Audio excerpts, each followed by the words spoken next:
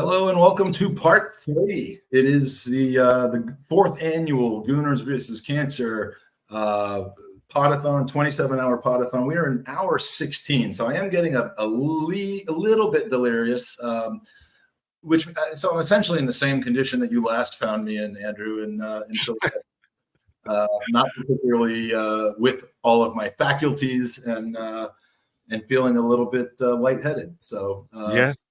I understand. The more change, the more things stay the same. Well, this is it. I'm glad to run into you in a random place again. A little bit less random, but yeah. So welcome to part 3. Want to say thank you again to our simulcast partners, Football's 12th Man and Lead Judges TV. They are broadcasting this live as well, which brings more eyes to Gooners versus Cancer. If you are here and you've appreciated and or enjoyed the content, please go to goonersvcancer.com, make a donation. We're doing prize draws at the end of each segment, and the only way to win one of the amazing prizes that we have is to donate and enter. So as we move forward and as we await Sophie to join us, this is normally the time where I start kind of. I think this might be the hour where we had Clive on a couple of years ago, and just as a result of being tired and, of course, Clive's voice, I just really started to fade. But we're not going to have that problem today. No. Let me just say this to you right now, Mike. You know, I'm the guest. You're the host. The onus is on you to, bring the best out of the guest and to entertain all the people watching who are hopefully going to donate to this incredible cause. Yeah. And thanks for putting any more pressure on you. Yeah. But, I do enough of this. This is the easy part. If you're the guest, it's easy. You just sit here, you answer the questions, all the pressure is on you and the notes that you have. And I'm sure you've got a litany of exciting and interesting questions to ask me to take up this next hour thereabouts of content for everybody. So I've got about 47 questions, but 45 of them are about Philly Elmo. And it's funny that Ryan says that, but I actually do want to start there. You recently appeared on stage in almost like a kind of a celebratory ceremonial role with your bestie James McNicholas, just kind of almost just doing like an MST3K, like a mystery side. This is the third time that's come up on this podcast, but just kind of a commentary about a very bizarre thing that was happening right in front of all of our eyes, which is the first annual poorly drawn Arsenal tour of a city, in this case Philadelphia. What did you make of that? Was that bizarre, weird, or brilliant, or a combination? I think it was all of those things, to be honest. I think first and foremost, Jacob, poorly drawn Arsenal, did an amazing job in putting together the show, and James and I didn't really know what was going on. Like the day before we were due on stage, I asked Jacob, like, what's happening? What do you need us to do? And he said, well, you don't have to do anything. I'm just going to do the show, and the thing that you and James have to do is sit there and react to these stories about Philadelphia and some of the things that have gone on in that city. And I think, like every city, there are strange people, there are strange happenings, there are strange occurrences and customs. I come from Dublin. We've got our own stuff going on here. But I was taken aback by some of the stuff that Jacob put together. And then, of course, we got to witness/experience Philly Elmo. And that was really quite something. I don't think I've ever really seen anything like that before. But it was I really should have downloaded, and I will endeavor towards, but we'll have kind of moved off of the topic by the time I'm able to get this video uploaded. But I think it's incumbent upon me to share that with people because it is one of the more surreal things that you'll ever. Now, whenever I hear drumbeat, I'm just waiting for Philly Elmo to show up. Let me try and explain it in very simple terms for anyone who doesn't know who or what Philly Elmo is. But what we got was a team of incredible drummers dressed in a kind of steampunk outfits, with masks and stuff like that, in the middle of which was a man wearing a giant Elmo head.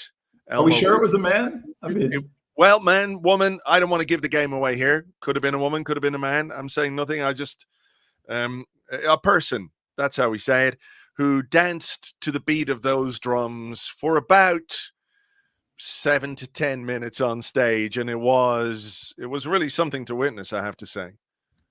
And I want to say thank you to Donna, who by the way, claimed to be the executive director of Tottenham Hotspur Football Club while she was mercilessly hitting on me in front of my son.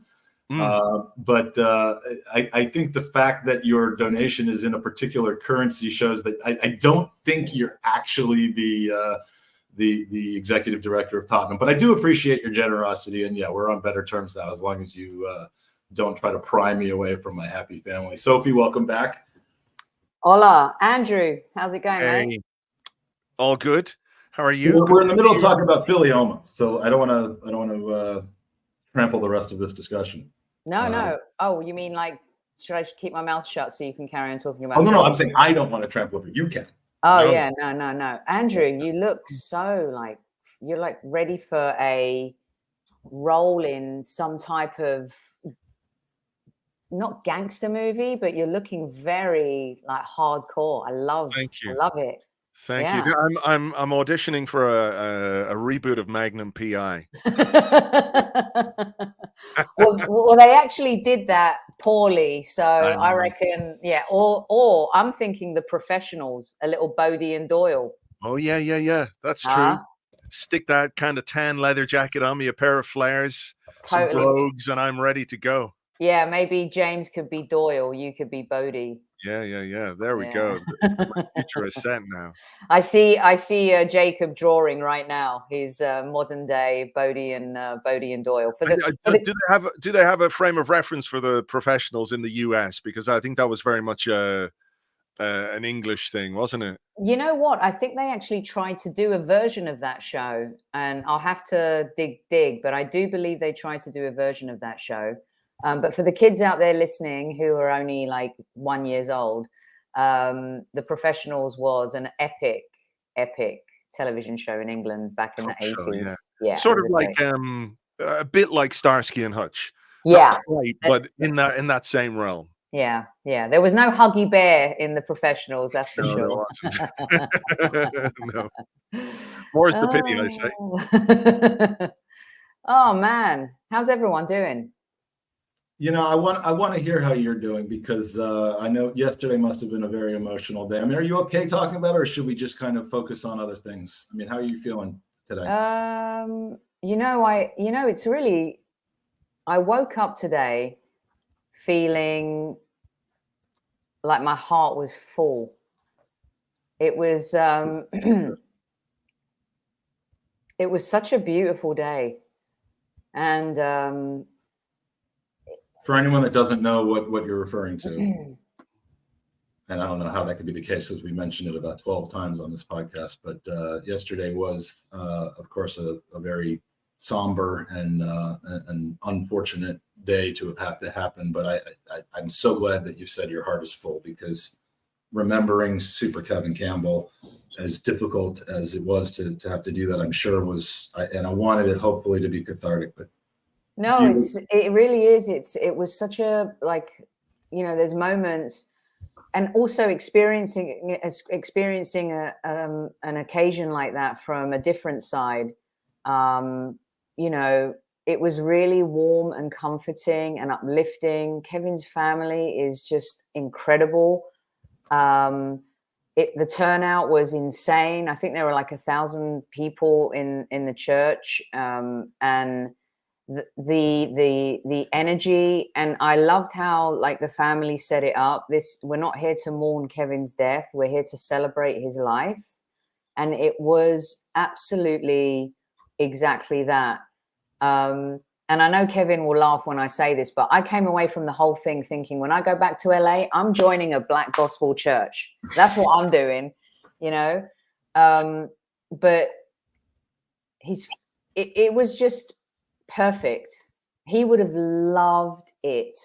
He would have loved every moment of it, because it was positive, it was uplifting, it was his personality, his character, outpouring of love that everyone saw after Kevin passed away. Exactly the same thing, you know, yesterday. And our club, amazing. I wanted to show everybody this. This was the program. And there's pictures in here from Kevin's career. And I know I could probably say this out loud, and we'll be doing a lot of this, but, you know, we're building Kevin's legacy, and Arsenal Football Club have embraced what the family have started, the Kevin Campbell Foundation, in partnership with the Arsenal Foundation. And it was just beautiful, you know, and to know that that legacy is going to be living and breathing, and that we can all kind of contribute and to be part of that. It was really, truly beautiful. And I know that Kevin, one of the last messages I got from Kevin was one of our games in May. And the text said a lot of things, but at the end of it, he goes, "I'm so proud to be a Gooner." And he would have been really proud of what the club did yesterday. The service was at the Emirates. The club opened up their hearts and they put on an amazing display of love, and there was food, and it was the screens and his career goals and everything. It was just, and they opened up the stadium so family and friends could just walk out and have a moment and take pictures if they wanted to. It was, he would have loved that Arsenal did that. And at the end of the day, he was an Arsenal fan, an Arsenal boy, and to see his family in that moment. And someone said, like, the club was saying, like, "Come home, son." And it felt like that. And it really did. And there was a great turnout of Arsenal staff, executives, the players, and George Graham and Pat Rice were there. And I know that Kevin would have absolutely loved that. And I know I'm a bit emotional, but it's happy emotional. Like, to see George Graham there and Pat Rice. And I got to talk to Pat Rice, and I was having a joke with him because I said, "You know, Kevin still thinks you owe him 50 quid. And he's like, "You're joking me." He wasn't still going on about that. And I said, "A bet's a bet, Pat." And I told him, like, one of his favorite ever pictures was, there's a picture where Pat's handing out money to Kevin because they had this bet, and Pat Rice never wants to lose a bet, and he hated having to hand money over to Kevin. And he loved that. And to know, for me to be able to tell him that, you know, he was really touched, and we had a really good laugh about it. And yeah, so it was magical, and it was perfect for Kevin. That's kind of amazing to hear. And the reality of life is that death is something we all have to face and we all have to deal with, throughout our time. But the idea that you can properly celebrate somebody's life when they go is so comforting, isn't it? It's horrible to lose people, but if you can come together and you can celebrate their life, and I think maybe the older you get, the more you realize that celebrating life and enjoying life while you're here is so important. And part of that is how you live and how you deal with people and how you treat people, and what you put out into the world, I think, is what you get back. And obviously what Kevin put out into the world was so wonderful and positive that then is reflected in that experience you had yesterday, Sophie, where what he put out was what he got back in really sad circumstances. But I think that is, if all of us could be remembered in the way that Kevin was remembered, not just after he passed, but through what you experienced yesterday, then, the world would be a happier place, wouldn't it? It's perfect. You said that perfectly, Andrew, because Kevin was very pragmatic too. And, he was, his service was indicative of how he was. you know, you love, grief is a sign of love, but you move on, right? Life is cyclical, and you remember, you appreciate, and you respect someone's legacy. And he was definitely, you know, that type of person. And the turnout was amazing. And I'd like to say also that there were representatives there of Everton Football Club as well. As you'd expect, because they love him. And it was really cool because interim England manager Lee Carsley was there, and you know, Francis Jeffers, Don Hutchison, Les Ferdinand, Andy Cole, Andrew Cole, who really, you could tell like the love he had for Kevin was just unbelievable and amazing. It was really beautiful to see, even outside of the Arsenal family. And people talked a lot yesterday about the Arsenal family. And I know some people sometimes think, oh, that's just, no, it's true and it's real. And when you see the generational players there, it was really incredible. And Paul Davis made a speech, and Kevin loved Paul. I mean, he called him Pups, and he was such a role model for him. And he did such a beautiful speech, and he was there the whole day. I just wanted to say, what a man Paul Davis is. And to have had that conversation with Paul and Kevin on our show last year, I know what that meant to Kevin, and I know what Paul meant to him, and the way he spoke about him, and the way that he was just there all day for the family and everybody. It was just a beautiful thing, among other players too. Mickey Thomas was there. I mean, you know, seeing them, David Seaman, it was really lovely. How is David Hillier doing? Is he all right? Yeah, he's great. He was mentioned a couple times. Someone talked about his pass for Kevin's goal against Tottenham, and we were having a laugh about that because Hillier was talking about, oh, it was a crunching tackle that turned into a pass that turned into a goal. It was lovely, and yeah, he's doing good, and I think that was cathartic for him as well. And Andrew, what you said earlier, the very last thing I texted to Kevin, and I'm not sure he ever saw it, knowing what I know now about his phone and you know, and how he was doing, but was my favorite line in all of music, and it's the last line of the very last song of the Beatles, which is you know, and in the end the love you take is equal to the love you make, which is just another way of saying what you've said.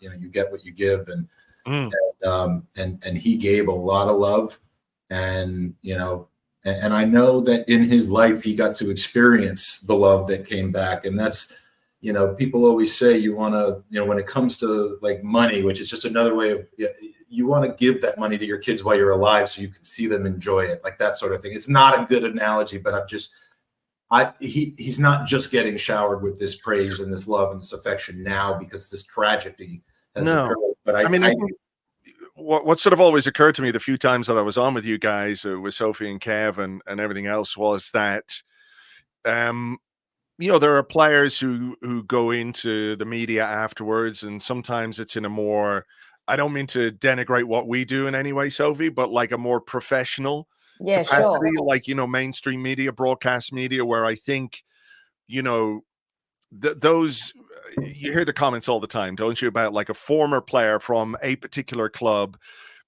The fans of other clubs will say, well, he's completely biased towards that club, and the fans of the club he played for are like, why doesn't he protect us more? Why doesn't he give us a hard? Why does he give us a hard time? Because maybe they're trying to be, you know, objective, and maybe they just are being objective. And fans being fans, you know, they take things maybe slightly the wrong way. But what occurred to me about what you guys did and what Kev did on those podcasts was that he fully embraced, as well as the work he did elsewhere for Sky and places like that, was the sort of, how do I put this, the sort of community nature of what podcasts and YouTube and all those things do. They allow people to connect with their football club, and they allow people to connect with people from their football club. And he never felt to me like somebody who was like, well, I played for Arsenal, therefore I'm above you in some way Exactly. when we talked about things. And like myself and Kev didn't always agree on things. We'd have nice discussions, and there was never any anger or anything like that, but we could disagree on things, right? But I always came away going, my God, like I'm disagreeing with a guy who played for Arsenal how many times and scored how many goals for Arsenal, and he's not looking at me and thinking like, who's this guy? Well, is that not a sign of I mean, if normally in a situation like that, where one of your footballing heroes and one of the people you grew up, in my case, you grew up watching play, even though he's only a couple of years older than you, he's living the dream and he's earning every bit of it. But like, you would think, well, I'm on a podcast with Kevin Campbell. I'm basically just going to agree with everything that he says because he's Kevin Campbell. And the fact that was not the case, you had, people like whoever Newman is on your podcast, whoever that person is in real life, like you just literally just podcast junkies. And I say that with affection, not in any other way, but people who just, they get their entertainment from watching other people talk about Arsenal and participating in it. They could just have the balls to just come out and completely disagree and tell the guy that they're wrong, I think is a reflection on Kevin more than it is anything else, because, you didn't have to agree with him out of respect. He didn't want that. No, that's to say what you thought. What I mean. That's what I mean is that being part of the community means that, like, if you go to football with your mates, you're going to sit around and have a pint and one guy's going to think one thing, one guy's going to think another thing. And, that's part of it, isn't it? The discussion and the debate and the things that you disagree and agree on. And I think that was what always struck me about Kev, was that he was willing to just sort of become part of that as just another guy who loves Arsenal, albeit with an incredible track record of pulling on the shirt and scoring amazing goals and having an incredible career, not just at Arsenal, but like you say, Sophie, at Everton, Nottingham Forest, and Turkey, other places as well. An incredible footballer, a guy who could do things with a football that we could only ever dream of in our time. And he was just one of the guys. He just came across as someone who's passionate about Arsenal, passionate about talking about Arsenal, but never took the not the higher ground, but took the made you feel like there was a sort of privilege to be doing that with him. It was just there was no forced deference required with Kevin. No, and when he passed away, the overwhelming tone of the messages was, "Thank you for bringing Kevin into our lives and connecting us with him." And there's no ex-player that's done that the way Kevin has done that. And the fact that there were so many people from all corners of the earth, from Australia to Sierra Leone to India to the United States, the UK, they felt like they connected with him. And to be able to have that communication with, like you said, Andrew, someone who's worn the shirt and played at that level, it meant everything to them. And that, I think, is one of the things I'll always kind of be thankful for, that we were able to do that. And he loved it. And it was really lovely hearing, like, his brother yesterday when we were talking, saying, he goes, "Sophie, he loved it. He loved doing the podcast. He loved talking." Yeah. And to hear it from his brother and what, I knew that already, but to kind of hear it from his brother, it was really like a beautiful thing to hear. And, he loved, I met people there yesterday that, he's been friends with since he was 18 when he first started at the club. And you guys, guys who used to help him organize the Arsenal player Christmas parties. I mean, great stuff, really great stories, and just, and he loved people. He was a people person. And a friend of his said to me yesterday, said, "Soph, even if Kevin hadn't played for Arsenal, he would still have been the same person doing all of those things, just in another realm or just, differently." And I think back to 2018 when I met Kevin for the first time, and it was Lee that brought us together. A number of us, because Lee had made contact with him and had a relationship, And Lee and I are going to do something together because Lee was there yesterday and it was really nice to have him there and for us to be together and stuff. So and yeah, you guys probably have not had a chance to just get hug. I mean, virtually, yes, but I mean, I was really happy knowing that the two of you were there together. Yeah. But just what I was going to say is that, you know, on that day, March 11th, 2018, and I'll never forget the date. You know, the story was that Lee went to do his AFTV interview after the game, and Kevin was with him, and Lee's being mobbed by, you know, the throngs of fans gathering around that. And no one really paid much mind to this incredibly dressed, professional looking. I mean, like Arsenal fans, and yeah, it was a section of Arsenal fans that probably isn't necessarily the most historically, you know, astute fans in the fan base. But Kevin got very little attention. You know, and of course, seeing him in Everton, seeing him in the I mean, that would never happen there. And I got a little bit upset that, you know, this man was lionized by Everton fans, and that he was slipping through the cracks in 2018 of not having people necessarily know who the man was and what the man did. And to see that evolve over the following 6+ years, and to see how your venture with him on Highbury Squad really kind of led to that, is why we have somebody up on the screen in India that absolutely loves the man. Why Ryan in Detroit has so many personal stories to share. Why Tanner in Pittsburgh has those things to share. While Albrecht in Austria, and you know, you said Australia and all that. His resurrection as an Arsenal legend, you know, has come through the podcasts that he did with you and all of and where he took that from there. And it's very gratifying to know that, you know, his place in Arsenal lore as a person, as a human being, was set right by the opportunities that he had and took by the hand. And I will always appreciate you for doing that. You know, he did the work, and you did the hard work with him. So I mean, it moves me, and I really hadn't expected to spend the majority of this hour talking about that. But how could I not when you're here and having just experienced what you experienced yesterday? Anything else that you want to share? Because I mean, I do have topics other than Kevin, certainly, that we can talk about. But I just I was really proud of our club. I'm always proud of our club, but yesterday I was really extra proud. And I think it's important that people know that, you know, you all want us to sign a striker and throwing toys out the pram about the transfer window. And all I can say is that I really feel this club is in great hands. And Andrew and you know, you get to talk to people at the club and meet people on the tours and outside of it. And, you know, I had great conversations on the US tour. And then again yesterday, the club is in great hands with people that want to win. And Kevin wanted to win.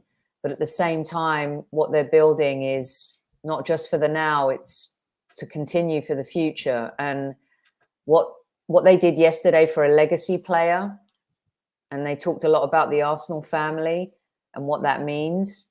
You know, they're trying to reconnect generations, but at the same time, support what is the now as best they can. And all I can say is, if you're proud of your club, yesterday I was really super extra proud of our club, and they've been amazing. And I know how much Kevin's family really appreciate that, and the Kevin Campbell Foundation, and supporting that too. You know, it's a really good time to be a Gooner, and it always has been, but it just is extra special right now. And that's what I kind of want to leave people with. Yeah. And can I just sort of say as well that Sophie wouldn't be backwards about coming forwards if she felt the club wasn't in the right hands. I remember a few years ago in LA, I think we'd play, I can't remember who we played. Maybe it was Bayern Munich at the LA Galaxy Stadium, when we were in the press conference afterwards. And I remember your question. I don't remember exactly what your question was, Sophie, but it was like, and then went on a bit, and then another, and you got Sophie was on one that night. She was, I remember that. You were wearing the same hat, I think. No, different hat. Oh, okay. And look, to be fair, I don't think Unai Emery was ever the right guy for us, but I sort of remember his face there going, I don't know what's happening here. So, it's not just the case that Sophie is saying, we should be proud of our club just because we're Arsenal fans. If there's things to be critical of, she's been there and done that in the past. So just to give that little bit of context. No, I appreciate that. And I'm not afraid to criticize. And like you said, nobody should be, but I think, Yeah. And I'll call it as it is. And I just feel that this journey I've been on personally as a fan, from kind of not understanding and not believing in Mikel Arteta at the beginning, and being, listening to Kevin saying, Sophie, it's the players, and going on that journey myself, my own discovery, and realizing like, a year and a half in and seeing what is happening, but also the people behind the scenes are really smart people. Like I came away from those conversations thinking, fuck, these are smart people, and they're doing and trying. No more criminals. No, they're really smart people. And not only that, I think we have ethics as a club, and I'll leave it at that. But I truly believe we do, and we're trying to do things the right way. And you might want us to go buy a striker for 100 million and whatever, but just look at Chelsea and look at United and look at, you reap what you sow. And it's undeniable. Any doubters right now, or any people kind of denying what's happening or still calling for Mikel's head, I don't understand that, and I just don't think that narrative flies. It's just ridiculous. And this is somewhat of a segue into. I did want to talk because obviously all three of us spent time in LA, and then Andrew on to Philly. Of course, Andrew on to Philly. The summer tour. It is kind of tangentially related to the club being in good hands. The way that they went around about the summer tour this year, and Andrew having been in both cities. First, I want to get kind of your feedback. You've been on all of the summer tours, I believe, except for the Orlando trip, and we won't go into that. But I mean, what'd you make of this year's trip and kind of the changes you've seen from 2016 to 2019 to all the way up to this year? I mean, there's just a seriousness about this football club right now. There's a seriousness in everything that we do, where I think that's reflected in the way people respond to the club now. The support in the US has always been incredible. And look, not just the US, it is all over the world. The passion that people have for Arsenal is never anything other than astonishing to me. But I think you can see that the support out there is growing. The people we met and the passion that people have and the enjoyment people are taking from Arsenal being good is not something we should take for granted, which is why I think what Sophie said about, where we are and what we're doing. Of course, we all want to win. We want to win the title. We want to win the Champions League. But ask me, do I prefer what happened last season to a season where we stumble into 8th or stumble into 5th or 6th? Of course, and I think you can see that in the way people talk about the club and the way people come out and support the club. Like Philly was completely sold out. I know the LA games weren't quite. Maybe there are discussions to be had about why that happened and could they make that happen in a different way, make it a bit more available to some people. I think that is a worthwhile discussion. But it's a club that is very serious now. And even the way that we brought through some of the young players in this preseason on that US tour, their presence was required. I don't know what happened there. Fuck, my preamp fell out from underneath. Anyway, their presence was required, obviously, because many people were away, players were away. But the fact that they took that opportunity as seriously as they did, the fact that Nwaneri and Lewis Skelly and Aidan Heaven and Josh Nichols and players like that, you know, when they got there, even if it was 10, 15 minutes, they took it really, really seriously. And I think that is something you can see how that is just a through line of the club. If you want to talk about Arsenal DNA or the DNA of a football club, the seriousness with which we take our work now is absolutely fundamental to that. I totally agree. You know, I think we all have a slightly different set of experiences on these tours because, I mean, Andrew, I've seen you both in the press box and also not in the press box. I think, you know, in 2019, you had the misfortune of having to sit next to me in the press box. Well, I just chowed down on brisket the entire time. But so much brisket, Jesus. So much brisket. Look, I'm a changed man now. There's no more brisket for me. Well, there's brisket, but not in as much quantity. But I mean, you've always kind of had that relationship of kind of media / you know, notable host of events and that sort of thing. Sophie, you've got the experience of really kind of putting yourself in a very special position where you are a member of the media, but you are a trusted member of the media, someone who I think the club values and is advocating for, you know, not necessarily having the traditional paper just be the only sources of news. And I think that what you're doing is fantastic. The added perspective I have on it is as a member of Arsenal America's board and really learning a lot in the last 18 months about how the club work with the supporters club in making these events special. You know, most people and myself leading up to a couple of years ago, we would find out 2 weeks before that this is where you need to go for this event. This is where you need to go for that event. And they just all kind of happened. And maybe Gunnersaurus was there. Maybe he wasn't. He or she, I should say. You know, they would just happen. And now I've kind of, you know, I've seen how the sausage is made. I've seen how the club has changed how they work, and they are meeting us where we are. It's about to happen again in DC for the historic women's tour and games this Sunday and the following Sunday. And I'm very, very impressed. Yeah, it's a lot of last minute stuff that we'd prefer to have advance notice for, but that's I think football. That's not an Arsenal thing. That's just football. And but this club is in good hands. I agree with you, and it's not just from the perspective of management of valuing their past, their history, and it's in really truly wanting to connect with their supporters, and I hope that they look internally and domestically at that a little bit more. And I think we would all say that that's an area for improvement. But you know, this club is doing things differently than they have in the past, and it's all. I think a lot of it is probably down to Mikel and his cultural changes in the club and how that's permeated all the way up to the highest levels of KSC. I think there are a few people behind the scenes as well that wanted the same. Yeah. And Mikel's become the face of that change.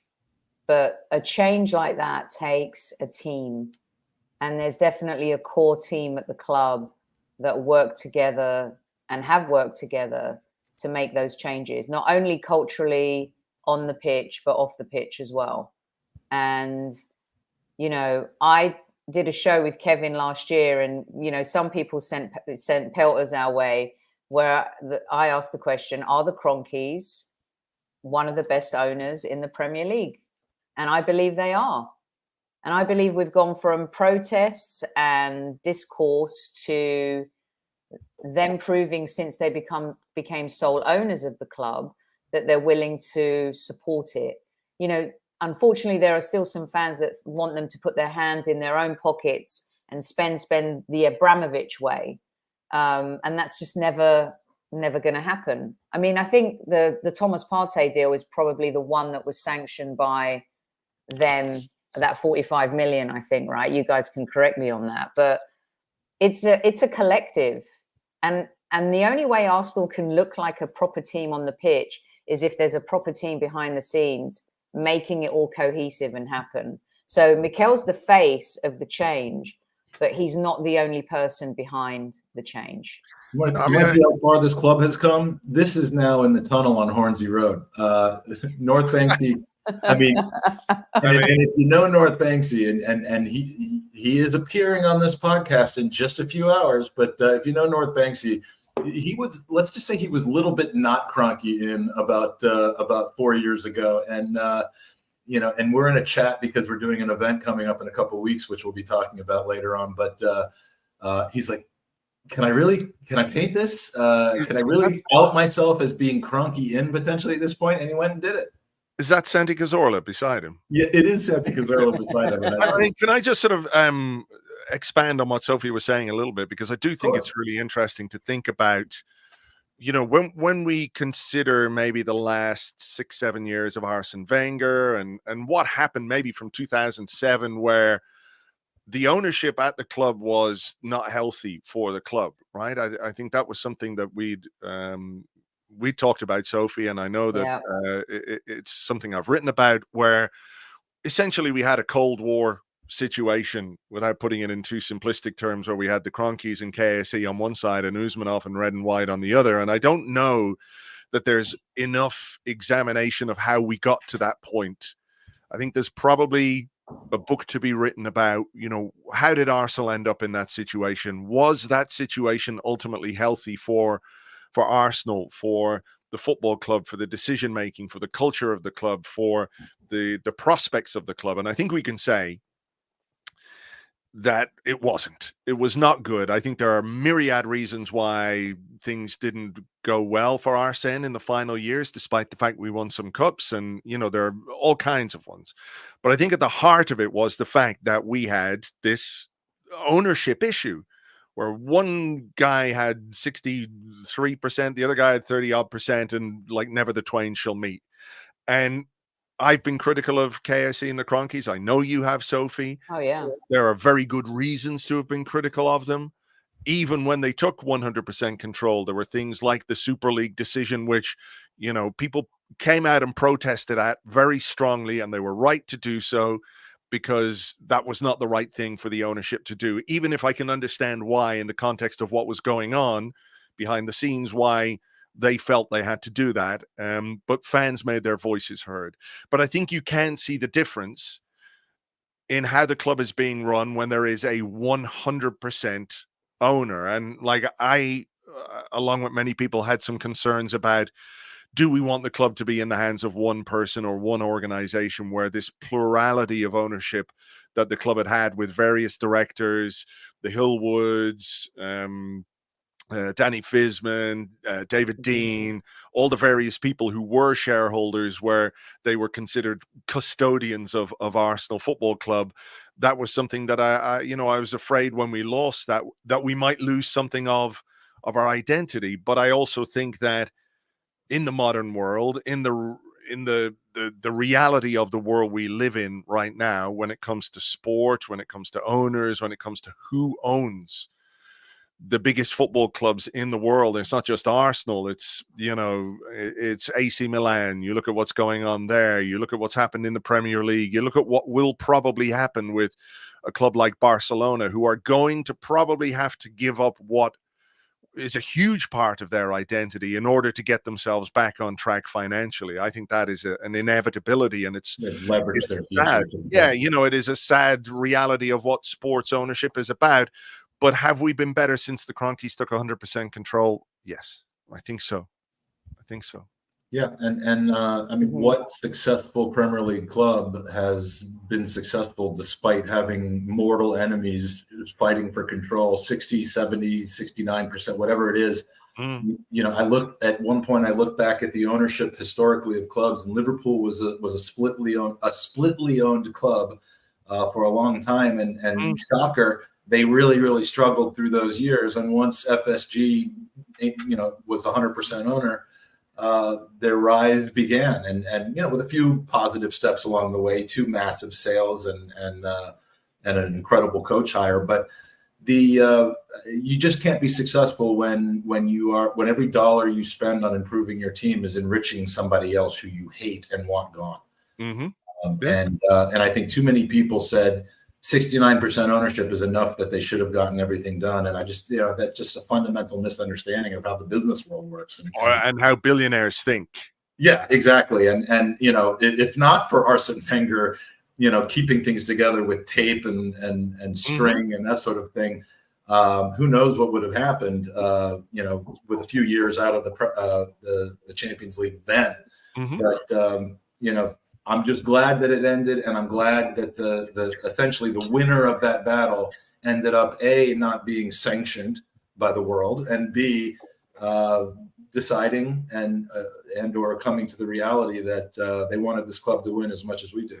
Well, the other thing as well is when you win a lot of football matches, nobody really cares who the owner is, or nobody pays too much attention to the owner because everyone's happy. And I'm not saying that there shouldn't be questions asked, but there must have been and must be. I'm no fan of Chelsea, but there must be Chelsea fans who were opposed to what Abramovich did and was. But when you win a lot of football matches, nobody questions that.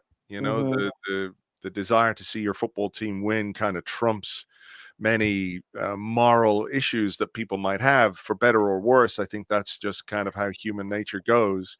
But I do think that, on the back of what Sophie said about how the club have reacted and behaved and what they did for Kevin, that ultimately there is at the core of this football club, there is something that is still very much entrenched within the community about doing the right thing, about being supportive, about being inclusive, about making sure that Arsenal is for everyone.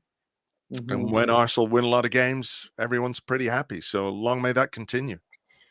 And there's no doubt whatsoever, when you talk to people at the club, they want the Premier League as badly as we do.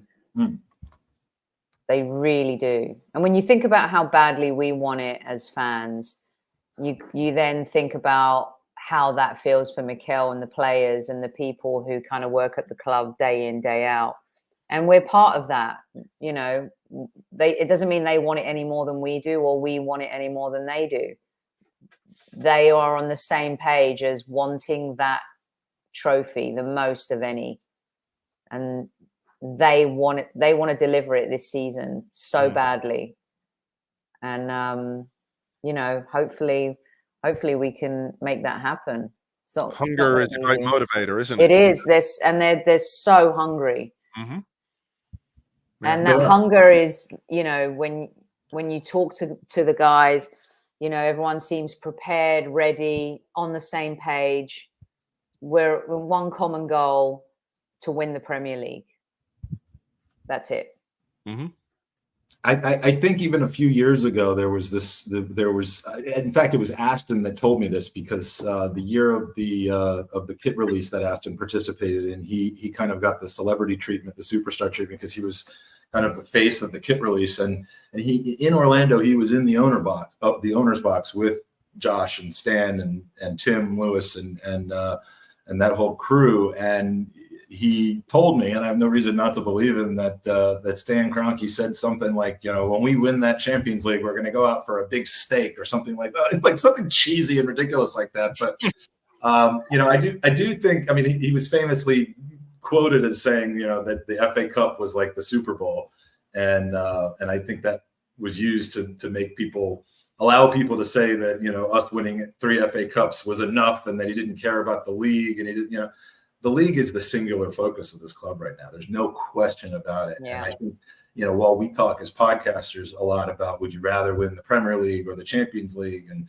there are arguments to have for both. And, this club, I think, is look, they want to win both, and they're building a team that can compete in both. But winning the league right now is, their grudge is not against Barcelona and Real Madrid. It's to get over the hump from Manchester City and get this thing done. And how have we evolved? Just 4 seasons ago, we were looking at Aston Villa, those kinds of teams as, are they our new rivals? Is that who we've become? Yeah. And now, thankfully, Arsenal have been the ones challenging for the last 3. If it wasn't for us, the last 2 years, Premier League would be a total bore. But the fact that we see Manchester City as the head, you know, to kind of overtake, that's huge. And the fact that we've been so close. Andrew. Yeah. Well, 3-4 years ago, the gap between Arsenal and Manchester City and Liverpool was huge. It was huge. And you know, even with the most optimistic hat on, I felt like it would take a long time for us to close that gap.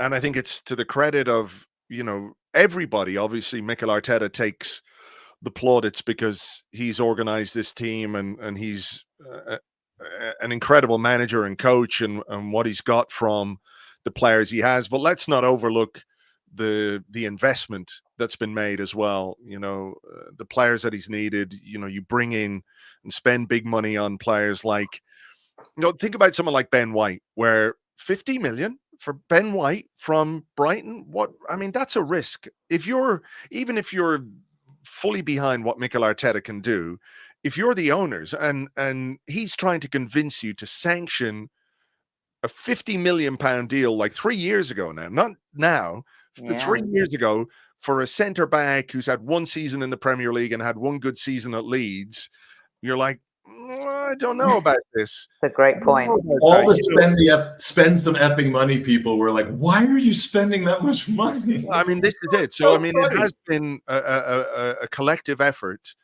to build this team and spend a lot of money on this team. And the fact that we are where we are now in such a short period of time is genuinely amazing and enjoyable. And I think it is something, you know, we do need to sometimes objectively step back and realize we've got a great football team. They're full of good lads who, you know, give their all every week, high quality, lots of flair.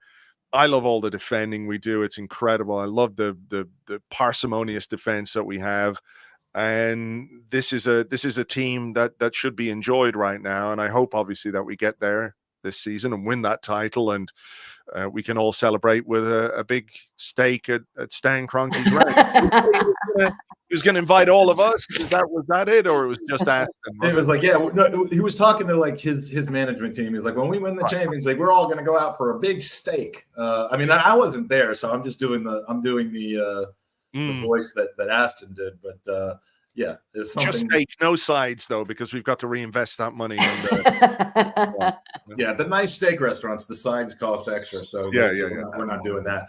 I'm going to take a quick second, real quick, because our next hour's guests are rolling in, and I'm going to want to bring them on as quickly as possible, because I think you might know at least one of them, Andrew. But we're going to do a quick prize draw, and this hour's prize draw is for a piece of Ruth Beck's beautiful art, and we've been highlighting this throughout the podcast. But this is one of my favorite pieces. You're going to get to choose which one, but Ruth Beck, an amazing artist, amazing talented part of the Arsenal community, and we're raffling off a piece of her art right now, and so we're gonna find out who takes that home. And if you have already won one, we're gonna do a second draw, because we're starting to get some duplicates here in our number 16.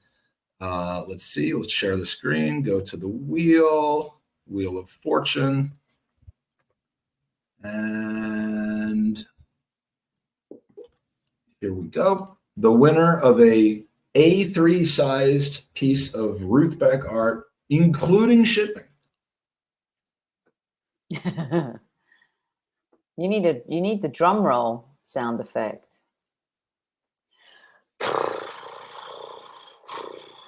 Tom Sable. Unreal. Tom has won a piece of Ruth Beck art. Tom, congratulations. It's something I know he already has some of his in his home, but I mean, until all of your walls are covered, can you really have enough Ruth Beck art in your house? So congratulations, Tom. Tom is in the house, so we get a live reaction of the winner. He is happy. Well done, Tom. Golf clap. Congratulations, Tom, and thank you for your always generous donations. So as we move again, from strength to strength into hour 17. We welcome in 3 new people, and then we'll after the, us professionals, we call this a crossover. Is that what we do? That's correct. Well done, Mike. You know this guy, Andrew? Do I know that guy? I recognize him from somewhere, all right. Yeah, but when you hear his voice, you'll know. I mean, you may not recognize him by visuals, but when you hear his voice, you'll know. And we've also got, it might get a little crowded in here, but we're taking the handbrake off. We're taking the handbrake off right now. And welcome to the pod, James Gunnerblog McNicholas, Adrian Clarke Blog Clarke, and my favorite new person who's broken his duck on our podcast, Ian Stone. Are you live from Edinburgh right now? I am live from the Edinburgh Festival. If it sort of echoes, it's because I'm in one of those flats with a 40-foot high ceiling, basically. So yes, I am live from the Edinburgh Festival. Yes, and your flat apparently comes with a human that gets to walk around behind you. It does. It does. I paid extra. I paid extra for that. I wanted a human to walk around. Yes, it's nice to be here. By the way, it's nice. We just recorded a handbrake, and then we went off. And James sent me a text saying, if I'm late, tell him I made toast from my grandma. And I thought, that's how very nice. It's not true. I just said, tell him something nice. Well, that's a great excuse. Yeah. Well, Andrew, are you on to your next thing for the day? Yeah, I've got to put together the podcast for tomorrow, which features one of these 3 gentlemen below, along with a number of other guests. So our season preview podcast will be coming out hopefully today. No, not him. Not actually not me. No. This is exciting. Is it one of us now? I mean, either you or Adrian. So you probably know. If it's not me and it's not you, Ian, who do you think it might be? The secret's out. Yeah. Oh, Andrew, Dara says hello. I saw Dara up here. He was performing up here. And, Dara is also on the podcast. I got Dara on for a very entertaining, slightly Arsenal adjacent ramble about all kinds of things, including him, which will become evident if you listen to the podcast, being known as the Irish Snoop Dogg. So that's something for people to look for. Snoop O-Dog? Not quite even that. It's you'll have to listen to find out. I think Sophie said it best. Absolute legend hour here. We are actually causing people to get sacked from their job. Albrecht is in Vienna, Austria right now, where it's noon, and he's just unable to leave right now. I told you this morning or this late morning is you can't miss it. And at this point, I'm just going to get a little obnoxious and say, like at this point, if you haven't donated to GoonersVCancer.com yet, A, you're missing out on some amazing prizes, and B, you're floating the best Arsenal talent in the Arsenal verse. I mean, it barely gets any better than this. As someone who was part of the Tuesday Club, I know all about freeloading because we used to address them as such. Well, hello, Andrew, freeloading scum. Lovely to see you. I don't want to freeload any more time from Andrew. So, Andrew, put that podcast together. We don't want to upset your billions of subscribers. So, thank you so much for joining us, Andrew. And I got to say that was my favorite hour we've spent together because we covered some topics that maybe you and I wouldn't normally have talked about. It would have been more just about how much how bad I smell or something like that. So we actually really. That's usually it, yes. Yeah. So it's been a nice, refreshing change. And good luck with everything. Good luck with the fundraising. It's an amazing cause. And have a great hour with these 3. How could we not? How could you? Thank you, Andrew. Appreciate it. Bye, man. Cheers. And just some quick housekeeping. GoonersVCancer.com is the website. We are raising money to both try to find the cure for cancers of all kinds in all areas, and also helping to support families who are dealing with these diseases in this particular effort. Now, this is separate from the funds that we raised over the summer tour. This is separate from the funds we are going to be raising over the next 2 weekends with the women's team being in Washington, D.C. We have, just from this podcast event, currently, we have raised a total of a total of $5,318. We are on our way to the goal of $7,500, which would break our previous record from last year. So let's do it. Let's put us over the edge. There's still 10 to 11 prize draws left, and they're the really, really, really good ones. So it's not too late to enter. Please go to goonersvcancer.com, plunk down your credit card there. You won't regret it. And this fantastic group of assembled people who apparently I'm just going to talk all the way through is here to help you donate. So someone is very happy to see you, Adrian. I don't. And I don't mean to sound surprised by that. I just thank you very much. It's very kind of you, Bamidele. Yeah, I've got an E on the end though of Clarke. Important. Yes, he does. Yeah. You have to do that. I last spoke to you, I think it was during the pandemic. I recall speaking to you from a hotel room where we were lodged up because we had people fixing our roof and doing mold remediation. And it was a great time together. I've enjoyed watching you, especially the last couple of weeks on the Arsenal produced preseason games. Enjoyable, nice to be back in the Emirates again. Oh, fantastic to be back. Yeah, I love it. Yeah, the summer went very quickly, but in a way that's a blessing because you're back doing what you want to do. You know, nice and sharp. Yeah, I remember that. It was look. I should basically say while we're here during that period during the pandemic, my wife was diagnosed with cancer, an aggressive form of cancer. So you know, so it was a really difficult time for us as a family. But she got through it. You know, she got the best treatment possible. You know, lots of chemotherapy, radiotherapy, operations, etc. And you know, she's downstairs at the moment. She's back at work. All is well.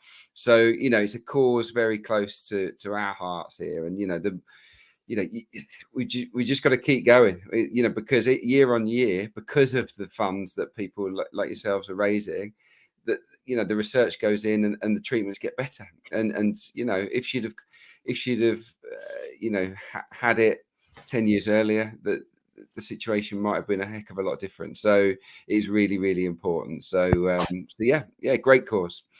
Well, thank you. And you know, I made this announcement at the beginning of the podcast, but it's probably now that we're 17 hours in, it's a better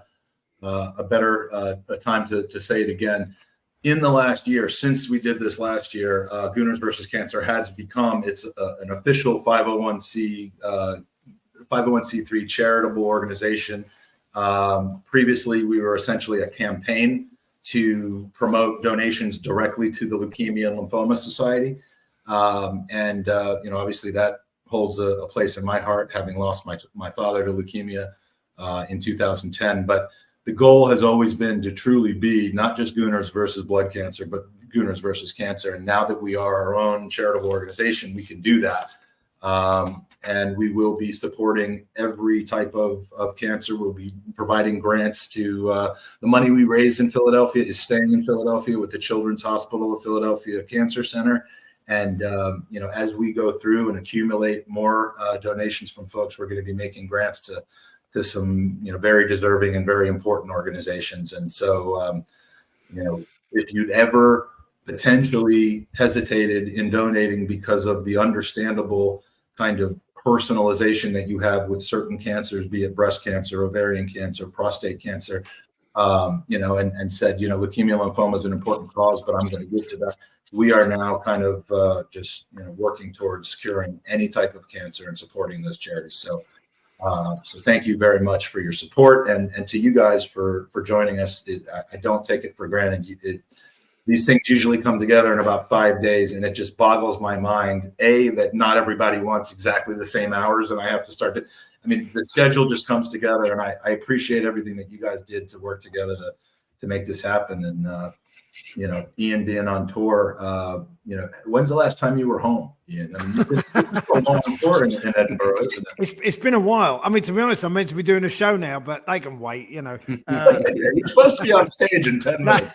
Yeah, right. Yeah, no. So no, it's been a little while. I've been in Scotland for about 3 weeks, but Yeah. You contacted it. I mean, it wasn't that difficult to get together for us, wasn't it? Really, because I just said to Adrian and James, "You want to do it?" And they went, "Yeah." And I mean, it was really as simple as that. I'll send you the link. I'll see you Thursday. And it's not like we weren't listening. We were recording a podcast 10 minutes ago, so it's not like it's hard. We just turn the microphone back on and start talking. But yeah, what we now know though is that you're not just so sick. Like some people, bands would go to a concert and they'd finish and they wouldn't see each other until they came on stage the next time, I guess. And you guys aren't like that. You voluntarily spending another hour together. Yeah, I won't see them again for months after this, though. I mean, that's enough, I think, really. 2 hours. I mean, for goodness sake. We usually keep the podcast to about 45 minutes. But, yeah, no, of course we're here. You asked and we came. Sophie, we had a lovely chat last time we spoke, by the way. We had a really nice little chat on the on X, which is unusual for people to ever say that nowadays, isn't it? We had a lovely chat on X. Make sure people know it was on X, not Triple X. Yeah, it was on X, but no, because you went out with the pre-season and you were and it was a very optimistic chat about next season, wasn't it? Really, it was lovely, actually. It was lovely, and you had to go to bed. That's the only reason why the chat ended. But you weren't having an early bird night.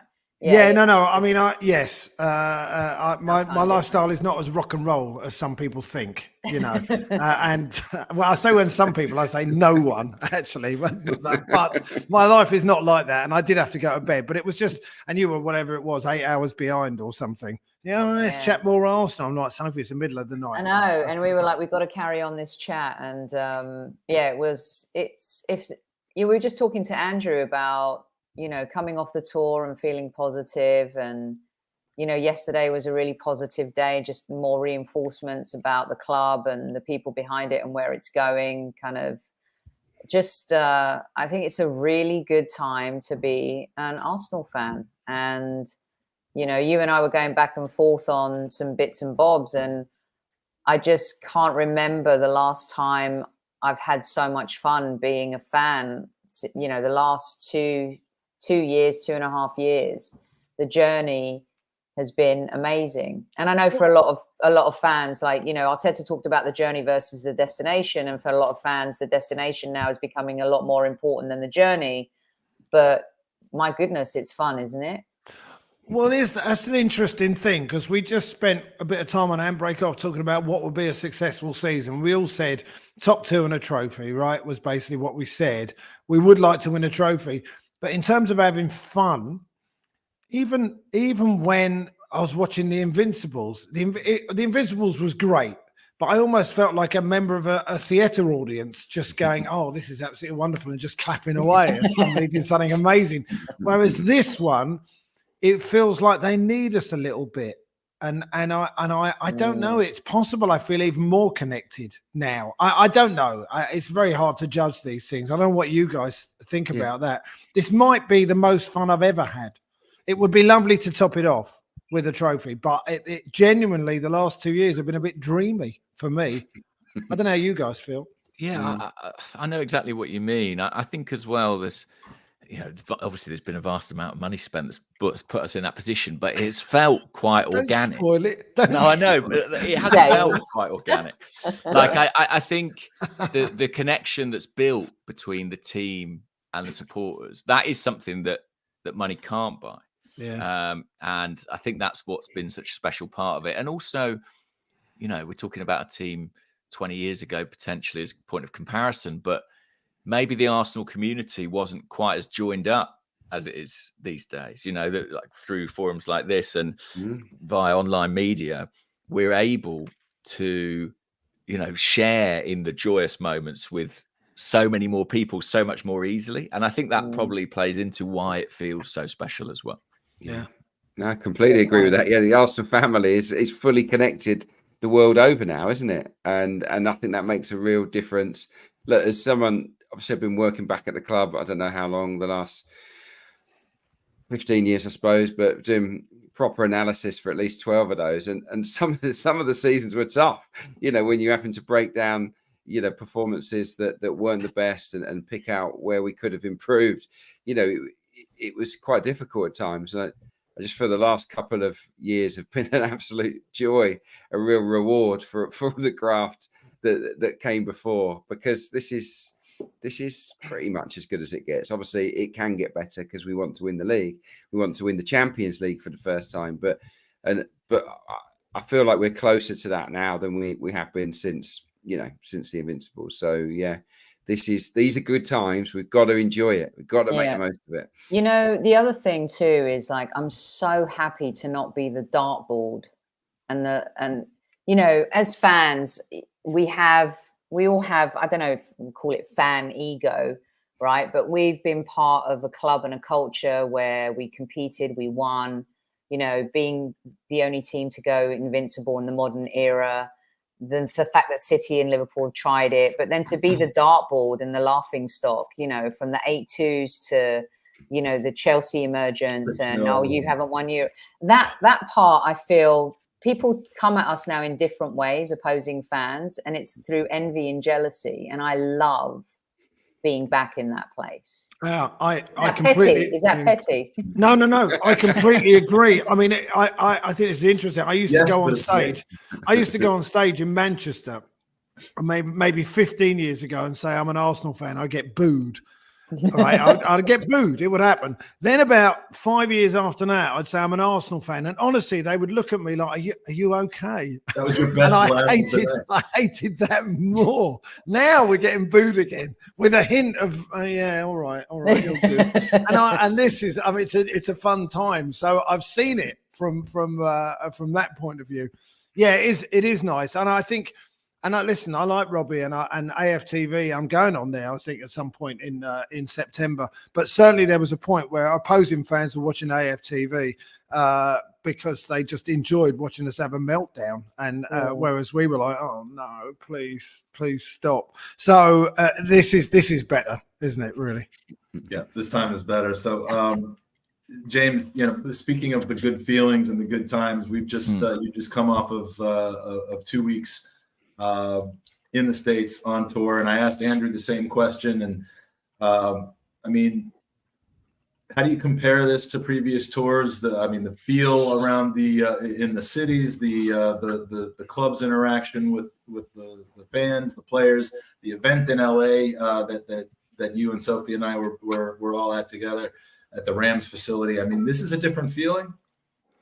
It is, but it continues a positive trend really over the last few years. I was also on tour a couple of years ago in Baltimore and Orlando, and that was kind of a little bit further back in the process, and you could feel that kind of connection building. And it was really interesting actually being at that Rams event that you mentioned and seeing Stan and Josh there with Mikel, with Sean McVay, and sort of starting to feel like this Kroenke network is beginning to coalesce slightly. And, you know, the bonds across that group are even building at this time. That connection, which is so inherent to what we have done at Arsenal and what Mikel has done at Arsenal and what we've built there, you know, that's expanding out to the wider network. I had a great time on tour. To be honest, it is, I sort of shouldn't say this, but it's kind of my favorite bit. Because you get to hang out with fans, like you get to travel, you get to meet people, you get to see new places, you get to go to football matches, and if you lose, it doesn't matter. So it's basically all the fun without the jeopardy, which there's literally no pressure at all. Yeah, that's really what I want in my life, and also, like, I find the games really interesting. You know, I love looking at new players, young players, people we haven't seen before, new developments. So I absolutely love it. I'm always sort of first in line when they're deciding who they're going to send, like elbowing others out the way. Do you know what I mean? Locking Art de Roche in the cupboard saying, "Sorry, mate, you've got to wait your turn." Yeah, it's brilliant. I love it. And and also just the passion of the fans out there is something else. Like, you know, especially when we're out on the West Coast and people telling me they're getting up at 3-4 in the morning to go and watch Arsenal. And I've got to hand it to them. It's pretty special. It is, and the event at Cosm. I mean,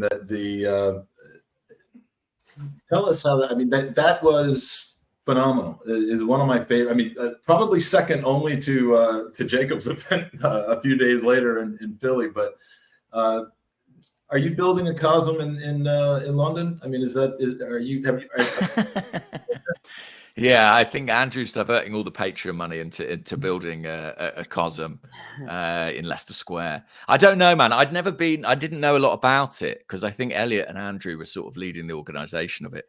And I turned up, I could not believe this venue. So for those who don't know, Cosm is this space in LA. It's a little bit like the Sphere in Vegas, where essentially they've got this enormous screen that kind of envelops you. So it's like it's a sort of cinema screen that's curved, and it goes all around you. This is where U2 played, right?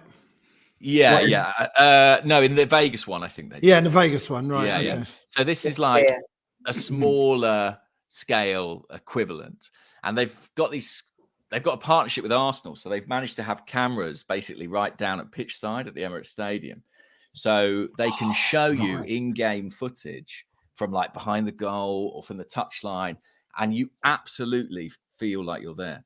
It's so surreal. Like, as someone who is a season ticket holder at the Emirates Stadium, you step out and it's like, oh, we're pitch side.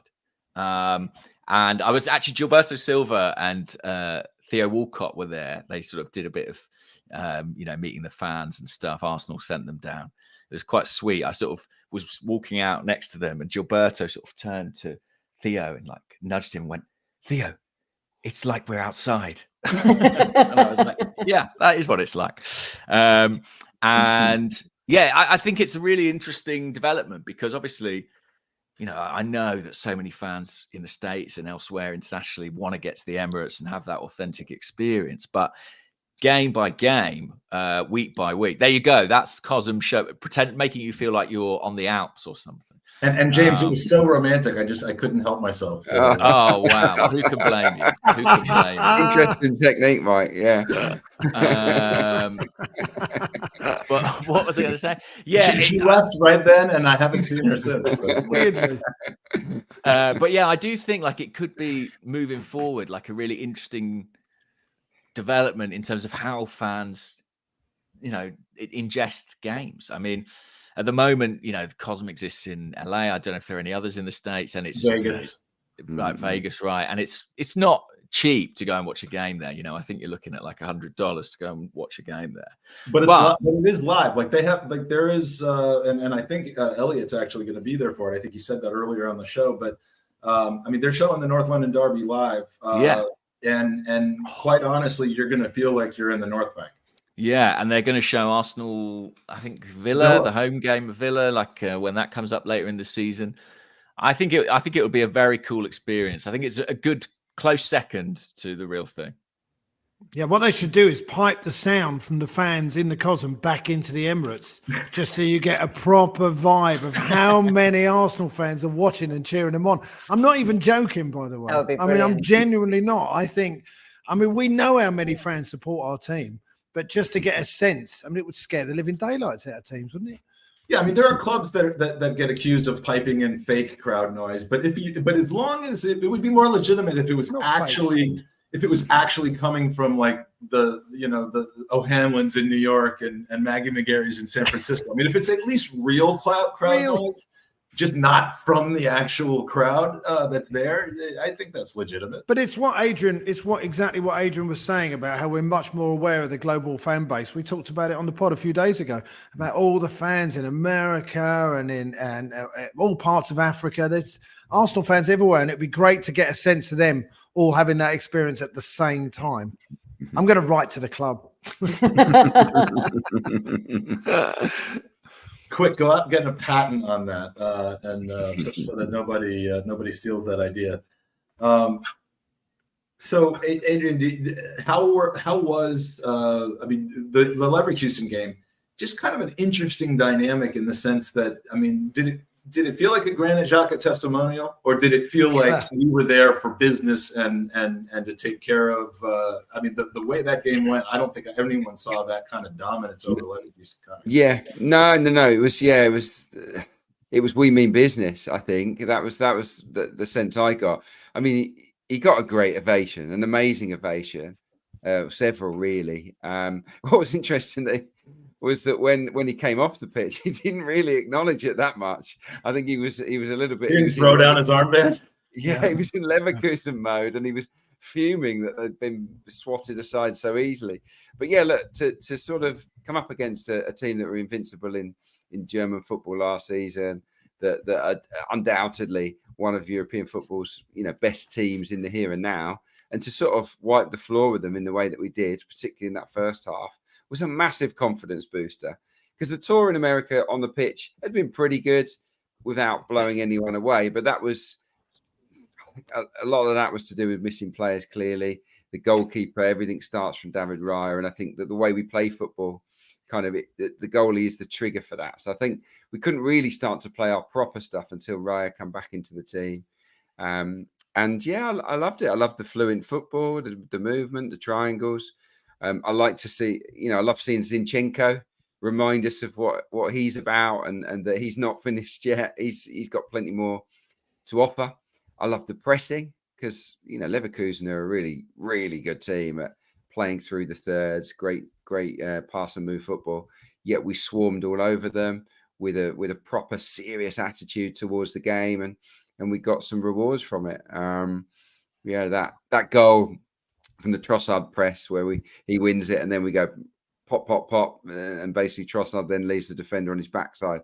It was just one of my favourite goals. It was fantastic. So, that was a really good day, and I think that was just a little reminder to everybody that we're in game mode again now, and this is where we're at, and this is the standard we've got to maintain over the next 9-10 months or so. So yeah, whets the appetite, games like that. Yeah, I mean, you couldn't ask for a better 2 games to lead us into this season. So now we've got a few different questions. I want to try to get as many as we can.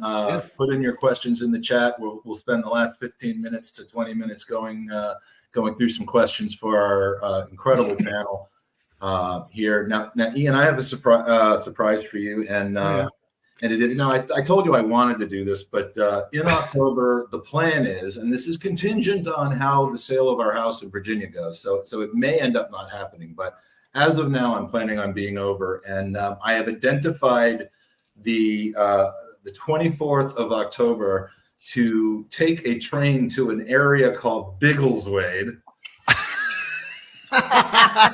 Partly because I need to see you at a live show, and partly because I need to find out if Biggleswade is just a piss taker. If that's not yeah, it's an imaginary town. Actually, it's built out of Lego. The whole place. It's really interesting. Yeah, Biggleswade is a real town. Well, I'm glad you told me because tickets are going quite fast for that one. But how many do you need? I probably just need 2, and one of them might need to be a wheelchair accessible seat. I can sort that. It's all sortable. But I'm glad you told me you're going to come to Biggleswade to see the tour show. Well, that's very nice. I didn't want to kind of cash in on our newfound relationship, but if they're going quickly, because I can't. I want to buy one, but I can't buy one because the trip could get canceled if we're having to move out of our house the next day or the next week. I cannot leave my wife here alone to do that while I'm off in Biggleswade. No. I mean, if I were in some other silly sounding English town name, then that would be fine. But Biggleswade, she already told me that's the non-negotiable. If I'm in Biggleswade, I better just stay in Biggleswade. You have to understand what happens in Biggleswade stays in Biggleswade. Okay. I've always said that. I'll sort the tickets out. I feel like some tout now. Anybody want seats for the gig? 2 seats, 2 together. It's like Oprah, like you've got a ticket to Biggleswade. You've got a ticket to Biggleswade. Under your seat. Yeah. Oh, well, that's great. Yeah, no, Biggleswade is a real town, and I will be there on. Is it the 24th? You tell me. I think it's the 20th. Yeah, I think it's the 24th. Oh, in fact. Where is that in England? Whereabouts? It's not far from Narnia. I was going to say, it sounds like something out of the Lord of the Rings. It's I don't know, about 30 miles north of London. It's on the Luton area. I think I passed through Biggleswade actually when I went to go visit Danny Sweetman he lives in Huntingdon. And that's it. Yeah. I took a picture when I went through Biggleswade Station because I couldn't believe that it actually existed. Yes. Little did I know that that would be a destination for me at some point. If you want ridiculous, there it is. There's the tour dates. If you want ridiculous sounding place names, go to Somerset. Somerset has got loads of towns. Bill Bailey, brilliant comic, used to say that all Somerset towns sound like West Indian cricketers, and he's right as well. Just go through them, you'll find at least 10 or 15. It's absolutely brilliant. Well, I'll see you in. I've never said this. I'll see you in Biggleswade. I can't wait to go to Biggleswade. I mean, look, we have in the States copied a lot of city names. We've got New York, we've got New Jersey, we've got York, every town that you can think of just about in England has 5 duplicate names here in the States. Sometimes with the word "new" put in front of it, sometimes not. I am not familiar with the Biggleswade, like Biggleswade, Texas. Can I just say you've got 3 of the greatest Arsenal minds here, and Biggleswade is dominating the conversation. That's pretty epic. Rightly so. Rightly so. I love it. Well, excellent. I can't wait to see you. That'd be great. We've got to bring Ian on the tour next year so we could do some dates in the States. How freaking awesome would that be? You mentioned this to me, Listen, and I got quite excited. I'm going to make that happen. We will definitely with Boston, by the way, because we're gonna. I think we might have moved it back to the new year, and we're trying to make it work in the new year. But I'd love to come out, and because I've talked about this. The hospitality. I was in Miami and watched the Liverpool game, and Karen and Javier from Miami Gooners are actually coming over to London in October. They told me, and they're gonna be around on October the 22nd. So it's all going to be quite convivial. Well, why the hell aren't they going to Biggleswade? Good question. It's a perfectly fair point. That trip is the Arsenal America road trip, where it's the one game a year before the Liverpool game. We get an allocation of maybe 6 to 7 times what we normally get. So probably close to 40 different tickets, and there's going to be a massive number of American Gooners over there. And I am, I'm going to pack the house in Biggleswade. All right. Well, let's talk about that. All I need. Can you hook me up with 38 tickets? Do you know what? I don't want this to sound a bit, well, I'm just going to say there's not 38 left, sadly, but I'll see what we can do. Are there 38 total? That's great. Be lovely to see you. And that is a surprise, I must say, of all the towns you could have chosen. I mean, look, I looked at the time I'm going to be there, and it was either that or Aldershot. And Biggleswade, you got to do Biggleswade. Oh, I know where that is. Yeah. So yeah, I'm just about out of topics, and we're going to lean on the user questions, unless Sophie, you're incredible. No, get the user. I was going to jump in, and but no, do the user questions because what we got plus and keep put them in there. Oh, all right, we got one from Bam, and we covered this in the very first hour when we had the Arsenal Supporters Trust fellas on. We had Henry Winter, who obviously is a great friend of the Arsenal Supporters Trust, and then Tim and Akil. Bam asked, guys, what do you think about Premier League matches in America? I wonder what you think about it. Can't imagine. Who wants to go first? I mean, it's an awkward subject. I'm not for moving the calendar around. In truth, I just think it's a 38 game season works, and I just think taking games on the road can distort things, can distort home advantage, and just maybe uneven that playing field. What I think would be the perfect solution would be to take maybe the Community Shield to America. I think that would be brilliant, because it is, it's a competitive game. It's for a trophy. It matters. But ultimately, I don't think the supporters in the UK would have any objections to that at all. And what an opportunity it would be for Gooners in America or supporters of other clubs to see their side win an actual trophy in their own country. So that's the solution, I think. But if truth be told, I do think that we might be heading towards this in the future. I don't know how we get there and how it will look, but it wouldn't surprise me. And we'll all get used to it. Here in the UK, if that happens, I do feel that one day Premier League matches will be played there. I do. James, did you talk to anybody while you were over about this? Like, was this a topic that you kind of picked people's brains about, or it was? Yeah, I did actually. Partly because the Athletic sort of were writing about it, and they wanted me to speak to people on the ground, but also just because I'm interested and nosy. By the way, just as a quick diversion, I can't stop doing this, but when you're bored, you can do things like, look, it's like I've got little horns from that chandelier. And every time I look at myself, that's all I can see. Like the devil himself. That's screen grab. Yeah. There you go. I did speak to a lot of fans about it. And I think there is a bit of a misconception around it. I think that a lot of the time in the media, it's portrayed as something that the fans are asking for. But when I speak to people who are fans, that is not what I find. I don't think it's something the supporters want. I think it's something the owners want. And I think that's a really important distinction.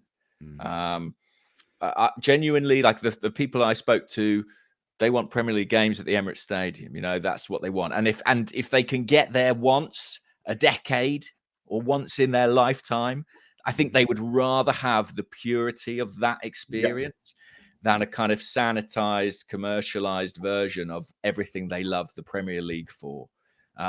We love the Premier League because it's completely different and in some cases unattainable, or a dream and a pipe dream and something that we work towards. In others, it's just that it's completely different. We love that, not in spite of the fact that it's different and difficult to get to, but because of that. Yeah. Now, at the same time, and we've just had a comment come in from Sir Nicholas, who said all the things being said for reasons not to play games in the States were said about NFL games in London, and now everyone accepts the NFL London games as normal. Things, apples and oranges. I think it is a distinct. I mean, it's a different sport, it's a different culture as well, and a different competition. So I'm not sure it quite works like that. I don't know. Teams move from one city to the other in the NFL, can't they? It's very much a franchise. I think that's a big distinction. There are not hundreds of thousands, if not millions, of people who regularly go to Jaguars games. And you don't get away fans either at these games. Like, it's just as important for away fans as it is for home fans. You know, look how elevated our away fans have been over the last 3 seasons. It's just gone to totally new levels, and it's just not the same culture. It's not, it doesn't have the same legacy, sentimentality. It's just totally and I love the NFL. I'm a huge NFL fan. But it lends itself better to being this traveling roadshow versus the Premier League, where people want to go to Old Trafford. I don't know why. People want to go to the Emirates. People want to go, they want that experience. Whereas the NFL experience, I think, works in transit. Whereas the Premier League experience is just a beautiful thing. The preseason tours are great, and it's wonderful that you get to see all that. But when it comes to a game, and I'm a Brit who grew up in North London, living in America, you just want to go to a game there. You want to have your dirty burger. You want to do the thing. You want to go to not the Tollington, any other pub than I appreciate people like it, but it's like being a sardine. But I love that part of it too. I want to go be a sardine at the Tollington. I'm really in complete agreement. I remember we've talked about this before, but I remember when the Super League was mooted and everyone was the demonstrations happened, and I know I said this to you, Sophie. I think that was the moment when the ownership realised what they had and how connected we are with North London and that stadium and that area, and I can't imagine an Arsenal home game. Listen, if an Arsenal home game took place in LA, I'd watch it. I would try and go to it, to be honest with you, but. I want them at the Emirates, and I think you could ask any football fan of any team, and they would say the same thing about their home ground, because it's home. And why would you want to play a home game away? I mean, American fans don't even want it, guys. They don't. I don't want to be a gatekeeperish type of person, but there is a certain environment in these summer games that you get. You have every 5 minutes, what do you think of Tottenham when we're playing Liverpool? You have, people doing the chants kind of the wrong way or too eagerly, because and again, I hate being the snobbish type of person, but it's just that I am fortunate enough to live the authentic experience enough that it is a noticeable difference at American games. And the biggest thing to just kind of lean back on and say is there's a reason for this. This is a first experience for many people. This is a rare situation. This game doesn't matter. Let everybody have their own experience. Don't turn your nose up at it. But if this was match day 19 and we're playing Aston Villa in Philadelphia, and that's the environment at the game that I'm sitting in, it would absolutely. James, didn't Josh say that he wasn't really into this, and maybe they've learned, because the club kind of came out feeling a bit bruised from the ESL experience. Did he not say that they're not interested in this? There were some quotes that came out. I think it'd been from a fans forum meeting, so it was a bit AST, of a hoo-ha. the AST as well. Yeah, so that, I think they weren't supposed to have come out, but I think behind closed doors he had kind of batted away the idea slightly. I think Josh is probably too smart to have committed to anything one way or the other. Yeah. I mean, what I would say is, I feel the same as all you guys, but I do think we're being maybe potentially a bit idealistic in a sport which is not really run on our ideals. Like, there are lots of things about the game in England that are not right. The kickoff times, the late notice for supporters, the way in which that impacts people's capacity to attend. Ultimately, the money and the owners do talk a lot. So I think, without wishing to bring anyone down, I think Adrian's right when he says there is a slight feeling of inevitability about it. Like, I agree, the Community Shield is the right step to take, but I feel like that's probably the first step along a path that may end in something like this, whether it's a Premier League game abroad or what I would prefer, the instigation of a different competition that takes place abroad, some sort of playoff or knockout competition. I do think we'll end up in that, with something like that happening before the All-Star game. Yeah, sure. Yeah, the All-Star game in Cincinnati. Yeah, the American Express Premier League All-Star game in Cincinnati, featuring a new show from James with his horns. I hope they got enough money. I was waiting until it was perfectly centered. I didn't quite capture it. I think the virtual reality thing might actually take care of the money a little bit. I think if they start doing that and they start having this sort of what they call cosms, these domes all over the place, I think people can watch the game, feel like they're at pitch side, and they will get, as you say, a very a real experience. And I think at that point, maybe the noise will calm down a little bit, because I think the integrity of the league is important, and if you've got a home game which is not played at home, as Adrian said, that does you do lose a bit of home advantage. And there's no doubt that we've had some home advantage with our fan base the last few years. I wouldn't want to lose that for 1 second. And let's be honest, the reason why the NFL have continued to expand their international games is they were talking about fans want an additional game. And they added, Mike, didn't they? Like the 18th game. But that was the 17th game now and 17th. 1 bye week. So, yeah. Right. Yeah. And they're talking about adding yet another one. That was purely for the international schedule. That had nothing to do with home fans that wanted more games and stuff. That was to give them the ability to take the game. Now it's in Spain, it's going to be in China, it's Germany, it's the UK, and that's exactly why they added the game. Yeah, the Premier League want to add one more game, do it that way, utilize that part of the NFL model as opposed because footballers don't have enough games. Yes. Yeah, but it's not. These guys need to earn their money. Excuse me, it's the clubs that endorse all this stuff. They have the power to say no to some of this stuff. It's the powers that be that do it. They all want to make more money. They can earn so much money doing this, can't they? And really? if they do add one more game and utilize that game as the international game, I think fans will be okay. We're not taking anything away from you. We're adding something that you never had. I definitely like the Community Shield idea. I think that one is the one, really, because it's meaningful and at the same time, okay, we can live with that one. But split the. And by the way, the other thing, sorry, amongst all the teams. The other thing to say is getting to LA is probably easier than getting away from Wembley. No doubt. we're going to do a prize draw right now. I'm trying to do these at about 45 after the hour, and then that way we can go through questions. We can just go right up until the next guests arrive, and we're ready to switch over. So this is a unique one. This is a prize that was donated by my great friend Ryan Youngblood, aka Detroit Gooner, who is in here right now. Skills competitions, that's right. And this is a authentic. You may have remembered these kind of coming on the market, but an authentic Dennis Bergkamp banknote in Wow, excellent condition.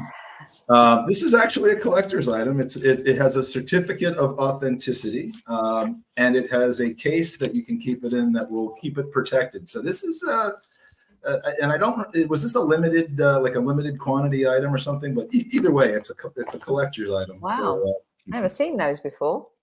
Yep, and Ryan was generous enough to donate one to the cause. So we are drawing for that, and one of our incredible 114 donations and entrants is going to win this. So let's go to the wheel of names and see who's going to win the banknote. And the winner is Would you send it airmail, by the way? Here we go. oh, look who it is. I believe we know these winners, Sean and Tiffany Campbell, who there's no nepotism going on here. They legitimately donated money and have legitimately won this prize. So Sean and Tiffany Campbell, congratulations. We love Tiffany is the events coordinator for Arsenal America and a very generous person. Sean is amazing, and I'm happy that they've won. So I would imagine they're not awake as it's only 5:47 a.m. right now where they are. But Sean and Tiffany, congratulations, and we will get that out to you ASAP. In fact, I may see you this weekend and can get that to you in person. So congratulations. And for the last 15 minutes or so, we have some user questions that we're going to go to. So this is more of a statement, I think, and I just like to highlight people who are rational. And Steve says, I'm no lover of our owner because of the EFL fiasco, and it's perfectly well within your rights to hold a grudge. It's understandable and to be upset about that. However, I'm not so blind as not to see the immense work and effort they're putting in to transform our club. And it's nice that people can. And we've seen Sophie do this over the years to have a very, very specific view of something, to not mince words about it, and then to acknowledge the change that's occurring. So thank you, Steve, for adding that to the discourse. And I think that's kind of where more and more people are being. So, Sophie, this goes back to the chat we had just before my bedtime the other week when we were talking about how Josh certainly is now a fan. There seems to be no doubt in my mind that he's a fan like us. He lives and dies with the clubs like we do. And I think what happened with the Super League and when he saw the strength of feeling, and I remember standing there and singing, get out of our club to these people. This was 3.5 years ago. It feels like a lifetime ago, does it not? And I think it's right to acknowledge that they have transformed the club, and I know there were friends of ours who were really upset about having to sell their shares to them, and I think they felt they had an ownership of the club, and then they suddenly didn't. But they have transformed the club. It's a completely different place, and we have to give credit where it's due, I think. Well, it's not, I don't have to love them. I mean, who loves billionaires anyway, for goodness sake? It's just weird, to be honest. There are a lot of reasons, and even if you're not from St. Louis, there are a lot of reasons, to have pretty, critical views of the Cronkies, and I think you're perfectly entitled to, but I think when people can't separate that versus misconceptions about the 20 years of their ownership versus really the last 6 years of their exclusive ownership, at least be real about what you're seeing and acknowledge what's happening. And that's why I put this comment up by Steve, because And look, I think there's a determination for them to sort of complete the set, right? I don't follow American sports as closely as I'd like to, just for time reasons. But I know that they've had success with their other ownerships. So let's, I would have thought for them, that's got to be the ultimate goal now. Every one of their American teams, except for their Major League Lacrosse and their gaming. No. The lacrosse team won the championship. Oh, they won as well. The Mammoth or whatever. Yes, they did. Yes, they did. How about their gaming team? The only team that hasn't won recently is the Colorado Rapids, and they made a change there too, Mikel Arteta style, by hiring Chris Armas, who people laughed at when he was made Ralph Rangnick's assistant at Manchester United. And he has, a lot like Mikel, gone in and totally changed everything. Culture, vibe, fans love being and going to games again. And that was the last cycle in terms of their US teams to kind of rectify. And they went through a lot of pain with the Rams, as you guys know. They went through a ton of pain with the Denver Nuggets even. Because they blew up the team to rebuild it, to win that NBA championship. The Colorado Avalanche were a storied franchise. I hate to use that word, guys, but it's American sports speak. I mean, they are. You're not and then Colorado was rebuilt and they won the Stanley Cup. And in all of those scenarios, Stan and Josh have been together, reaping their hard work and the rewards. That for me, the Stanley Cup is like the best trophy to win, because it's the only trophy in the US where the captain gets to lift it, whereas in the others, the owner gets to lift the trophy. But the fact that they have done that, and they've done it under, very difficult circumstances, some made on their own volition, but in the end they got there, and Arsenal is the next frontier.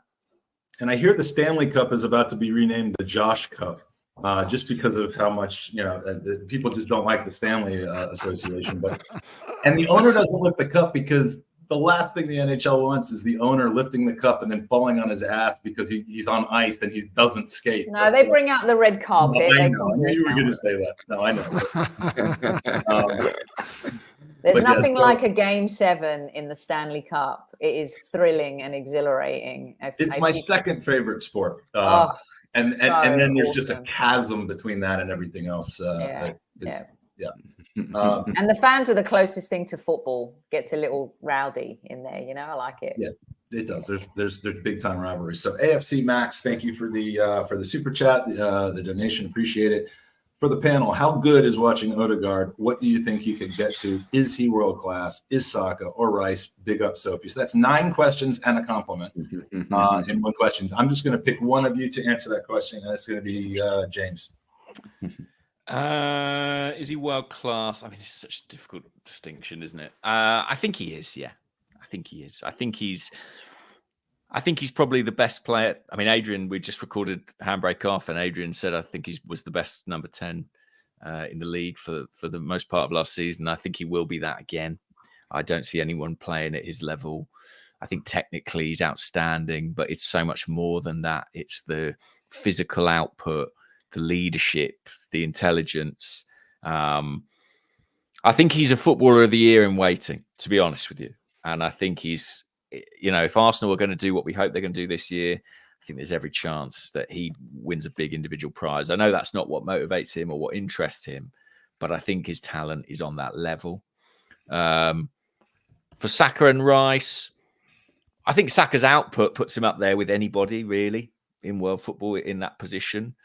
And Rice absolutely has all the tools. I think he's only spent a year kind of at the very top of the game. He's been playing at West Ham. I know he's played for England deep in tournaments, but I think the intensity of competition in the Premier League, at the sharp end, in the Champions League, I think he's got another step to take. And I say that not as a criticism. I say that with excitement, because I think he absolutely has the potential to do it. If you look at what someone like Rodri's done at Manchester City, if that's the bar, I think Rice has the capacity to influence teams on that sort of level. And let's hope he does it this year. He's pretty special. Yeah. I just want to. I read a piece, Barney Ronay, who writes beautifully in the Guardian in the UK. He said Martin Ødegaard was sublime, such an odd mix of roughhouse pressing and wonderful surgical passing, like being hounded to death by a poet. And it stayed with me, and I thought, because it's with him. It's not just how good he is; it's the work ethic. I mean, he is leading our press. He's the fulcrum, as we said earlier, of the team. I mean, he could get better, but I think he has making him captain just is such a smart move because he seems to have grown. I think he could still get better. Actually, I think there's more to come from Martin Ødegaard. I completely agree with you about Declan Rice. I think there's more levels again. Saka, it's awesome. It's awesome what he does on a week to week. I mean, he gets kicked, he gets knocked down, and up he gets, and he keeps getting 15 goals a season and 15 assists. I think he's an awesome individual, Bukayo Saka. I genuinely do, and I know we've talked about this before. I'm in awe of him, and he's joined the club when he was 8, and they kept putting him, didn't they, in higher age groups, and he kept outperforming. And he never, a lot of them got injured when they went from the 14s to the 16 because they increased their workload. With him, he just grows into it. I think it's incredible what he does. And he's ours, isn't he? He's one of our boys, and he cost us nothing. I mean, that's the thing that I find most exciting. So it's a rambling answer. I think they're all great, is what I think. You know what they all are? They're all world-class characters, as well as footballers, and that is why that's why we love them so much. They're great people that are absolute team players. There's no luxury there. There's no lack of, they give everything for the badge, and that. That elevates them even higher, in my opinion. Yeah. That's such a great point, because not only have we kind of built a really good football team, but I love the levels of which you have to be, or the DNA that you have to possess to be an Arsenal player now, what that means. And I think that's totally elevated the culture, changed the culture, really. It's Arsenal 2.0, and you can see it, Well, and we know, I mean, Edu has said that character is at least as important as footballing ability in building this team, because, and I'll never forget, he said this to me last year in LA. He said in approximate terms, he said, one bad person or one poor chemistry mix in the dressing room can kind of undo everything that we've been building over the last couple of years. And I think they've learned that lesson with the Mesut Ozils and the Aubameyangs over the past few years, that you really do have to be careful, because chemistry is a very fragile thing. You don't just get to where Handbrake off at the heights that you've reached without or the Arsblog. Oh, Michael, stop it! And what I'm saying is, like, if you were to make the mistake of adding like a Magic Mike of the world into your formula, you could lose the whole thing overnight. And all the talent, but you're right. You're describing yourself as a bad egg, Magic Mike. It's I do kind of, I drive a Lamborghini. Fried egg. I drive a Lamborghini. I go to visit my mother. It's a whole big thing, but yeah. We do not have our 11 o'clock or our noon guest in here yet. So do you have a minute or two more to stick around for another couple of questions? Question for the panel. Do we have the most handsome team in world football? And I have no idea why, but Ian seems like the right person to answer this question. Yeah, of course, because I know about this sort of stuff. Do we have the most handsome team in world football? Martin Ødegaard is pretty dreamy. Ben White, of course, is a very good-looking guy. Yeah. Do we? I think winning makes you handsome, doesn't it? Maybe I don't know. What do I know? Maybe. I'm trying to think of other teams now. And there's a team in Switzerland that plays in Bern. That I have you checked into them? They might be. No. We're not going to go there. I was looking at their pictures earlier today. Yeah. I have no idea. I mean, it's getting to the point where we might have to hand out sunglasses to the fans, right? Because it'll all be too much for us to watch with the naked eye. My daughter is suddenly interested in football. I mean, let's just say that. Well, I don't know if you guys have noticed, and I say this with respect and as a gay woman, but Martin Odegaard's legs are so smooth and silky. Do you think he waxes? I think there's something going on there, but I tell you, I've never seen any. They're smoother than Giselle Bundchen's. They're unbelievable. I'm going to look. Special legs. I mean, look, you're going to the game Saturday. Have a look and report back. I mean, let us know. James, you saw him up close in the US. Can you back me up here? Well, yeah, I guess he's just very fair, isn't he? So even if he does have leg hair, it's kind of not really showing. Downy. Imagine if he knew that these conversations were happening. What would he make of that? You're doing a piece on the player's legs. I'm doing a deep dive on his beard. Yeah, it's very athletic. Yeah, but Calafiori has added another edge to the good-looking ranks. He's got that kind of, he's going to have. Man. Yeah, handsome. He is a good-looking guy. Yeah, one has to say. Yeah. Yeah. Martinelli's got that cute vibe. I think we've got different buckets too. There's handsome, there's hot, there's cute, and there's rugged. It's a good mix, isn't it? That's the point. You can't have too many handsome because otherwise it'll just be too much. Well, I kind of like these, guys who can fill two different roles and handsome and rugged, or smooth-legged and rugged. I guess you can't really do those things, but it's the Arteta strategy, and you love to see it. The last question before we move on to the next hour, and we mercifully let you guys go and enjoy the rest of your day and your evening. Is where is it? It's for James, and it is have you been terrifying Rocky with the duck mask anymore lately? No, it's been hung up. Although I have hung it in his room. It's just like propped up in his room, so staring at him. But he doesn't seem bothered, so all good. I've not been donning it again recently, and I think that's probably for the best. I didn't understand a single word of what was just talked about there. I mean, it sounds a little bit dubious, doesn't it? The story is that what is the story? I can't even remember now. Oh yeah, my son is obsessed with ducks. It's like it was his first word, and he loves ducks. And it's crazy because he's 26 years old. He's 26 years old, but he's still very into ducks. And the other day, I went to pick him up from the airport, and in a moment of, I don't know, insanity, perhaps, I was like, I'll go and collect him with a latex mask of a duck. Oh, no. Yeah. So I was stood. So I put it on. Bear in mind, it was like 28 degrees and it's just like pouring sweat. And I couldn't really see out the mask. So I didn't realize that on the board, it said their luggage was delayed. I was waiting in arrivals for like half an hour, dressed as a duck. And anyway, I spoke about it on a podcast, and people rightfully took the piss out of me. And so what I did when I went on tour to America, I took the mask with me and basically had a photograph done in all these different locations of me in the duck mask.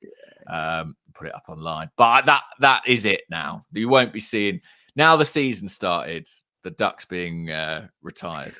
Or is it? Keep your eyes peeled.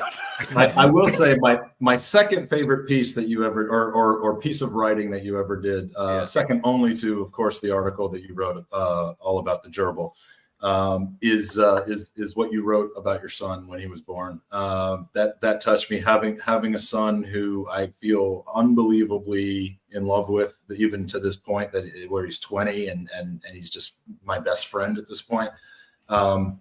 I really, really was moved by what you wrote when your son was born. And I don't remember whether you wrote that in public or whether that was just on your Facebook page. But it was really, I mean. No, it's out there. It's pinned on my Instagram and it's on Twitter somewhere. Well, if you haven't seen it, go to James' Instagram because it was something really, It's really weird, you know. Yeah. I that was a weird thing where I wrote that, and it kind of went viral among the sort of mum community on the internet. So I suddenly had all these new followers who were like mumfluencers, who do you know what I mean? And like I was being posted on like Mumsnet and things like that. It opened me up to a whole new audience. Yeah. It was published on aw.com. Basically, and, yeah. I think, and now they're looking at my content, and it's like a guy in a duck mask, and they're like, "Who the hell is this bloke?" Yeah. We were misled that this person was just post something about Odegaard's legs. They'll stick with you. That's true, actually. If I want to retain that audience. There you go. Well, thank you so much for all three of you coming on. It's been an absolute pleasure talking to the three of you together. Want to send out a special hello to Amy Lawrence, of course, the fourth member of the podcast, who I think is traveling right now, and she sent her best and obviously has been incredibly generous with her time and our podcast and our charity in the past. So thank you guys for joining us. Where can we, and now Ian, you're promoting your tour. So on Twitter, it's Ian D Stone. Is that right? Ian D Stone on Twitter, or Ian Stone Comedy on Instagram and TikTok, and you can find dates. Biggleswade will be full of Americans. Can't wait to see that. That'll be fun. I so hope that I don't have to cancel that trip, but it'll be fantastic. And I'm in Edinburgh for the next 11 days every day, and you can find it on the Ed Fringe website. It's been lovely to talk to you. It's been great to be part of it. I've enjoyed it. We have good chemistry, and I really enjoy you coming on the pod and sharing your thoughts with us. Adrian, great to see you again. So happy to hear about your wife's doing so well right now, and excellent news. And James, been fun. It's only 2 weeks ago I saw you, so I don't feel like less exciting. Yeah, less exciting for you. Yeah, no, lovely to see you guys. Yeah, great to see you guys, and like it is a brilliant cause. Keep going, Mike, and keep donating, everyone who's watching. Yeah, well done. See you, Sophie. Great to see you guys. All the best. Care. Yeah, see you soon. Yeah, bye-bye. Take care, all. Bye. Let's put Ian on when he wasn't expecting. We're catching Ian's private moments now. 12:08. That's so much fun. It is now in hour 18, and I'm more awake now than when I started. It's impossible to go through the wall. I'm sorry? I was dozing off last night listening to. I woke up and it was you. Who was it who was on first? And I was messaging. I can't remember. And then it was Hertzie and the boys. And then it was Tom Canton. So I've been up and down all night and I've just kept my phone on. So when I wake up, I hear someone and, No, that's got to be very unpleasant, especially considering that the middle of the night hours got a little bit, what's the word, noir or dark or it's the reason why you. Well, when Andy Rhodes gets involved, yeah, the F word was just flying left and right, and I told him in advance. I said this has to be PG, and no, he didn't go for it. But see, we continue to go from strength to strength, and we've reached the 12 o'clock hour in the UK. I would like to welcome back somebody who I first met in Denver at the Arsenal game in Denver, and was one of the few people who actually was in the room when we got to speak to Josh the first time. Welcome back, James. It is fantastic to see you again, my friend. Oh, sorry, I'm just getting a call right this instant, which I'll just hang up on. Sorry. It was probably Josh. Was it Josh? If only. No. Not this time of year.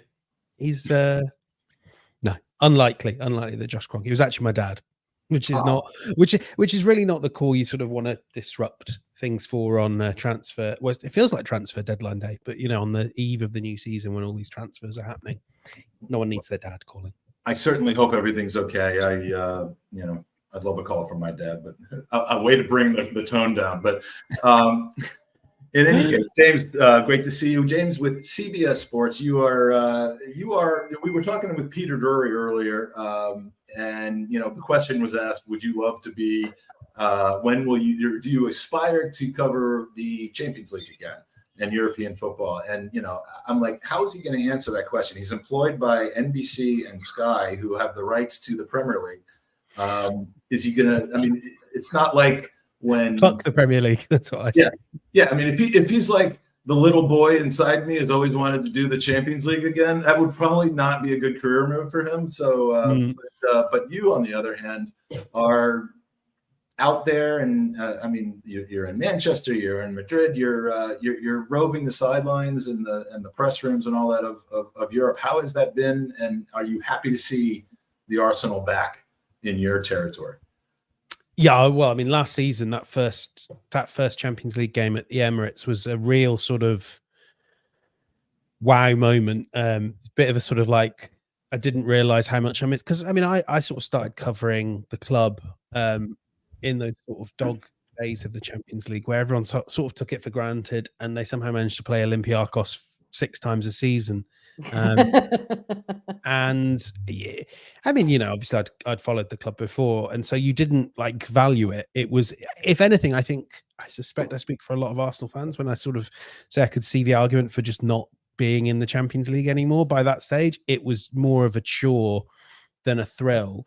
But I think this last season, even though it sort of ended in a faintly familiar way by being knocked out by Bayern Munich, I think there was that rush of the new, and also just an actual real belief that right now is sort of the first steps in a more exciting journey, to be frank, than maybe the sort of the Champions League post Paris was for Arsene Wenger's Arsenal. So James, this is year 3 of the kind of Arsenal 2.0, I call it, and year 1, it was an improbable run that nobody was expecting.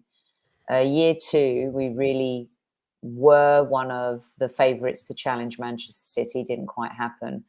I was talking to David Hillier on our show, and David was saying how, to go around a third time, it's not going to be as easy or a slam dunk as people think. The pressure intensifies, the expectations are higher to be in that spot. What do you think about the third try here in this kind of third year of being this almost complete Arsenal team?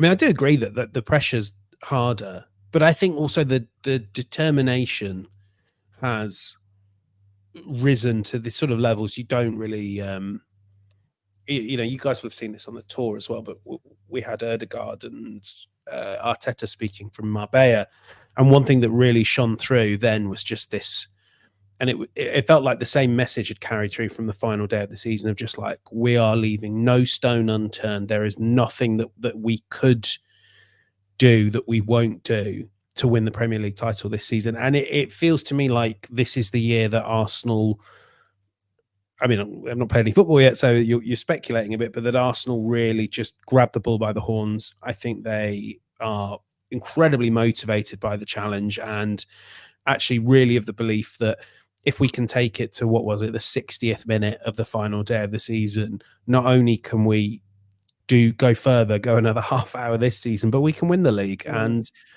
the thing that struck me, I know it's pre-season, and I know you shouldn't get too carried away with it, but the way that team played, exactly what Rufus Peterson is saying there, Martin Ødegaard was the one for me. The way he flew out of the blocks in pre-season, and the way he was playing against Lyon in what was a pretty baking hot day in London, when you would think a lot of players would have their eyes on just keep my fitness, it's only a week till the season begins, and he was just going for it. And I think they all are. I think there's a real collective, I think to an extent it might even be propelled by a level of kind of fear about what happens if it doesn't go right for the third time. The will it ever happen to us if it doesn't happen now? And while I don't think anything you see about this squad would suggest to you that they can't do it next year if they don't do it this year, I think they don't want to leave it too long. And it's really I actually really believe. Go on.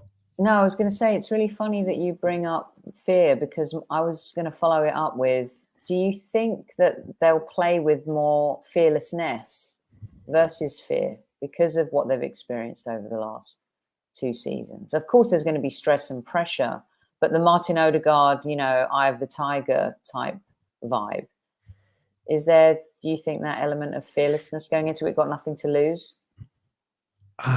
That's the thing I find hard to read, and maybe we will start to get that in September, because I think they've got a lot to lose. I know that they're a young team, but I think, and they're very capable of managing their emotions. But I think missing out 3 times is when it becomes hard to just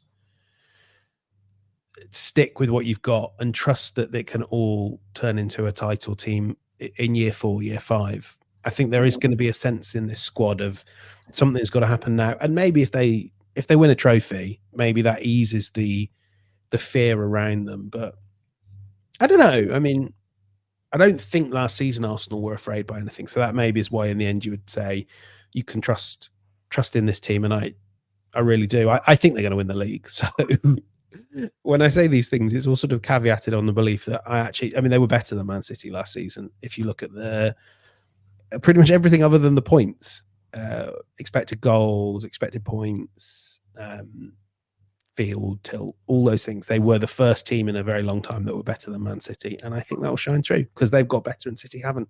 So I want to tap into what you just said, because, when you say you think we win the league and the caveat, what is the difference for you? Did you believe we'd win the league last year first? No. Right. Didn't think they'd get that close. Okay, so talk to me a little bit about why you think that can happen this season. I think it's as much a City thing as an Arsenal thing. I think City have got a lot of players who are 29, 30, older, and I think you kind of have to assume that some of Bernardo, De Bruyne, Walker, who else am I missing? Stones. Mm-hmm. Maybe to an extent someone like Edison, because we know there's questions over his future as well. You have to assume that maybe some of them will be more injured, because that's what happens when you get older, or their form will drop. De Bruyne as well. I think you almost have to sort of price in injuries with him. And they've lost Alvarez, big loss, even if they replace him. I don't think they've kind of, when you look at the depth of this City team that could be playing almost a full year of football and will have to plan in that way. They've maybe got 4 good quality central midfielders: Bernardo, Rodri, De Bruyne, Kovacic. They look okay on the flanks, but if anything happens to Haaland, I don't know who leads the line. Defense, yeah, great. So I think that's part of it. Whereas I think Arsenal do look a better team, although they found a lot of things during the course of the season. I think we forget they started the season a little bit on the back foot. The midfield didn't work for a long time, and we've kind of discovered through that season that Kai Havertz might be a better option at 9 than 8. Martinelli had an off season. Jesus was infrequently available, and I'm not sort of assuming that Jesus will come back and score 20 goals, but I can see more cause for growth in Arsenal. I could see Arsenal going from, I can't remember what the points tallies are, but I could see Arsenal adding sort of 3 points and getting towards 95.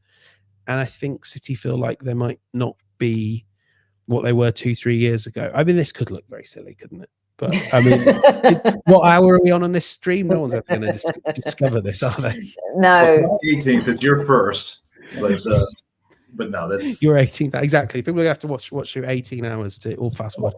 What about James? What about, we always talk about kind of like the players, but the maturation of Mikel as a manager and a leader, and we all know he's got this insane hunger to win and to kind of bring the big one to the club. But what do you make of his, if you could kind of pick holes in maybe not his immaturity as a manager, but where he still needs to learn last season, and how you think you'll see maybe even him evolve this season? What would those be to close the gap too? Because it's not just the players, right? It's him and how he's going to manage this whole process. Yeah, I mean, there's one interesting aspect which I think we're sort of starting to see shine through in the transfer window as well.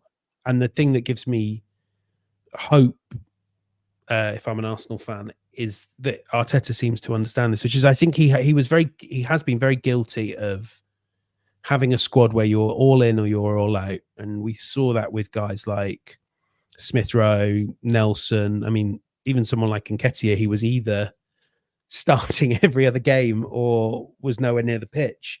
And, you know, when you see Arteta talking pre-season about we need to have more, did he say variety, you know, be able to surprise teams more with how we do things, I think it gives you reason to believe that the squad won't be sort of split in two quite the same way it was. Because I know that players on the fringes found it quite demotivating, found it quite hard to understand what they needed to do to change Mikel's mind. You know, someone like Emile Smith-Rowe, I don't think I'm sort of giving much away here. You sort of saw how he pushed for that move to Fulham.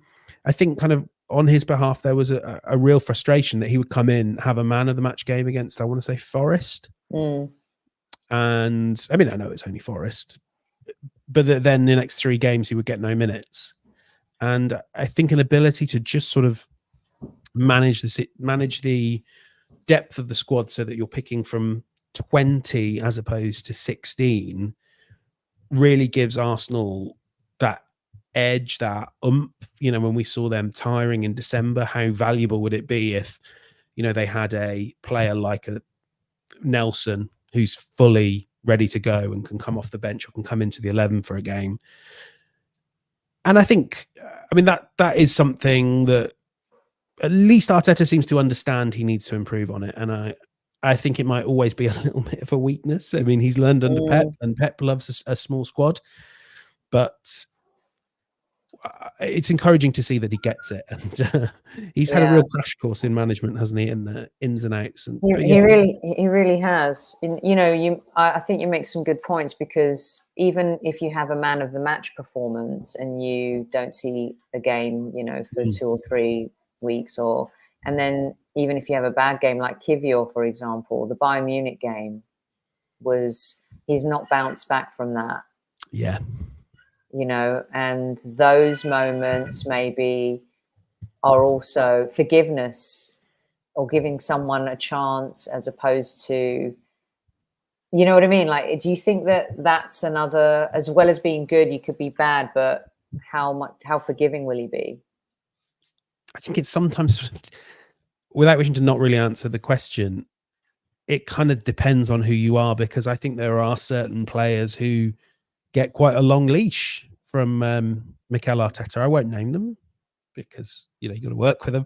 But I think there are certain players who can put in a run of fairly ordinary performances and still get selected. It hasn't happened that often this season, but I think there was maybe patience with, I'll name one because everyone knows I really like the player, but I thought Martinelli was really afforded opportunities last season to play through his difficulties in form that others weren't. And look, I understand where that comes from, because I think Martinelli is a potential superstar, and you maybe need to give him opportunities that you don't give Kivior, if you always view Kivior as someone that's a squad depth player.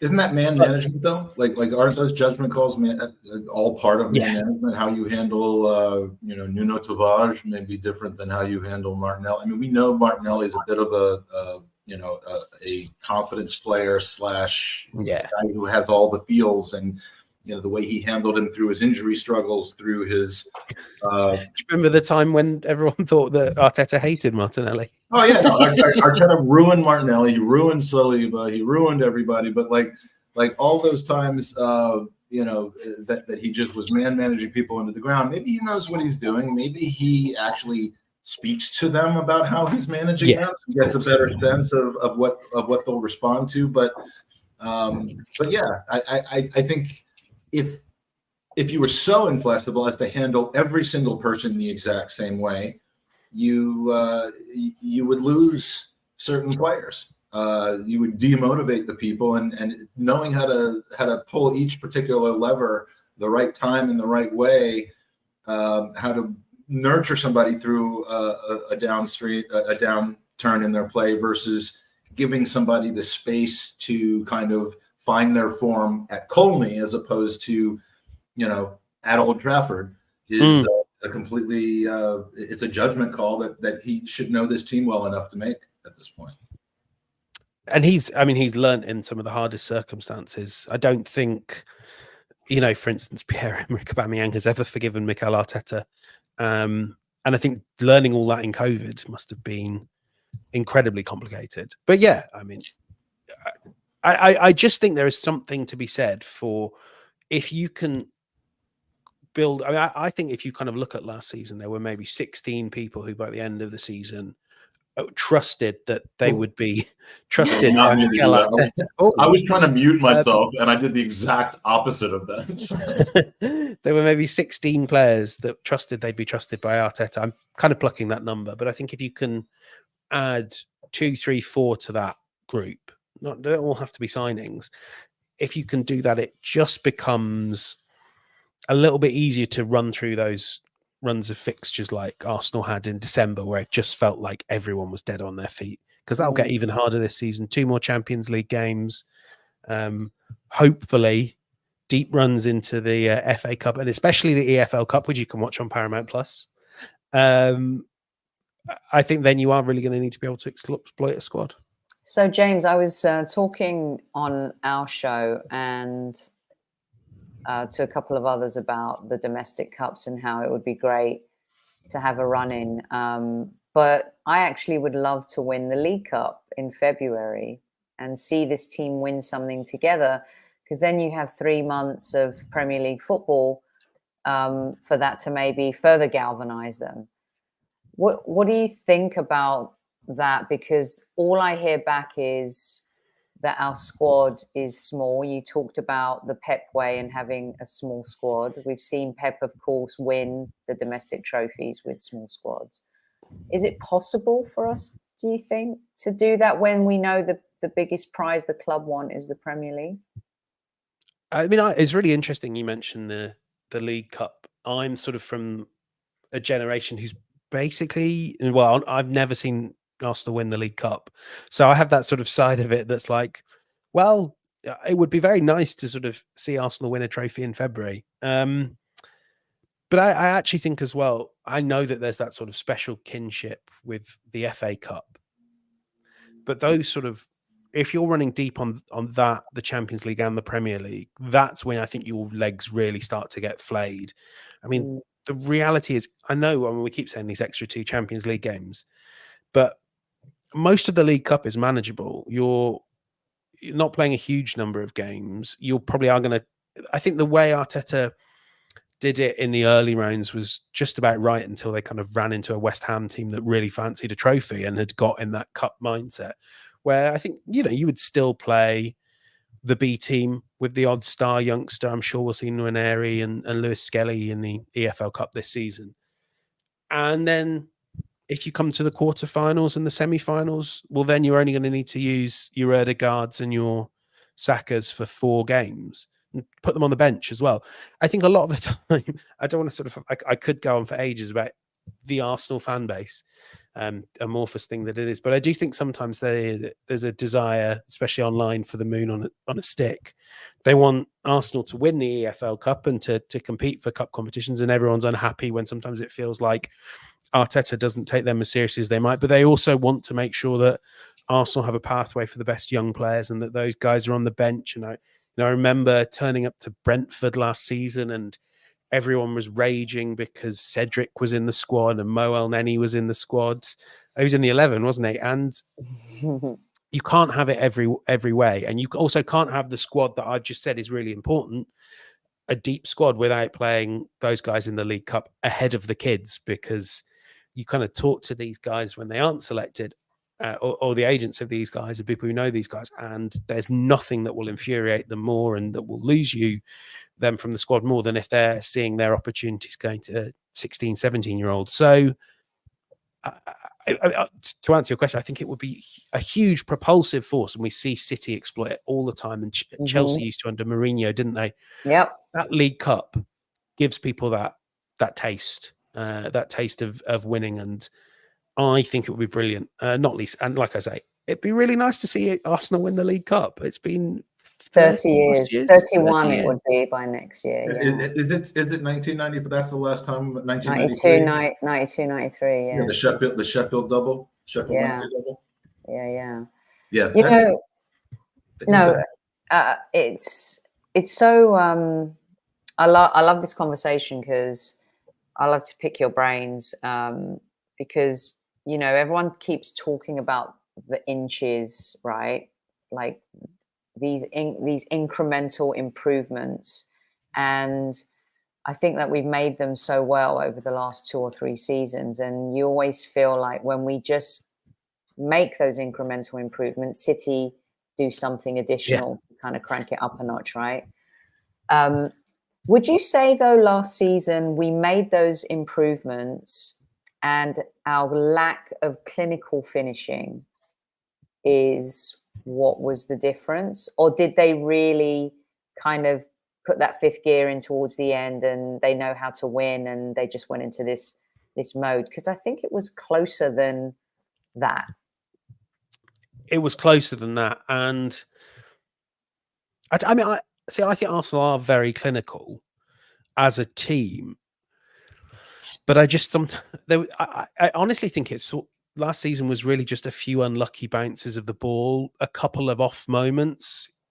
I think if games like the loss to West Ham had been kind of reflective of the performance, if they hadn't just totally brain farted against Fulham twice, Arsenal would be champions. I mean, it really is that simple. And is that clinical when they can also sort of score 5 goals, 5 goals almost every game in January? I don't quite think it is. I think Arsenal were just a little bit unfortunate that they hit a bad patch of form and weren't quite able to weather it.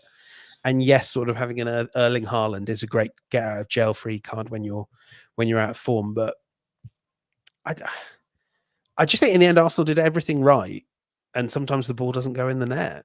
I know that feels like a cop out answer, and there's always ways you can get better. And I would love to see in the I don't think it's a cop out answer at all, because the biggest incremental improvements for me last year were you've got to win 1 game against City and Liverpool. You've got to do that and get a point away from home. And we did that. And you bring up the most fundamental kind of moments where, in order to win the league, you can't lose twice to Aston Villa.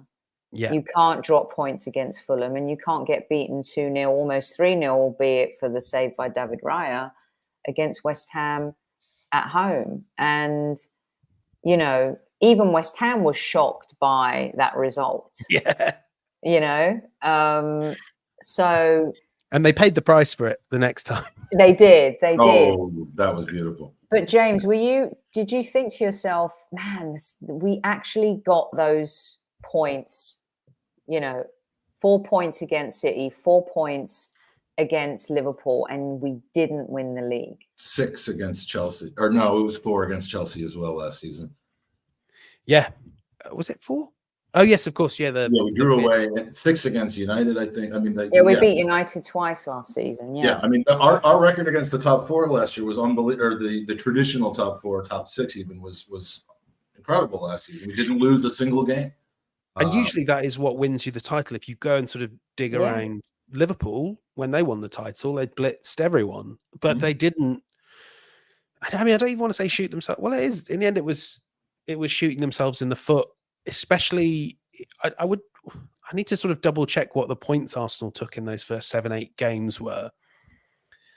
But I think a lot of those games were, I mean, I actually would say right the way through to Villa, I think Arsenal was still a work in progress then. And we forget that Mikel Arteta ripped up the midfield of the second best team in England at the start of last season.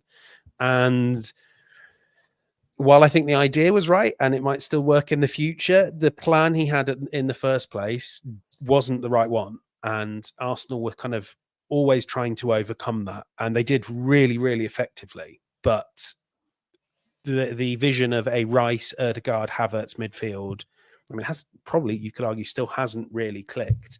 And this time round, Arsenal are probably going to start with 11 players on the opening day that were there last season.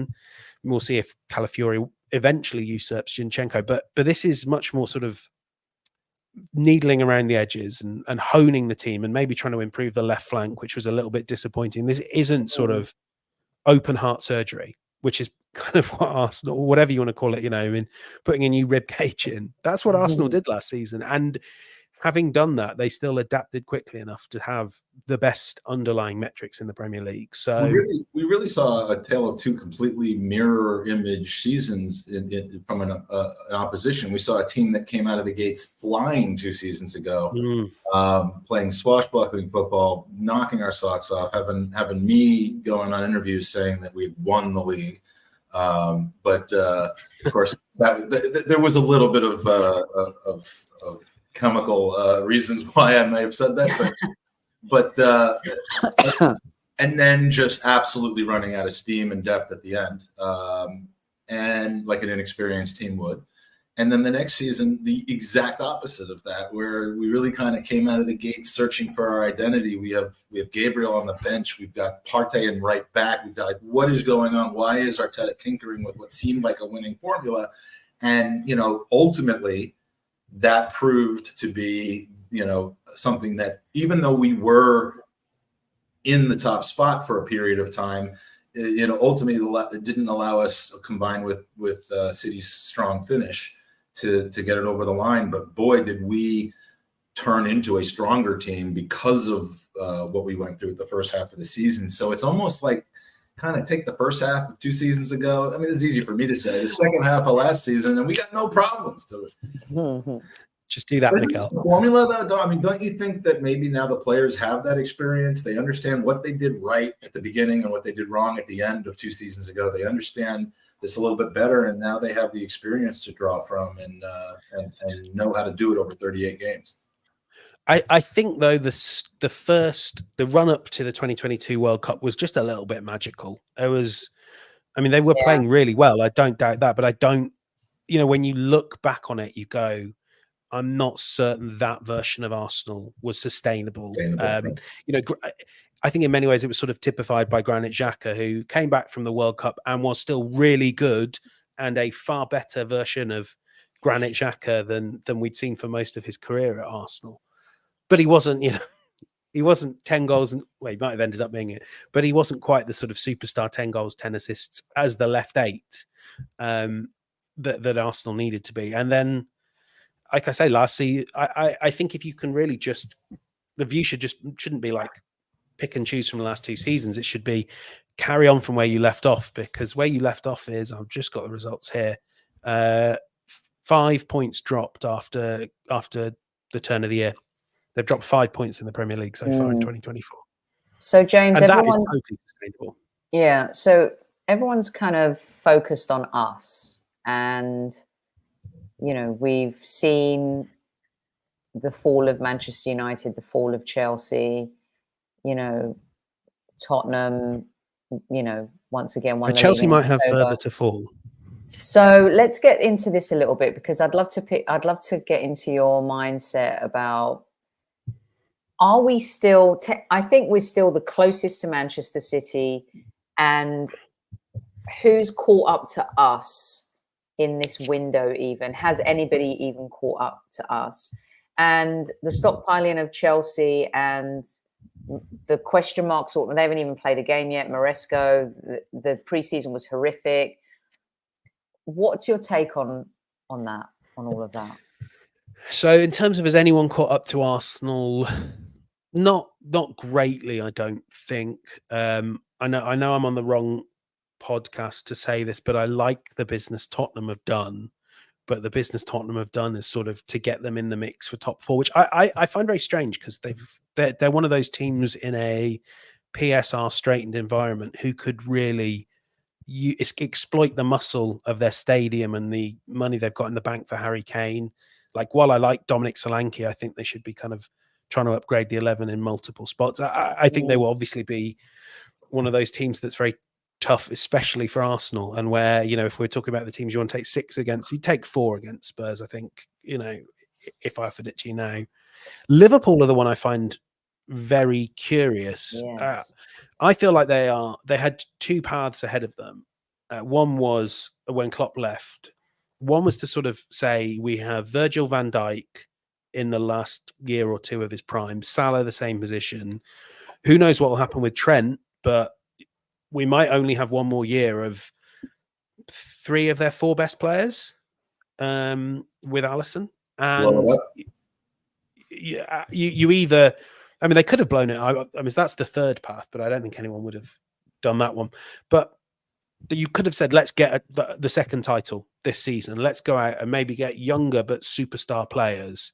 And they didn't do it. Even Zubimendi, it doesn't feel like that. It feels like they could be doing more to really strengthen that team for a push this season. Whereas instead, if you look at what they're doing, the Georgian goalkeeper Mamadashvili, kind of giving a lot of minutes to Jones and to Elliott, I feel like Liverpool are really a little bit more looking to what life will be like after Van Dijk and Salah, because they can probably do that while still qualifying for the Champions League. But I don't think they will be quite as much of a title contender at the 30-game mark as they were last season. As for the rest, I think United are signing good players, but they don't have a good manager. And Chelsea could finish 4th, but they could just as easily finish 12th. Yeah. Pedro Neto's not better than Raheem. Pedro Neto's not better than Raheem Sterling, who you're now desperately trying to hook out of the club. I'm really excited to see them on Sunday. Do you guys see the potential for a post-Fergie situation to happen at Liverpool? Different time frame, different clubs, different ownership. But I mean, Klopp was such a unique and dominating force, and you could say the same thing about the immediate time post Wenger, I guess. But do you see them kind of entering that netherworld again, where they were in after Dalglish left, and where they just kind of chopped and changed for a while? I mean, I certainly hope so. This is my hopes coming out. But I mean, I think the advantage they have is a lot of the teams below them are pretty ordinary. So I think they could almost do that, but we don't really see it because they still finish 3rd. But yeah, I mean, I don't see how it could not change your club to lose one of the 2 greatest managers operating in the game, the sort of manager who can make players believe that they're better than they are. Is that a harsh way of putting it? I think when you maybe kind of, I mean, I'm intrigued to find out, but when you sort of saw some of the brilliant performances someone like Endo was having over a run of games last season, you think, do I believe that Arne Slot could get that out of or almost anyone you care to imagine to succeed Klopp? Do I believe that Slot can get that out of Endo, a run of 10 games where he's the best defensive midfielder in the Premier League? No. And I think there's quite a few players I think that I will have questions over. Diaz as well. I'm fascinated to see what any other coach does with Darwin Núñez, because I always think Klopp must have I think Klopp seems to be a very patient manager in spite of his histrionics. I think he's very patient with his players. I'm not sure luckily Arne Slot doesn't have any hair to pull out, because Darwin Núñez will make you want to do that. The fact that they haven't super caught up to us then yet, and this is an amazing opportunity, because we know football moves fast, right? Next season, a lot of these teams could be much, much better. So in your opinion, what's your biggest fear for us?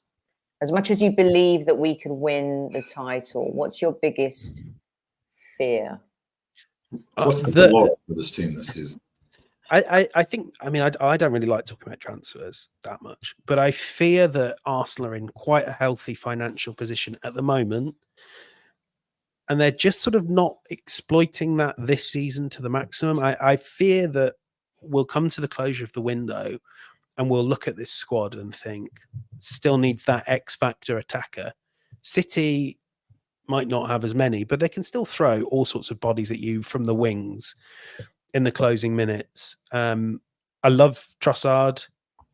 I think him and Martinelli, I really enjoy the competition there, but even so, I think Arsenal maybe just lack. I think it's in wide areas, and I think they lack that one extra game changer that either forces Martinelli onto the bench, that allows Saka to rest and becomes a starter themselves.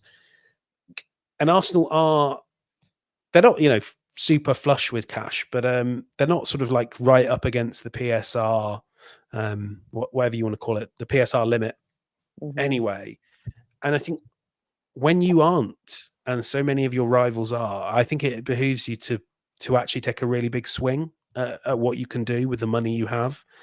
And I don't kind of like the idea of looking at it as like, well, we can then spend money next season, a little bit of money next season, a little bit of money next season. When you're in a position to really go for it, so I think this. I mean, I think so. This Who does that represent though? I almost feel like Kvaratskhelia, either of them, or Nico Williams. I know that one wouldn't really happen, but. Because I think they're probably looking at it very similarly, but just saying we're in a position where we can let those deals come to us instead of having to go out and force it. Like I don't think they're unwilling to put the money into a player like that, but I do think that they're not going to force the issue. The amount of discipline in having the right player come along, rather than say we're going to spend money on a player because we want to go for the jugular while other teams are up against the wall. I just don't think that's how they operate right now. But I mean, I agree. I get what you're saying. I agree with the sense that, when you have an opportunity to turn the knife and stick it in, you do it. But I almost think that opportunity we're in a position where players are going to be offered to us that want to come to us, that are forcing a move to us, and that helps us on the price. And maybe that's the strategy. I think though we're sort of functionally now, whether we kind of like talking about it like this, we're functionally in like a salary cap or league effectively. Yeah. And I think Arsenal right now are in a position, if I sort of they're like the basketball or the football team that's sort of one piece away, or you see them as sort of the coming dynasty. I watch a lot of NBA and it happens all the time. You see this team and you're like, yeah, they're going to be ready to compete for 10 years. And then something happens. And maybe that something is to do with 115 charges. Maybe it's all Chelsea's young players. Some of them click. Something can happen and your window's closed. And right now, the sort of window is ajar. And I think, or the door's sort of breaking open. And I think Arsenal need to kick it down. So right now. I agree with that. And, we talk about City and we were talking about how they haven't really strengthened, losing Alvarez. And I kind of want to tackle both because does Pep have something up his sleeve with regards to, we've seen Rico Lewis play, we've seen Bob play, and they're both great young players, good young players. I shouldn't use the word great. You have heard about Oscar Bob, haven't you? And then I have, yeah. Well, I'm talking about Sophie. Sophie was busy yesterday, but he broke his leg in training yesterday. You're joking. No. Oh my God, I didn't hear that yesterday. Yeah, I was at the service all day, so I didn't have my phone. Oh my God, that's, I know that's really sad for a young player to have to go through that. That's a blow, because I was thinking, James, that he'd be a trump card for them. Like Pep always has something cooking, right? And you talked about Mikel, and we've all talked about him learning from Pep and stuff. Does Mikel have something cooking? Is Waneri going to get more game time?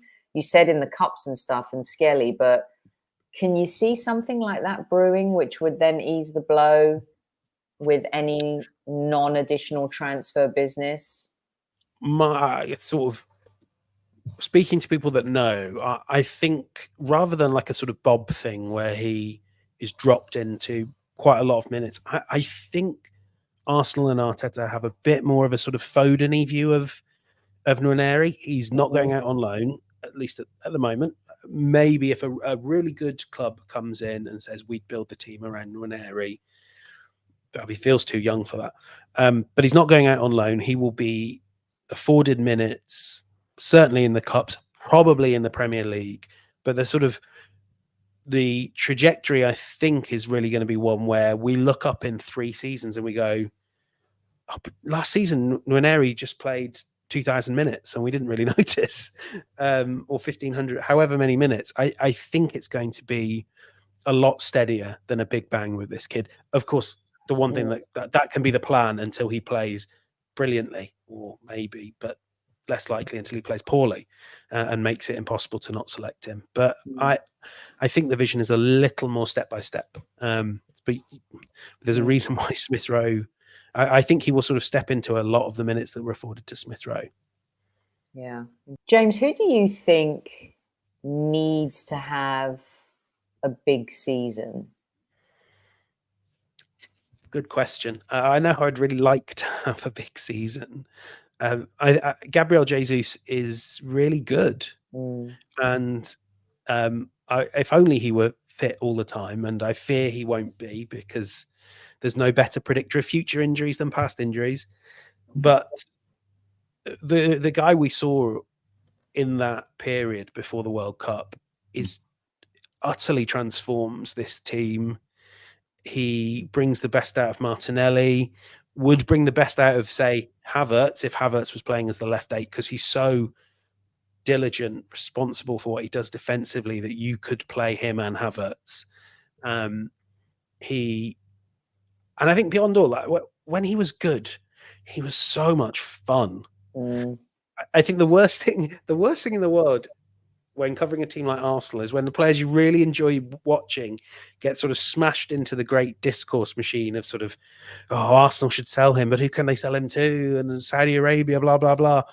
And you just want to get back to the stage where you're like guffawing openly at whatever it was that Gabriele Jesus did. It's what Mikel Arteta said about he changed Arsenal's world, I think is totally true. And if you could get just 35 games of Gabriele Jesus at full tilt, this season would be a joy, no matter the result. I don't know. What do you guys think? The other thing is I can't really think of anyone else.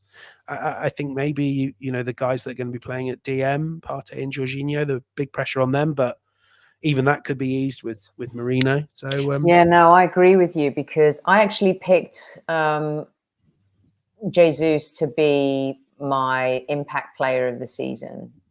I believe if he can stay fit, and for all the reasons you just said, that first season was just, he was infectious on the pitch, off the pitch. He did make Saka and Martinelli hustle more.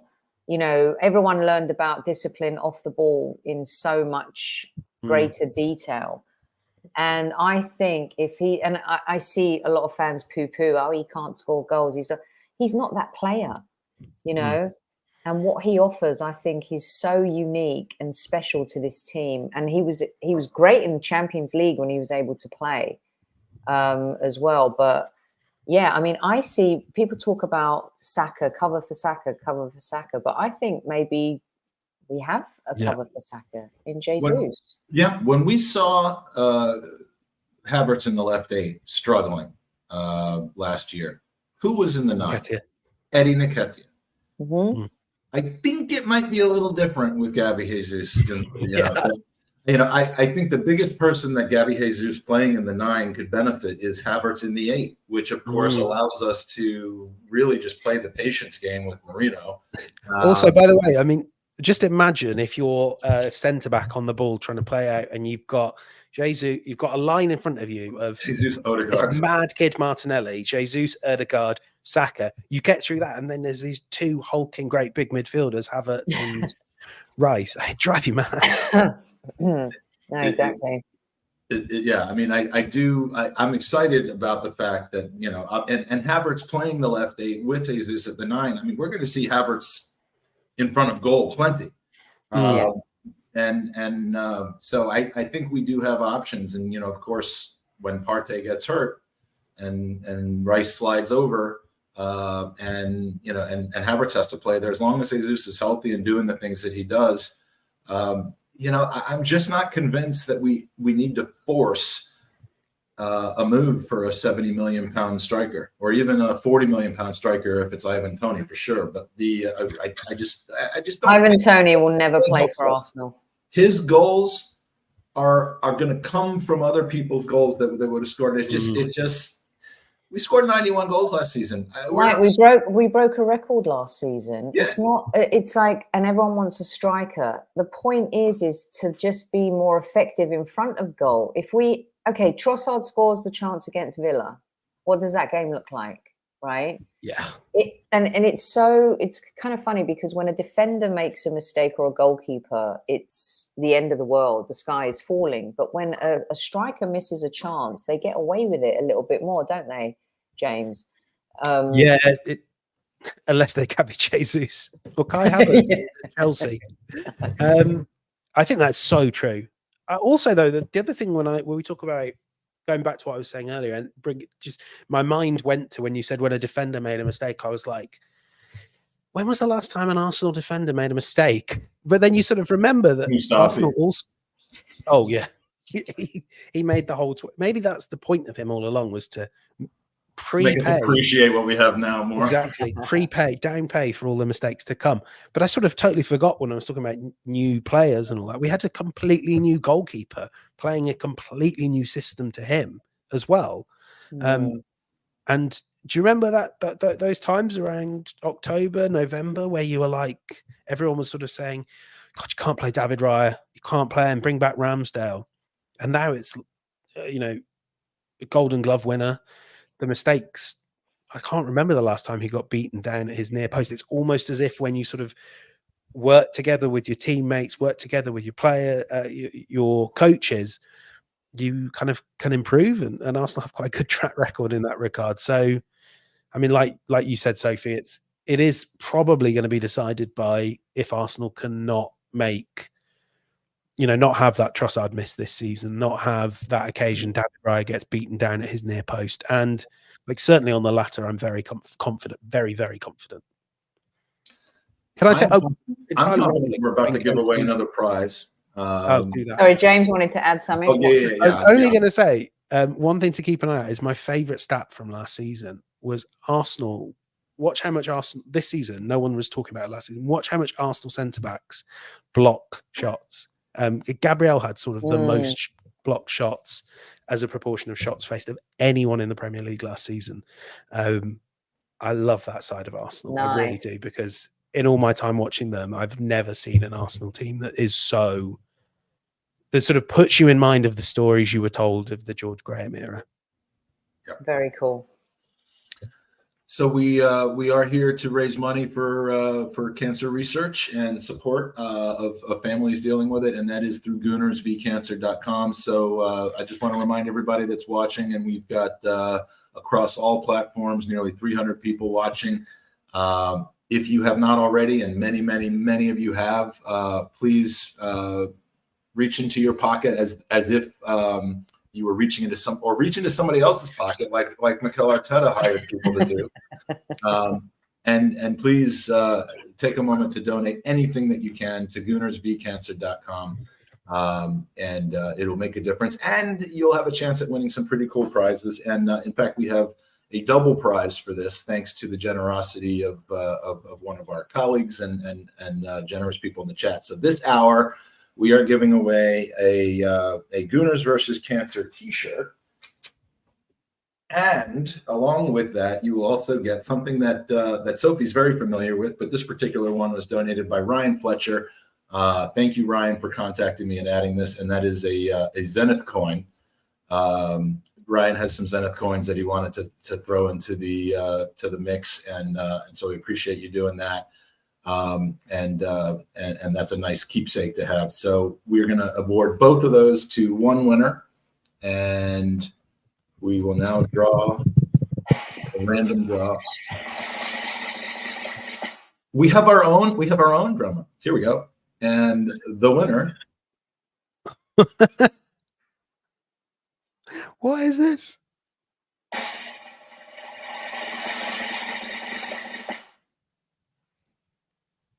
Per Midstute, and I hope I've pronounced that, but Midstute, okay. And I'm gonna, and Per Midstute lives in Cleveland. Now I don't know where Per lives, but we will ship that to you. Thank you so much for your donation. Congratulations on winning a prize. And if you want to be eligible to win one of the 7 or 8 remaining prizes, and trust me, they're the really, really, really good ones that are still left, please enter by donating, and you're killing 2 birds with 1 stone. You're helping to cure cancer, and you're potentially winning something. Please enter by. Sorry, that was me. I think that was me.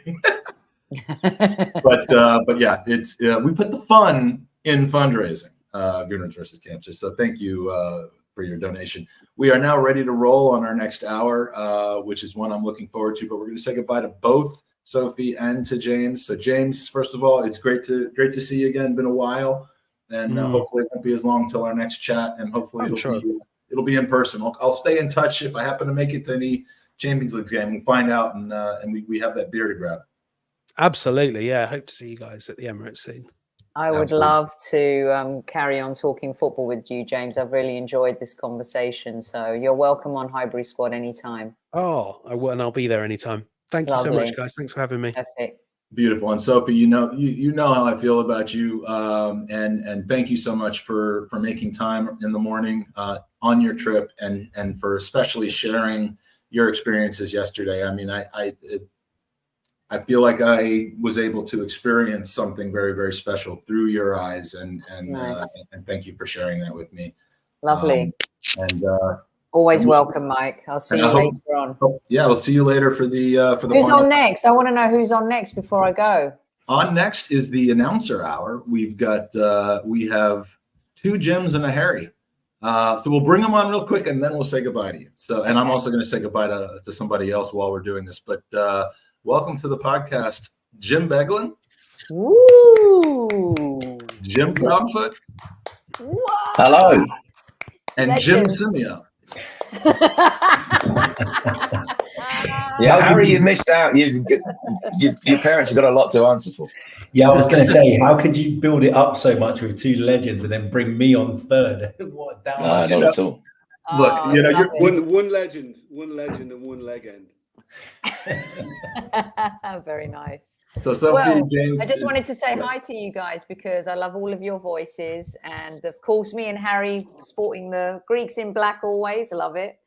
And yeah, just wanted to say hello and love all of your stuff and what you guys do. So well, it's very kind, Sophie. Thank you very much indeed. Being a fangirl, you know. Yeah, it's very kind. And on that note, Jim and I had a little chat earlier this morning, and I think we're both actually predicting Arsenal to win the title this season. There you go. That's an early shout. All right, I can end the podcast now. I mean, we've got an ex-Liverpool player, ex-Leeds United defender picking Arsenal to win the league. That's you can't get any better than that. Love it. Yeah, love it. But he's not a professional gambler though, so don't read too much into anything we say. He's not a punter, is he? Yeah, Jim will jinx it. Jim will jinx it. Yeah, beautiful. All right, bye guys. Have a great show. Thanks, guys. Have a great Enjoy hour. the show. Take care. Lots of Give my love. best See you to your slowly. Bye, Joe. Cheers. Bye.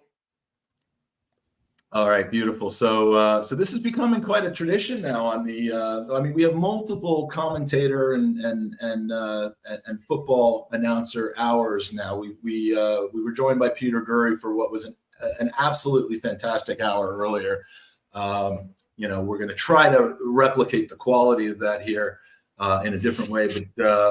But Jim, not to put too much pressure on anybody, but Jim, you joined us last year. Jim Proudfoot joined us last year, but in kind of a, I feel like I almost kind of did you wrong because your first visit to the podcast, and it was a game. It was a FA Cup of football phrases because I just wanted to get the expert's view on some of these amazing phrases, like pulling up trees and pockets of space. And I mean, it's a favorite of mine to do that, but we didn't really get a chance to chat that much and to dig into what makes Jim Proudfoot tick. So I'm glad that we're not doing the game this time. And we also have, of course, a former Shamrock Rovers, Liverpool and Leeds United defender.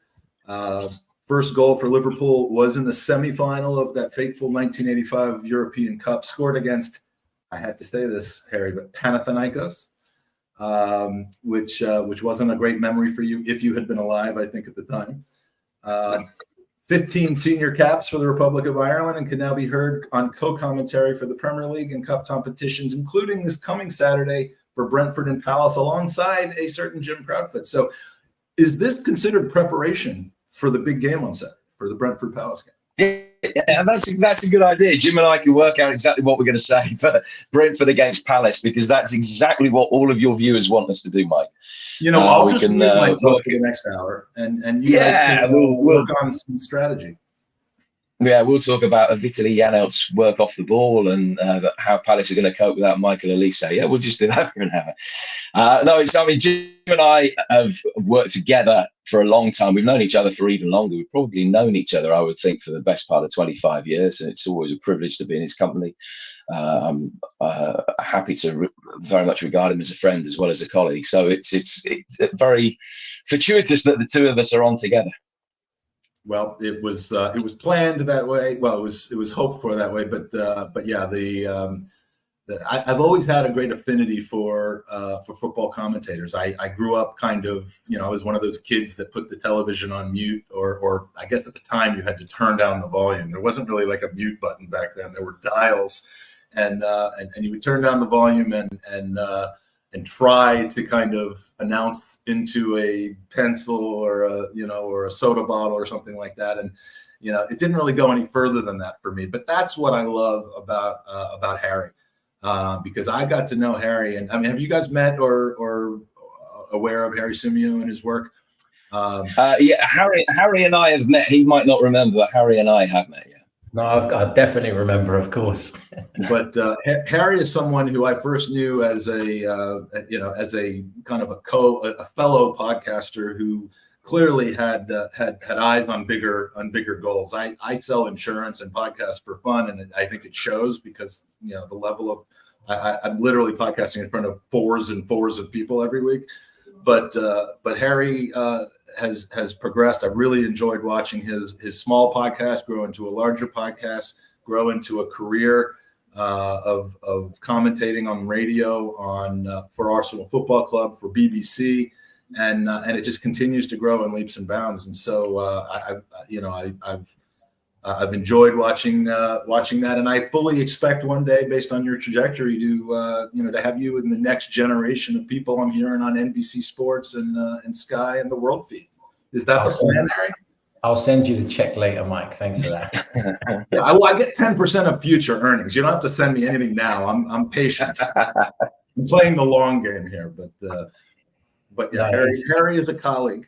It's an honor to be on with two commentary legends as well, and of course Mike, who's a legend, just not as a commentator. But no, honestly, you two guys are people that I've looked up to for years, ever since I wanted to sort of start doing commentary. You always look around at the very best, and you try and learn, and you try and you want to have your own style. I'm sure you guys will say that that's really important, but you want to take the bits that you really like from different people and stuff. And I've really enjoyed you guys' coverage over the years. So to be here speaking to you, to be in press boxes with you guys as well, it's just amazing. So yeah, thanks for everything you do. Well, thank you, Harry. I really appreciate that. Thank you. And I want to point out we're getting a ton of wow. I can't believe everyone's on this podcast at the same time. I love to see that. And again, the best way to express your enjoyment of the guests on this podcast is to go to goonersvcancer.com. That's what we're all here for today. And please go donate. You can win some great prizes. We will allow you to continue to watch the incredible talent that we have on the podcast coming up over the next few hours. But please buy raffle tickets. By making a donation, you can win some amazing prizes, and we hope because that's why we're all here, obviously. So and what we also want you to be able to do is provide you access to folks that you may not normally have the ability to ask questions for. So if you are one of the hundreds of people that are watching this on all platforms, put in a question in the chat. We will get to that question and ask it of them at the end. So just put a question in the chat with a capital Q at the beginning of it. We'll start and get ready to ask them probably about halfway through the hour. Have we lost you, Jim, or just lost video? Beglin. No, it's all good. I went blank for a second. Well, not me, but my screen went blank. I'm not saying anything. Yeah. It only lasted about 30 seconds. So yeah, it's all good again. Is anybody else not? Because I'm still just seeing a black screen. Yeah, no, I can't see you, Jimbo. Oh, interesting. Okay. I can see myself. Okay, so then it's just my screen. That's bizarre, but I will take everyone's word for it. So yeah. So please again put your questions in the chat, and we will go ahead and ask them. So. You've talked about chemistry, and obviously Jim, you have the chemistry of working together for a considerable period of time. Chemistry more important in a kind of a partnership of co-commentators than just knowing everything about the game, being prepared. I mean, where does chemistry rank in all of the qualities that you have to have in order to have a successful game? Well, I think if I can. Yeah, sorry, I didn't really clarify who I was asking that question to. So I would think it important because I think for most of the viewership that if you've got good back and forth and maybe a little banter every now and again between your commentator and your co-com, I think it works, and I think it's received well. I think rather than have something that's more regimented, more stiff. I think if you're a little off the cuff at times, without going too far, then I think it serves the viewership that little bit better. Yeah, and I think that's a lot easier to achieve with somebody that you know that you've got a good working relationship with. Experience is everything. If you think of two guys playing a centre half together, they can both be fantastic players, but if they're playing with somebody that they know and whose game that they understand, that's probably going to be able to bring a little bit more out of the pair of them individually. And I think that's how it is with commentary pairings. We at PLP doing the world feed, we tend to work in very similar teams. I will often be with Jim or with Matt Holland, sometimes with Andy Townsend. And when you've done as many games as we have together, I think it makes it easier to bring the best out of you. And as Jim says, there has to be light and shade. Important football matches. Jurgen Klopp put it perfectly. Football is the most important of all the very unimportant things.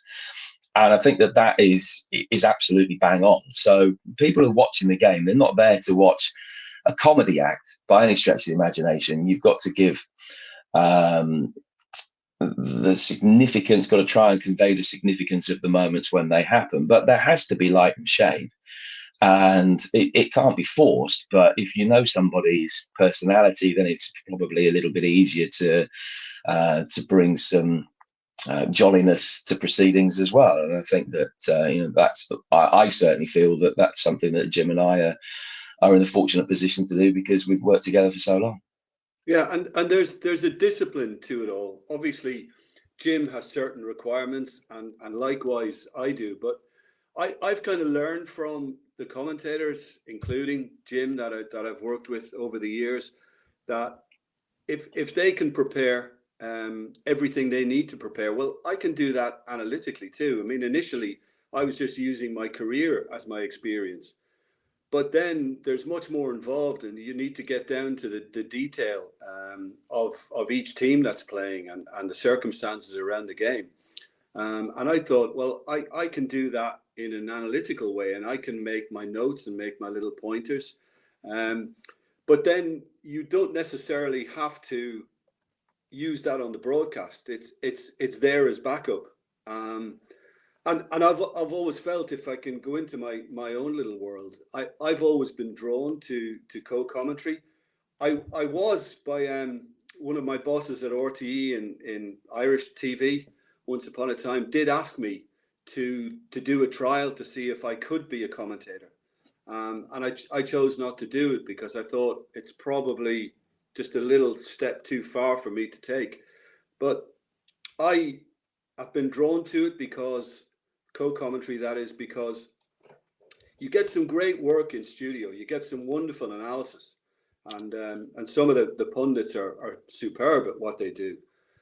But I've always been drawn to on site, the stadium, the football, the atmosphere, the noise, and what's happening below you is fact. In a studio, there's a lot of speculation, a lot of conjecture.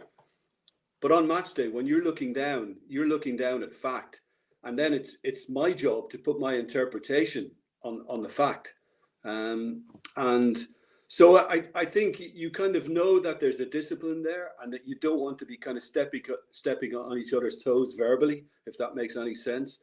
But yeah, it's lovely to get the nitty gritty and get down to that detail. And as Jim said, the more you work together, the more relaxed you become, and the more familiar you become with everything, and you start finishing each other's sentences after a while. So yeah, it's always been commentary for me. Is it a coincidence? It can't be a coincidence that I'm trying to think of all the kind of co-commentators that aren't necessarily doing play-by-play and announcing, and calling the goals. I mean, what percentage of co-commentators are former players? It's got to be close to 80% or something. I mean, that just seems to be the formula, and obviously for good reason, isn't it? I would say it's even higher than that, probably over here, maybe touching 95%. You probably have more commentators, play-by-play commentators in all sports, maybe more some athletics and cricket more than football, but more ex-pros as commentators than non-ex-pros as co-commentators, if that makes sense. I think that you need as a commentator. I've done however many games it is, but I believe that Jim or whoever is alongside me should still be seeing things that I don't see, that I can't see, because they will always look at a game in a different manner and analyze it in a different way than I will. And it's a fascinating exercise. I do a lot of work on the radio over here with Stuart Pearce, former England captain, and we get on very well. When we're at tournaments, we sometimes get the opportunity to go to games that we're not working at. And it's an absolute education, because if I'm working on the radio, I think I kind of know what points he's going to make and what things he's looking at. But when you're looking at it and he can sit there and he's relaxed and he's not on there and he's looking at it from a coach's viewpoint, the stuff that he sees is it's a different level. And I'm only picking Stuart out because he's the one that I happen to sit next to at games when I'm not working more than anybody else. Everybody would be the same if Jim and I live a long way from each other, so it doesn't happen with us. But if I was sat next to Jim, he would be saying, well, look at this, look at that run. And you just see things on a different level. So I think that it's important for the viewer, for the listener, that they're getting that kind of in-depth analysis from somebody who's played the game, because I don't believe that I or really many of my colleagues would be able to provide that. Yeah, I mean, it's the perspective we're looking for now. And speaking, kind of tracking back to chemistry again, Harry, I think last year when you were on, we did kind of a look at the ICDB, the Internet the Commentators database that has, I mean, it's an amazing repository of statistics about who's doing what, who's worked what games, who's worked with who the most. And what I was struck by is, as relatively and in the grand scheme of a full career, as relatively early in your career as you are, you've worked alongside a lot of different people. Has that, and I think that's almost, I mean, you're trial by fire, because have you been able to build that chemistry with any specific person, or are you just learning how to accelerate the process of building chemistry by working with so many different people? Yeah, it definitely helps to be able to work with someone regularly. I think I've worked with quite a few different people. Often I get called up when no one else is available. So sometimes I get slotted into jobs quite late on and stuff. But there's a few co-commentators that I've worked with, probably I would say 6 or 7 times. And you can definitely feel the chemistry building, and you certainly feel more comfortable. you kind of get a feel for when they're going to jump in. You can kind of tell when they're on the kind of tip of saying something, and you let them breathe, and and they obviously learn when you're going to come in. And the more experienced the co-commentator, the more sometimes they realize that there's an attack developing, so maybe kind of condense the point that they're making so that you can make sure that you call the goal right, or anything that might happen. So I definitely think there's value in working with the same people multiple times. And that's probably one of the things I found quite difficult at the beginning, because every week certainly in the first season I was doing it tended to be someone different, and it felt like I needed a bit of time to kind of figure them out, as I'm sure they needed time to figure me out as well. But it's all experience at the end of the day. And I've done some games that I found really challenging in terms of the research. I did quite a bit on the CAF Champions League over the last 2 seasons, which was really tough to research for. Was working with people that I'd not worked with before, for whom maybe English wasn't the first language, because that's all broadcasted out of Paris. And so, it's been challenging, but you know what? I wouldn't change it, because I think I've learned so much, and I've learned to handle and deal with situations that maybe if it was kind of easier from the beginning, I probably wouldn't be able to handle. So it's done a lot for me in terms of building my confidence, that now I can sit down with whoever and I'm confident that we can do a good job. So there's definitely value though in those pairings and the partnerships and the rapport that you build, for sure. And that comes across to the viewer. That really comes across to the viewer, I think, as well. Yeah, and I really kind of love to get it. I hope that the viewers are as interested in this as I am, or at least will forgive my indulgence on this. But I love to just really drill down on some of this stuff, because these subjects fascinate me. Working with different people, and we had a question about from Demsec, how do you build the chemistry with a new co-presenter? And I want to kind of build off of that question by saying, when you are working with people who you are only now meeting for the first time, let's say the game's kicking off at, say Saturday at 3:00.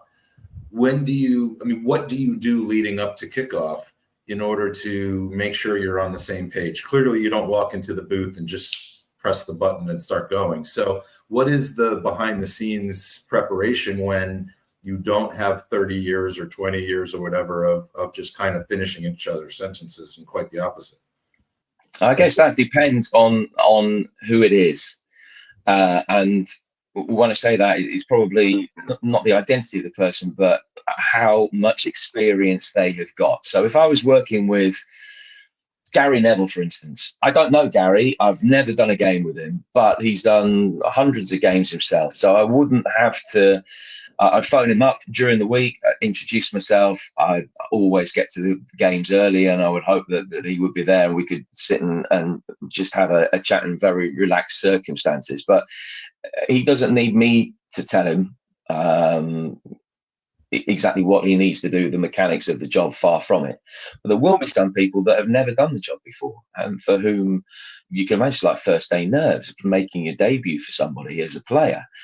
So those conversations, it's just like the proverbial arm around the shoulder, and this is what you need to do. This is when you need to speak. If it's radio and television, are two very different skills. So it would depend on the broadcaster who we were working for as to exactly how that conversation might go.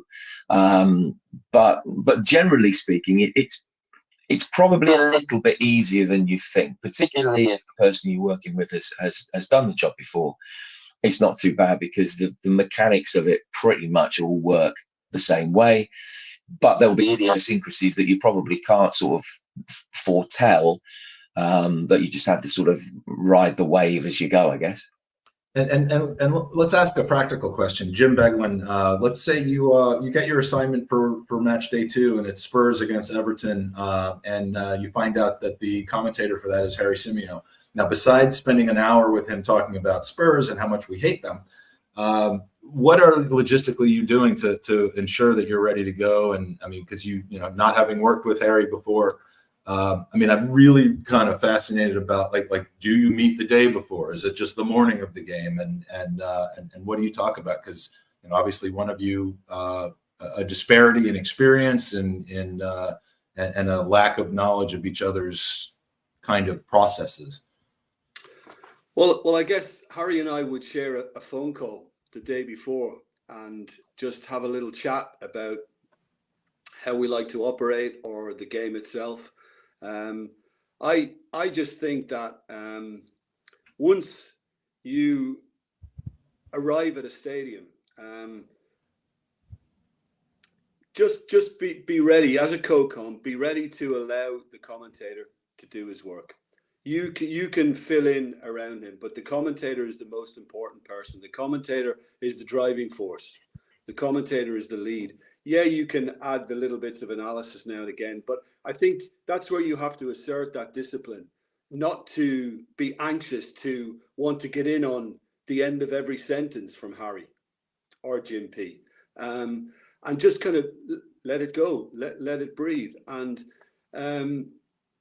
yeah, you have to be aware of your role. You have to understand what you need to bring to it, and what you need to bring to it are those kind of bigger moments and the insight that the viewers don't quite know, and you're obviously informing them of, you know, what is going on or what might happen or what has just happened.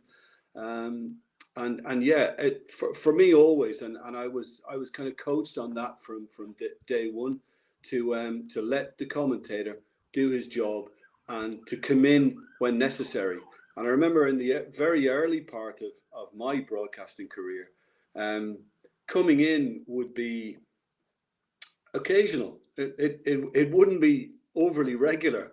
And then bit by bit, as as I developed my broadcasting, it began to grow and it became more conversational between commentator and co-commentator. So yeah, first and foremost for me would be just to let the commentator do what he does. And Jim P, I'm sure, will tell you, and he has remarkable patience around me, because I'm always throwing in little things before a game while he's in the process of his final preparation.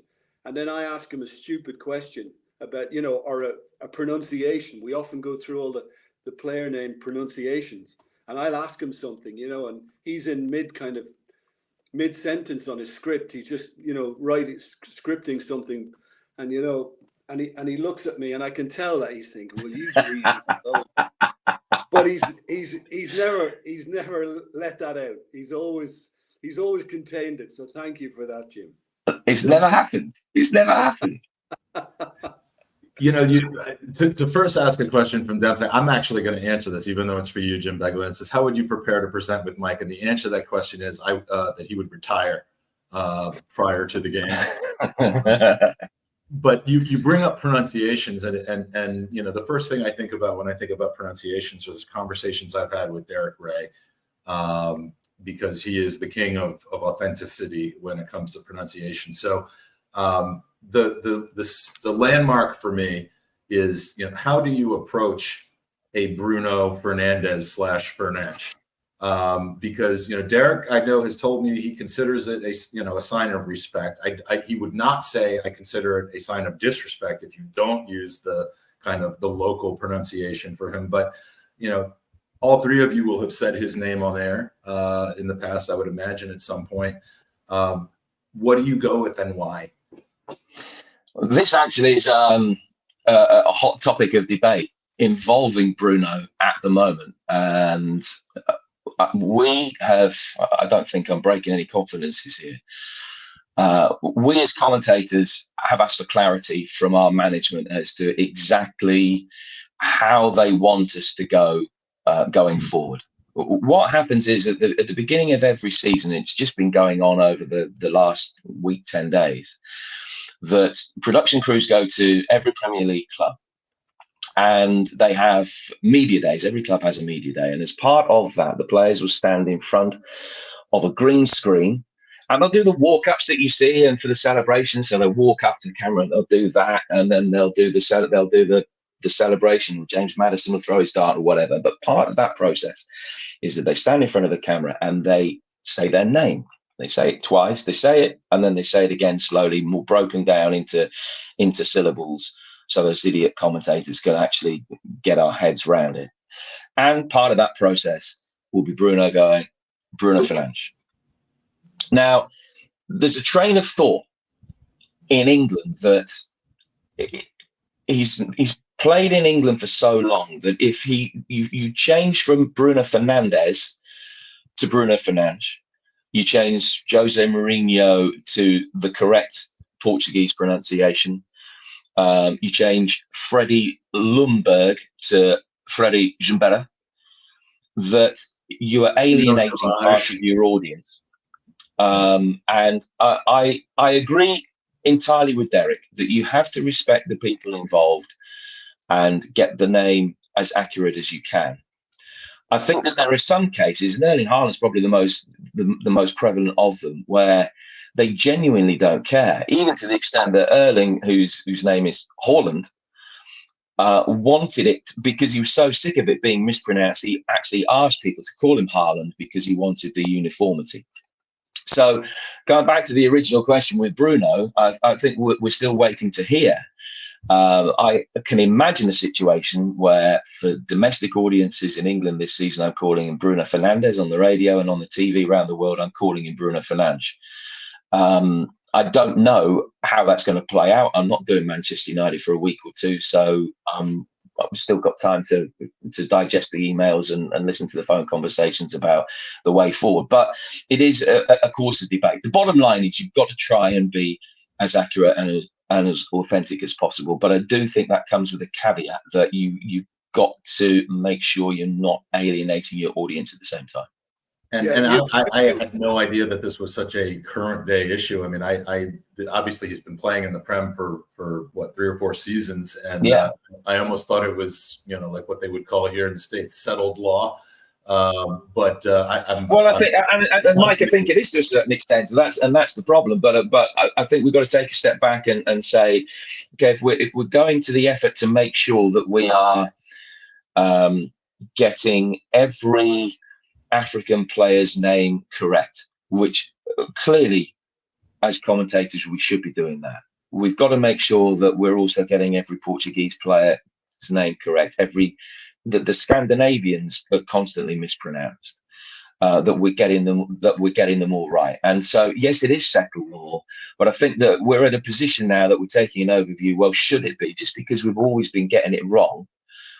Is, you know, should there now be uniformity that we all start to get it right? And I think that what is important is that as commentators that we are all saying the same thing, essentially. I think it sounds, I mean, Jim and I on a broadcast would, Jim will always say to me, if we're talking about pronunciations, he say, well, you say what you're going to call him and I will follow whatever you say with an asterisk, even if it's wrong. Jim will very politely follow me because you need to have that uniformity within a broadcast. But I think we've got to a stage now where as broadcasters working over a number of different outlets, we all have to be saying the same thing, really. Yeah, you'll never get it right. You'll never get it right across the board. It won't happen. I'm glad you're familiar with my work. I'll give you a little example. Luca Dean, and in France, in the French language, it's Dean. But even he, when he had to perform in front of the camera, as Jim P alluded to, he even said Digne to suit the British way of pronouncing his name. So even the players are you know, serving up their name not quite as they would say it in their own country. So as much as I respect Derek and he's brilliant at what he does and the pronunciations, it will never, ever be completely clean. It will never be absolutely correct. Well, but it's consistent though. And even to the extent that, I mean, one example I got this week, I've commentated on.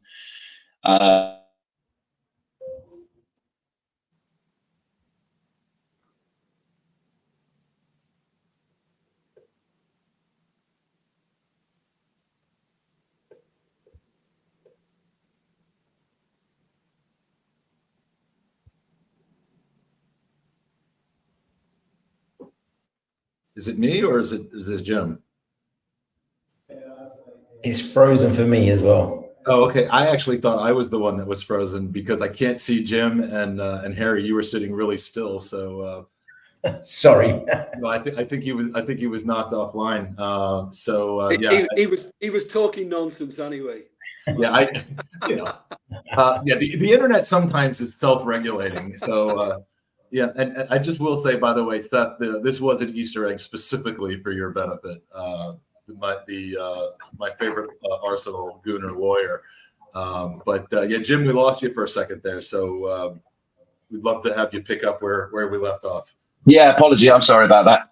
That's what comes with living out in the sticks where we've barely got electricity rather than internet down here. So I'm sorry about that. No, I was talking about Gus Harmer, the midfielder that plays. When he was at Coventry, the official Coventry pronunciation guy called him Gustavo Hamer. Sheffield United calls him Gustavo Harmer. So where'd you go with that? One of them is wrong.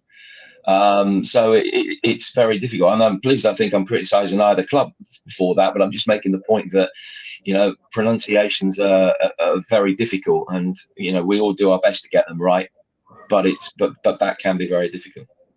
By the way, if when Jim was frozen, I looked annoyed, it was me being annoyed at my internet connection that I thought had frozen. It was not me being annoyed at Jim. It was me being fed up because during these 19 hours, my internet has knocked out a couple of times. So I thought it was yet another one of those. So I just want to clarify. Harry, we haven't heard your views on pronunciation, enunciation, and do you have a kind of a policy going in, or is that something that is a matter of conversation with the companies that you're working for, like it is with Jim and Joe? I mean, I've not really done anything so high profile that it's been pulled up if I've got one slightly wrong. So I guess it's a bit different for me, but I always try my best to find out what the pronunciation is. I think obviously in sort of Derek's case, we mentioned Derek Ray, obviously he's got a great knowledge of the German language and he works a lot in German football. So I think that helps.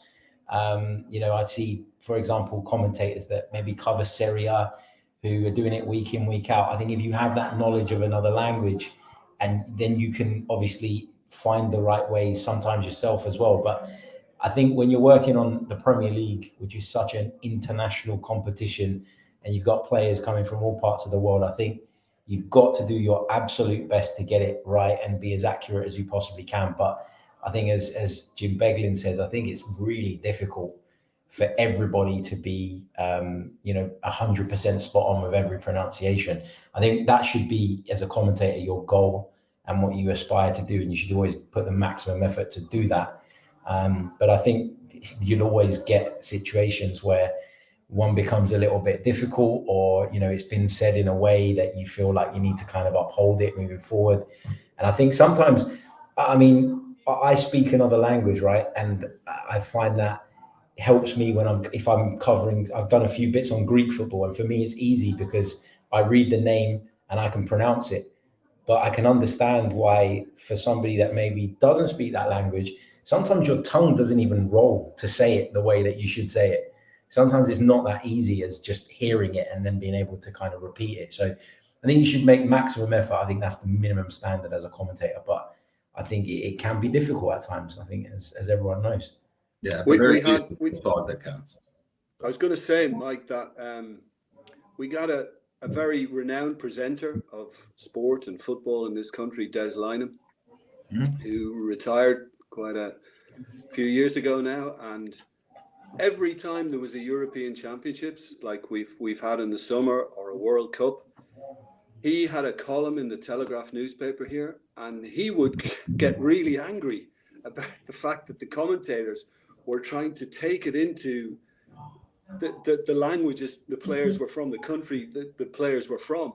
And he just wanted everything simplified and anglicized. Yeah, this is almost kind of like the borderline xenophobia angle of things, where if we're in England, we're going to say it English. Simple. Yeah, don't complicate it. Just break it down and just say it as kind of as anglicized as you possibly can, and everything will be okay.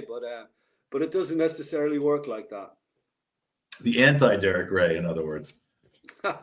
Yeah, you could. Raric day. Very well put. Yeah. So we've covered some amazing ground. We have a lot of of listener questions here. Many of them amazing bangers from the same people. So I want to make sure to get to those. We've got a prize draw to do and some great user questions. I want to start with one question, which is just what's been the highlight of your career so far? And I realize that is a big question to ask of the gyms. So I'll start with Harry because you probably have a smaller range of possible things. I mean, I can think of something that might be the answer to this, but I obviously want you to answer. You know, what is it, a certain call that you've made, a certain highlight, a particular game, an opportunity, an experience? What have you said? What would you say so far has been the highlight of your career? And then I'll go to the gym stuff. It's funny because obviously I do kind of a mixture of full match commentaries and also reports as well. And I cover Arsenal for BBC London. And if I go back to the Reece Nelson goal against Bournemouth, that's probably the one for me. It was a report that I was doing, but obviously when we do the reports, we do the highlights of the game as well. So I was in full kind of commentary mode, and to call that moment and to just feel the stadium erupt around me. Like, it's no secret I'm an Arsenal fan. So for me, that was just incredible. And to be honest with you, like, it's just the experience of just walking out into a stadium and knowing that you're voicing a game that, you know, it would mean so much to you anyway, that like just that privilege is unbelievable. And I've been really lucky to do some of the TV comms for the club over the last year or so as well. And just to turn up at the Emirates Stadium and go into the positions that your heroes have been occupying, broadcasting, you know, legends have been there, and you're there and you're getting to call the game, and that kind of sense of responsibility that you feel to get it right. That's kind of what I get a buzz off. So yeah, I would say the Reece Nelson goal is the one if I had to pick one. You're not realizing that you had been covering that one. I had just assumed it was Jurrien Timber's comeback goal for the U23 team. That's another one. Like, that was just, I remember getting the call to go and do that game, and I was thinking, it's not like Arsenal to put this game on TV, like as in on their website. Why would they do this? Timber must be coming back. That's all I was thinking in the lead up to that game. And then obviously you get the call and you go and do the game. And I remember, I think I was doing the game with Perry Groves, and I remember turning to him and saying, the dream scenario here is that Jurrien Timber scores a goal. That's the perfect moment that you can ask for from this game. And that's what we got. So it's amazing. Then we got a little bit of, and Jim, I muted you only because there's a bit of feedback coming from your microphone. So I was going to unmute you. Is anyone else hearing that feedback?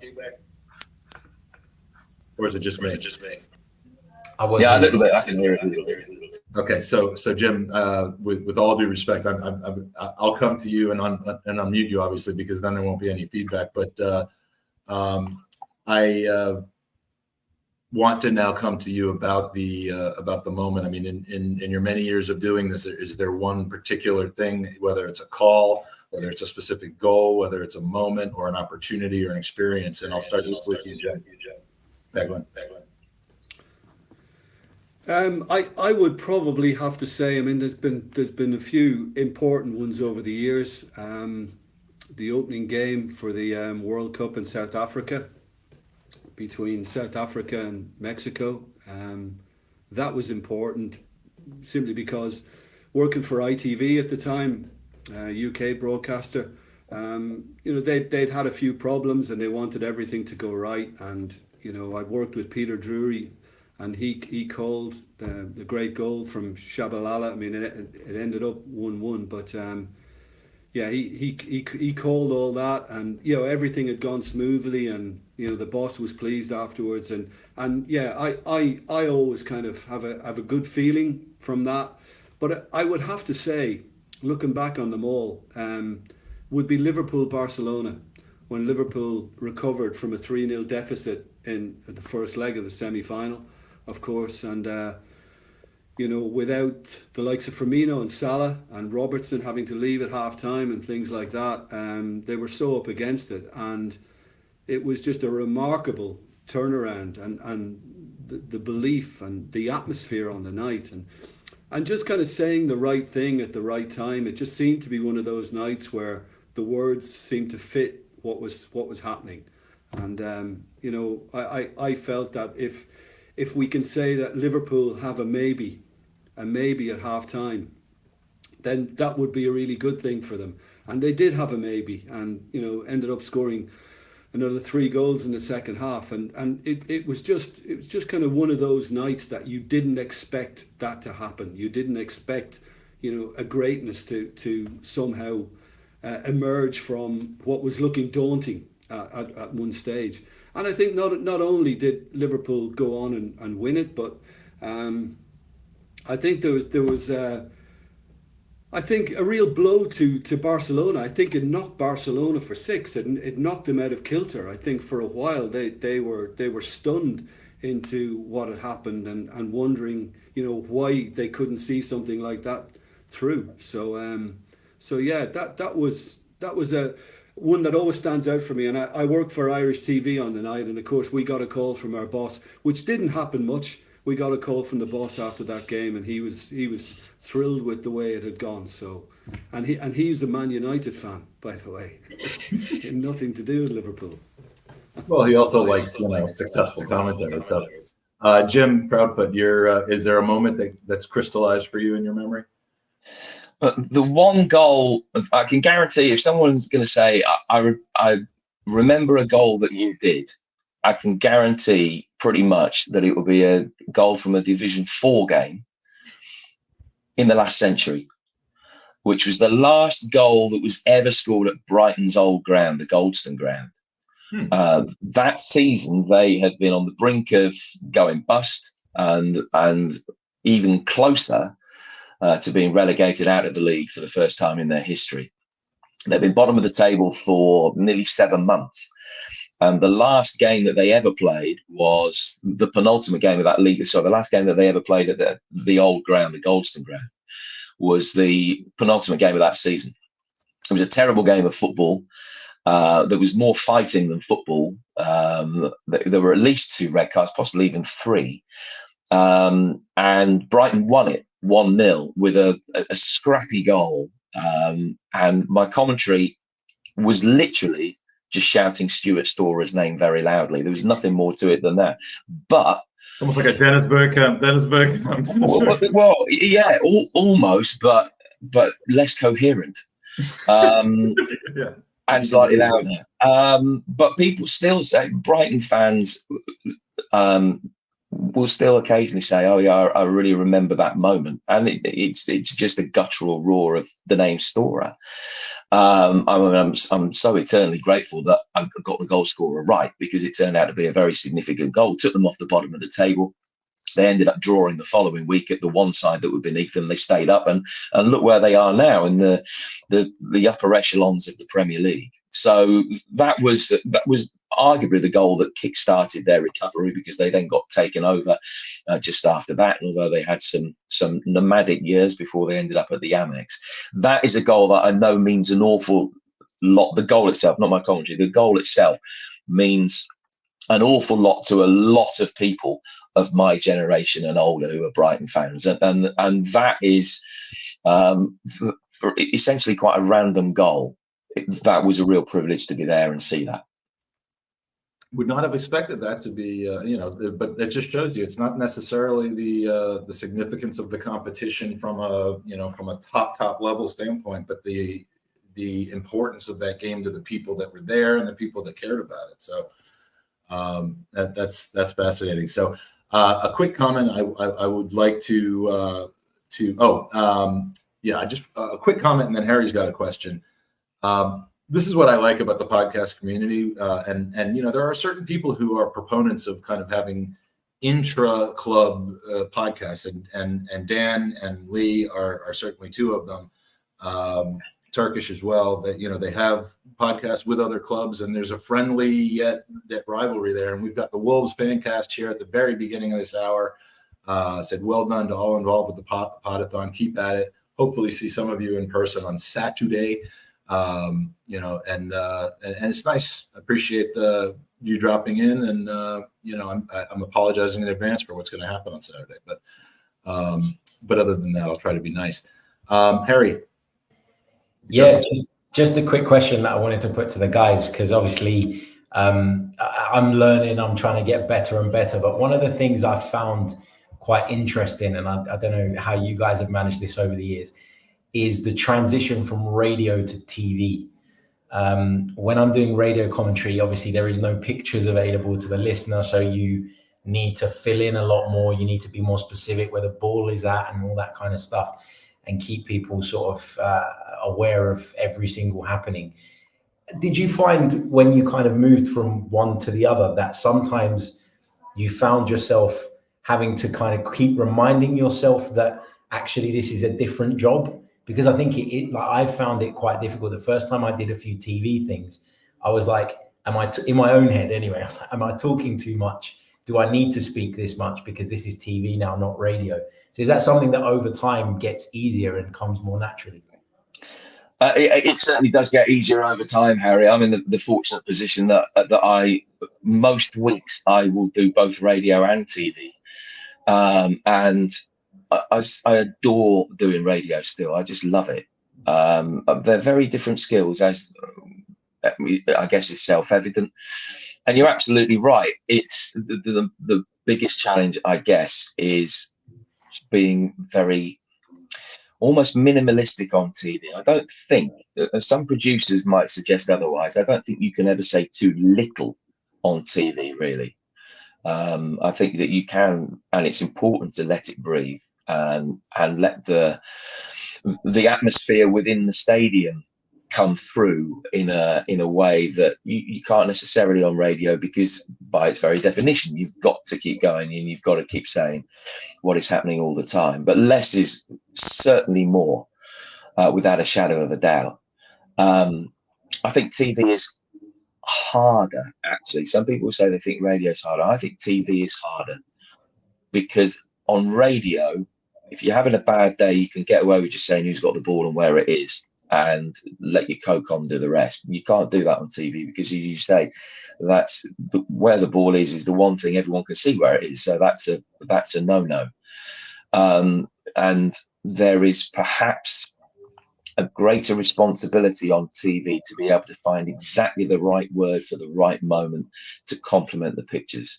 So they are two quite different skills. The one thing I would say is that the more TV stuff that you do, the easier you will find it to flit in between the two, until it gets to a stage where it becomes second nature, that it's just like swimming. I'm a swimming backstroke or breaststroke. Okay, I know what I'm doing. So it's you're essentially doing the same job in a completely different way, and it does get a lot easier quite quickly as things go on. But you have to, certainly you've got to think to yourself the mechanics of what you need to do on any given broadcast. Yeah, I got to apologize, by the way. Obviously, sitting in front of a computer, drinking a lot of fluids. I think we all know where I just was, and forgot that for the sake of not having an echo, I left Jim Beglin muted. So I guess, Harry, you only had one option as to who to ask for that. But is it far, Mike? Because you were really quick, mate. Did you watch it? At my age, the bladder's a little different. It works differently. But Jim, if you have an answer for Harry's question. Yeah, I mean, when I first started broadcasting, it was mainly radio and doing the co-com. So Granada Television, which is the regional northwest area in England, obviously Liverpool, Everton, Manchester United, Manchester City, all the big clubs. But I would work on games from a level down, but what is the Championship now, the old second division. And when I first started co-commentating, I found it more difficult because I had to refer to the monitors. I couldn't just memorize what I just seen, which I had done on radio in the past. I now had to look at the monitors, and I had to listen to what the director was putting there for me. So you were getting messages all the time, and I found it hard to get all that to kind of in my head and working together. It took me a while to figure all that out, but yeah, that the most difficult part for me was that. But of course, over time, the more you do, the more it becomes a habit, the more it becomes normal and expected, and then you can kind of grow it from there. You can kind of work it from there, and you know, I've been very lucky to have some very, very good directors in my time, and they've been very supportive in basically saying, you call it, I'll follow you, you call it, and I will give you the pictures that you want. So, and if you want anything kind of flashed up, we have what's called lazy on our box, our broadcasting box, which basically will cut off our microphone and we can speak to our director. So we can do that all the time too. You know, our directors are based in Stockley Park in London. When Jim P and I are commentating, we have a host director in our ear too, because we want to be aware of what's happening. So it'll either be a Sky director or a TNT director. So, you know, he'll be saying something to Gary Neville, who we can't hear if it's Sky, but we have an idea of what he's going to show Gary Neville or what Gary Neville wants from him. So it kind of keeps us in tune with, and all that now, thankfully, because we've had years of experience, all that just becomes, you know, much easier to handle. Amazing. Thank you, guys. Sorry, I'm toggling this mute button to try to handle this. We'll do the prize draw now, and then we've got a few more minutes. Our next hour is going to be a really, really interesting one, and we've got 5 different guests that are joining us, and you'll know why when we get started. But 3 of them are in the back so far. So we are doing our prize draw. This hour's prize draw is for a signed, and again, this isn't necessarily one of the prime prizes, but from here we go to some amazing ones. So a 2018-2019 signed first team photo, right before things got really good for Arsenal. So yes, this one will have the Aubameyangs in it. We'll have some Mustafis going around, but yet it's still, you know, still an autographed first team photo. So also thanks to Ryan Fletcher, a Zenith coin as well. Which is one of those nice keepsakes that are an Arsenal themed coin. So the 2 of those in this package together, and we will do our random draw now for the winner, who is going to be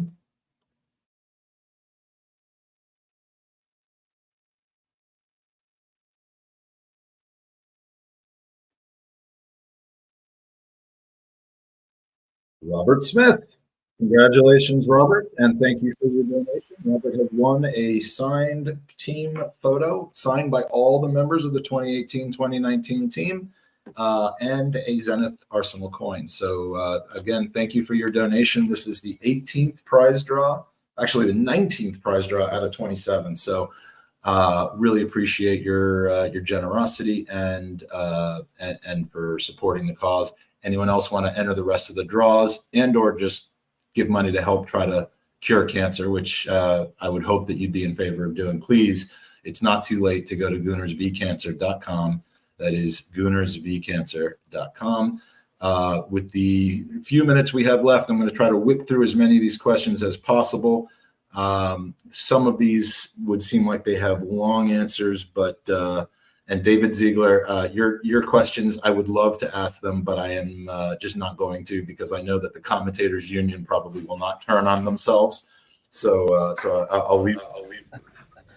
Mike, I've got to leave. I've got to go on a PGMOL call. So okay. That's right.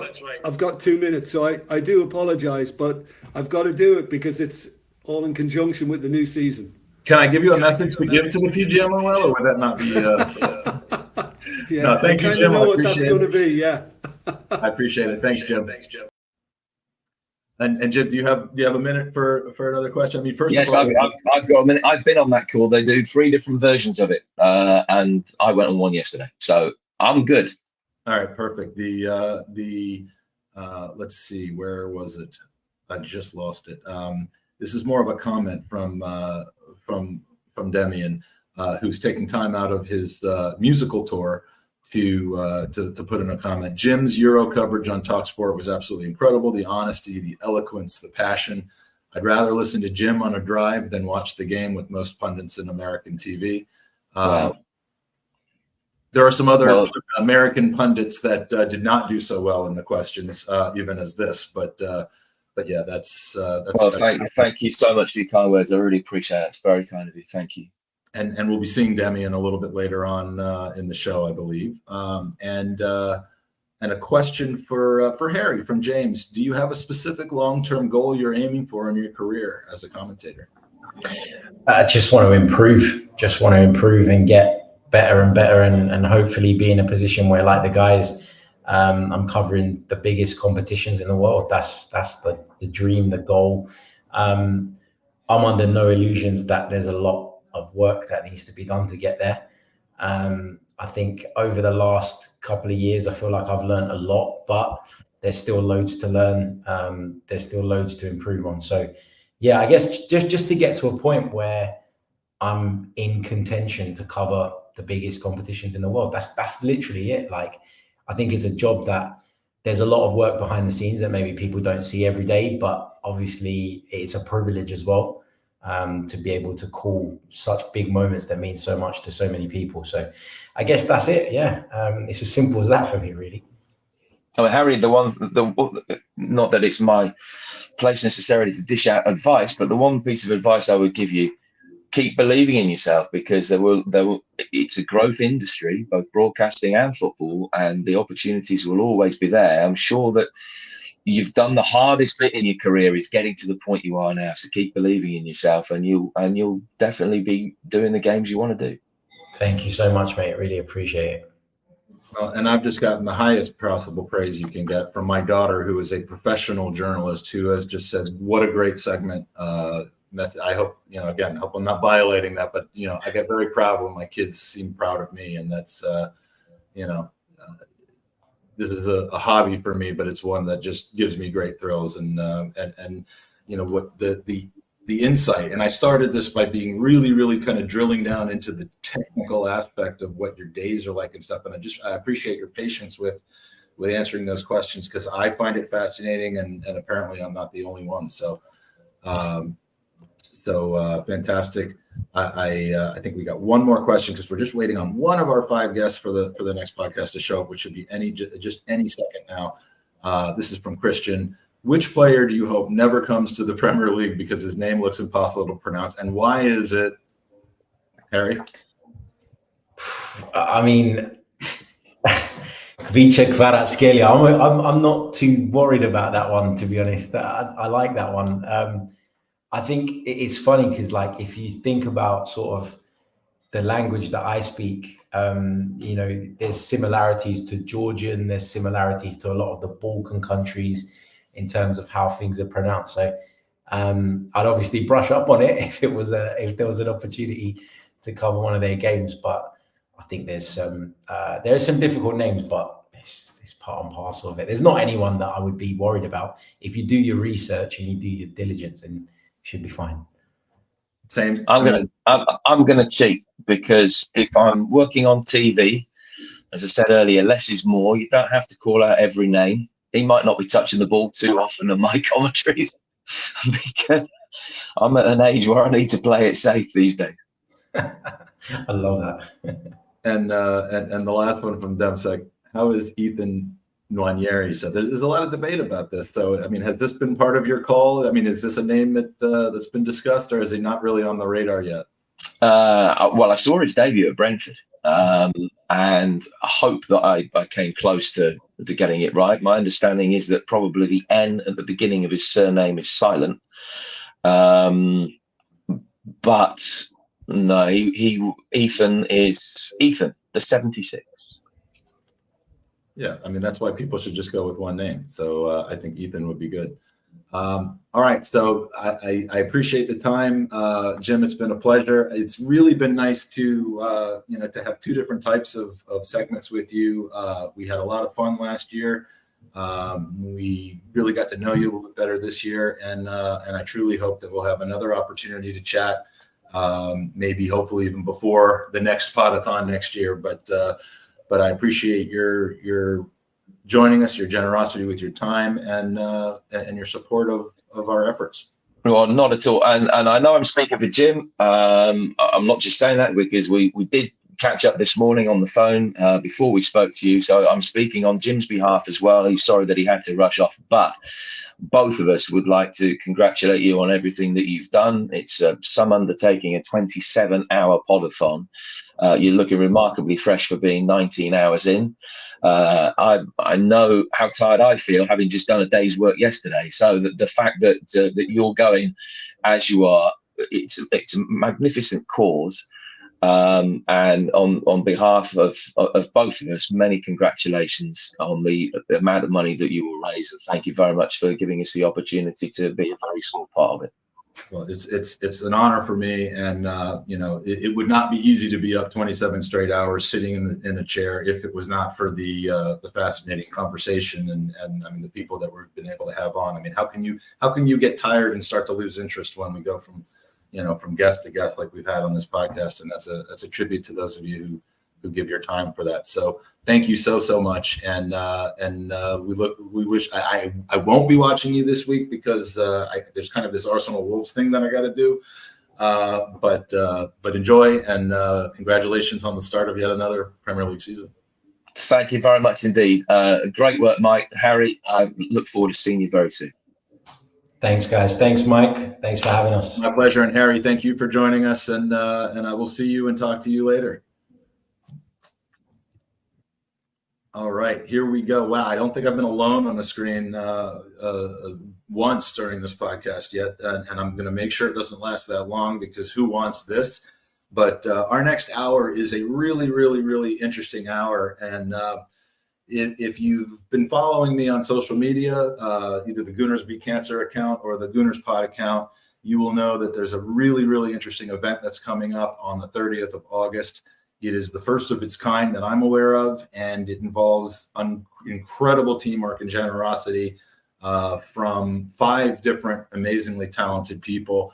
And these are folks in the Arsenal artist world.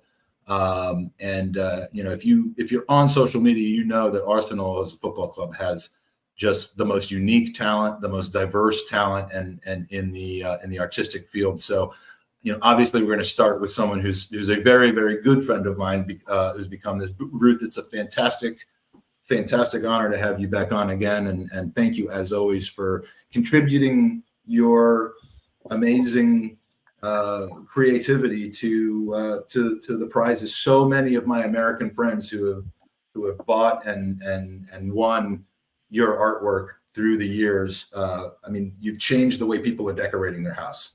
And it's insane. And I've got to thank you for that, Mike, because honestly, I was a really small fish in a massive sea. And I'm not saying I'm a big fish now because we've got some bigger artists coming after me. But yeah, with your help, it's just been an amazing journey. And to be part of this, Gooners v Cancer story as well it's an honor. So thank you. And when I say people are excited to have your art, I mean, Seth won a piece of your art earlier, right in the middle of the night, and he's excited, and he already owns 12 pieces of it. So next joining us is someone I've gotten to know a little bit better over the last few weeks as we've been planning this event. But Mr. Charlie Shanks, it's lovely to see you. Thank you for joining us. No worries. And Charlie, I mean, again, if you can't not know these people because you've seen their artwork. In many cases, the club has highlighted it, and I'm really excited. I'm going to start. I'm not going to slow walk this anymore because I want to get to the meat of this. But also joining us today, Carl Bourke from Carl Bourke Art, which is an aptly named company. It's lucky that it actually had your name in it. I mean, that's just coincidence, isn't it? Oh, are we? We can't hear you. I'm not sure, Carl. We're not hearing audio, but it doesn't look like you're muted, so there might be a microphone issue. Let's see. Can't hear you, Carl. Is anyone else hearing him? I can't hear him. Oh, okay. Well, you look great. But yeah, I'm not sure if the mic setting on your computer might be on off. I don't. It's going to be hard for me to kind of walk you through this on live. But let's try that. You want to try that again, Carl? Yeah, it's not that you're muted. I think maybe the microphone is looking for input from a different source or is off or something like that. But unfortunately, we're not able to hear you. So I'll bring on the next Llewellyn joined us last year on the Arsenal Artists Hour. It was great to have you on. But Del, fantastic to see you again, my friend. Good morning, Mike. Hello, everybody else. No doubt. Thank you for recognizing that it is in fact morning where I am. He's a full service person, and I'm not sure whether this has happened before. And I don't mean to overhype this, but someone whose artwork but who you may not have seen before, and we have partial disguise here, but the one and the only North Banksy is joining us today. Yay! There he is. Usually people ask me to cover my face when I'm on camera, but yeah, North Banksy, it's fantastic to join you, and I've really gotten a kick out of getting to know you and seeing how dedicated you are to what we're trying to do here, and I got to say I appreciate it. Can you hear me through this thing? Yes, we could hear you. It's weird. We can hear you better through that thing than we can hear Carl, who doesn't have a big like paper plate on their face.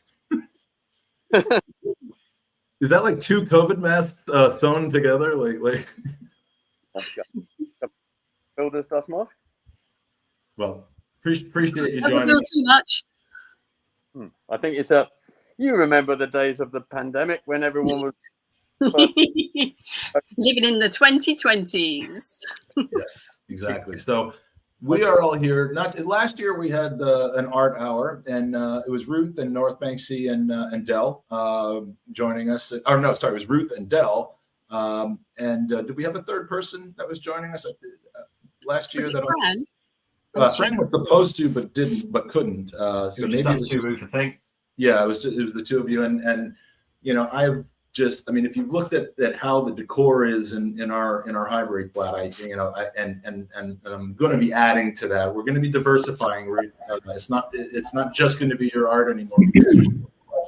Good art to go around, but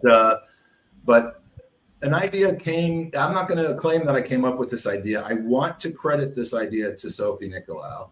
I believe that she's always been about recognizing the talent in our Gooner fan base, and I believe that she said she planted the idea. And if I'm wrong about this, and I'm not giving the credit to the right people, I apologize. Years ago, what if there was a live art show? Yeah, I did. Carl, did you? Am I on? Yay! There he is. Hey. That's a good start to my podcast and debut, isn't it? Hey, look, it's we were almost at the point where we're going to have to all learn sign language in order to be able to communicate. So little cards. It would have been almost as quick. Yes, but what we have all kind of come up with is a date, a location, a concept, an idea, and unbelievable buy-in from the five of you. And so I'm going to kind of tell the story a little bit, and then hopefully if you want to jump in and kind of give your thoughts on it. But what we're doing is an in-person event that is also online, taking place on the 30th of August. That is a Friday night, the night before the home game against Brighton. And it is an art show, an art fair, an art exhibition, but bringing together these five incredible artists for a night of drinks, of artwork, of culture, which is something I'm not particularly known for, but will be on this night. And really what I wanted to do is obviously combine fundraising with awareness of the incredible artwork that you guys all put out, give you an opportunity to showcase it maybe in front of a different audience, right across the street, as it turns out, from Emirates Stadium,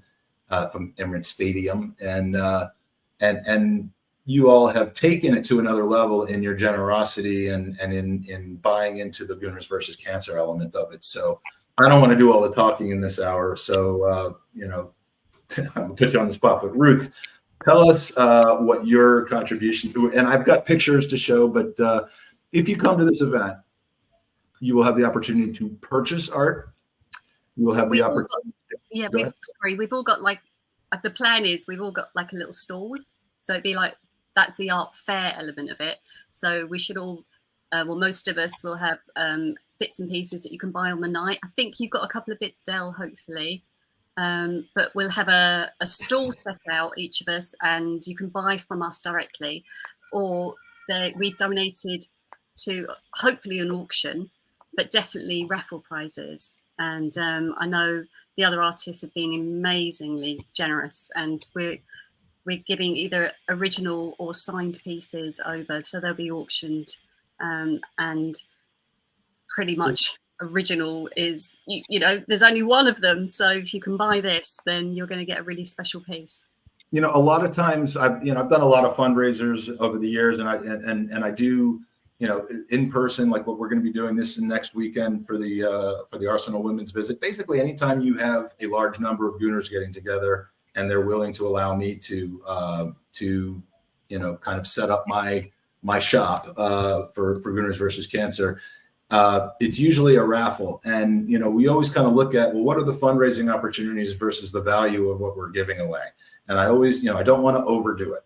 We don't want to raise X amount of money and give away prizes that are worth 2X or 3X. We obviously want there to be about fundraising, but the value of what is being donated to this, it blows me away. I mean, I honestly just cannot believe what you guys are donating. So we really need to spend, and by we I mean the fan base, not you guys, need to spend the next 2 weeks purchasing raffle tickets, purchasing entry to the event, and of course being prepared to consume and add to your art collections, because this is going to be a special event, and we need it to be successful so that we can do it every single year. But well, let's kind of go around and talk about the raffle prizes that we have here, that you can buy raffle tickets.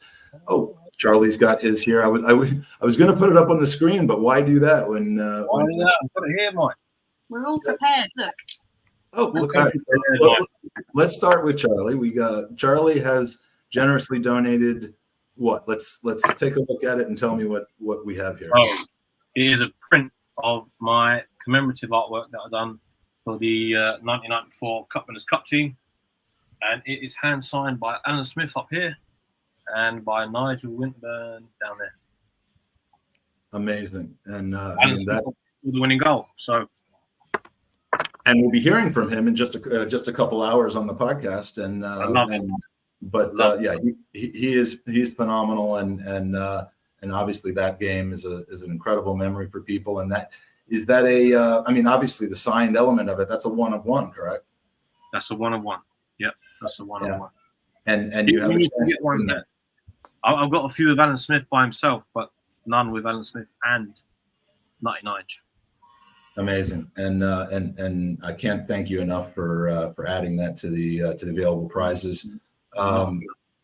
Carl, you've made a submission for the raffle. Do you have them with you, or do you want me to put them up on the screen? I don't have them with me just now. They're still being signed in the week ahead, so these will be signed by the two legends you see before you. Obviously celebrating the FA Cup in '71, and I'm hoping for a few other pieces as well, signed by the gentlemen, maybe Pat Rice, George Graham, and a couple of individual pieces as well. So a few signed by the gentlemen there. Yeah, this one here with George Graham as well. So lucky to have a couple of contacts through Twitter who have generously helping us out with this cause, and they'll all be one-offs, signed by legends of '71. What a great squad that was. I mean, being a Highbury fanatic, and that's where I learned about Arsenal. That's where I became an Arsenal supporter, and of course during the George Graham era. I mean, this alone would be amazing, much less being signed by the man.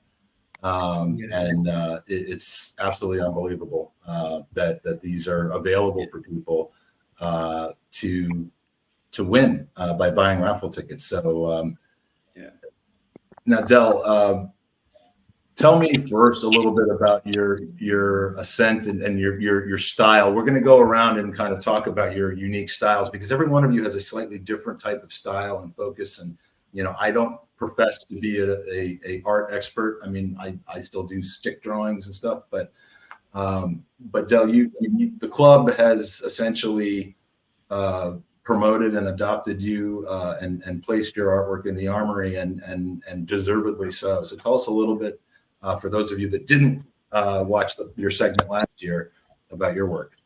Yeah, so basically, go back to the start. I was 31, decided that I was going to jack in my job, become a postman, and become an artist. Easy as that. And then down the line, I luckily just drew Tyrone Mings, who was a local lad, just signed for Villa. And then my sort of career into football art took off. And it's just gone from strength to strength, really. Worked for the Premier League when Liverpool won the league back in 1920. Not 1920, the season 1920. And I was like, wait a second, did that happen? Yeah, I'm looking really good, aren't I? I got a few grey hairs, mine, but it's like Botox. And yeah, I'm fortunate to meet a couple of fantastic memorabilia companies that have given me the opportunity to work with some of the world's biggest players, both past and present. That's enabled me to obviously work with players directly and obviously work with our club, which is obviously a little childhood dream. And yeah, obviously there's 6 portraits currently in sale at the Armory and available on Arsenal Direct. And yeah, hopefully there is going to be more to come in the near future. And this is the raffle prize that you have an opportunity to win. So tell us the backstory behind this. Obviously, for those of us with bad eyes, it might not be real. This isn't the hugest picture in the world, but I mean, clearly this is a special piece. So I support the Willow Foundation, and the Willow Foundation basically they're a massive part of the London Football Awards. And about 3 years ago now, we sort of got in touch, and I was fortunate to donate a Bukayo Saka print, and that went for auction, and I think it went for about 7 or 8 grand. So then next year, I drew Aaron Ramsdale. I actually drew Arteta there on the night as well, and Arteta surprised me, scared the shit out of me. So Aaron Ramsdale signed 2 prints. These are the same print that's available on Arsenal Direct. However, this is double the size. There we are. Beautiful. Signed in there, if you can see. So this is what you can win in the raffle. And it will come in this presentation box as well. And yeah, it's not a bad price considering of that size. Yeah, I said only 2 were signed. So, and obviously I'm keeping 1, obviously. So you got to. Unbelievable. Now, if you have been in and around the Emirates, if you've been through the Hornsey Road bridge, you've seen this man's work. You've seen it behind him. But North Banksy, I didn't know when we started this conversation that you necessarily kind of, did things besides just on the side of tunnels and so tell us a little bit about how you became North Banksy, what that ride has been like, and what you'll be bringing to the art show. Because obviously you're not just going to remove the tunnel and bring it into the Drayton Park pub. So, North Banksy came out originally from quite a bad time of Arsenal. It was the protest movement of Kroenke out. The first thing I planned to write was Emery out, but on the morning I was going to do it, Arsenal sacked him. So then I went down my hit list of other things that needed to be cleaned out of the club. And the next one online was Arsenal Fan TV. So I wrote Arsenal Fan TV out in very large letters by the roundabout in front of Emirates, where they used to do their broadcasts from. And that seemed to be very popular because it went viral. And as a consequence of that, Arsenal Fan TV at that time found it very difficult to operate close to away fans and close to our stadium. And that graffiti got galvanized people. Everyone was thinking it, but no one had actually just spelled it out. So I was happy to have played a part in that. My friend, who I didn't realise was my friend, saw me and said, "Oh, you should do Cronke out." At that time, that's what a lot of people were thinking. And I did do it in broad daylight, sort of with a paint suit on, like Banksy style. I'd studied the law, and it said if you do criminal damage, by balls can be, it's not criminal damage if you think you have permission to do it. So I wrote myself a fake permission letter. But I got arrested, and it didn't. The police didn't. They could see through the letter straight away. The old lady said, "The man's writing on the wall. He said he's got a letter, but it's true." But it's from his mother. It was a sort of an awkward one. It was a trainee policewoman being trained, so I think that they probably would have 9 times out of 10 ignored that tip-off, but they couldn't show a trainee. We ignore, antisocial behaviour.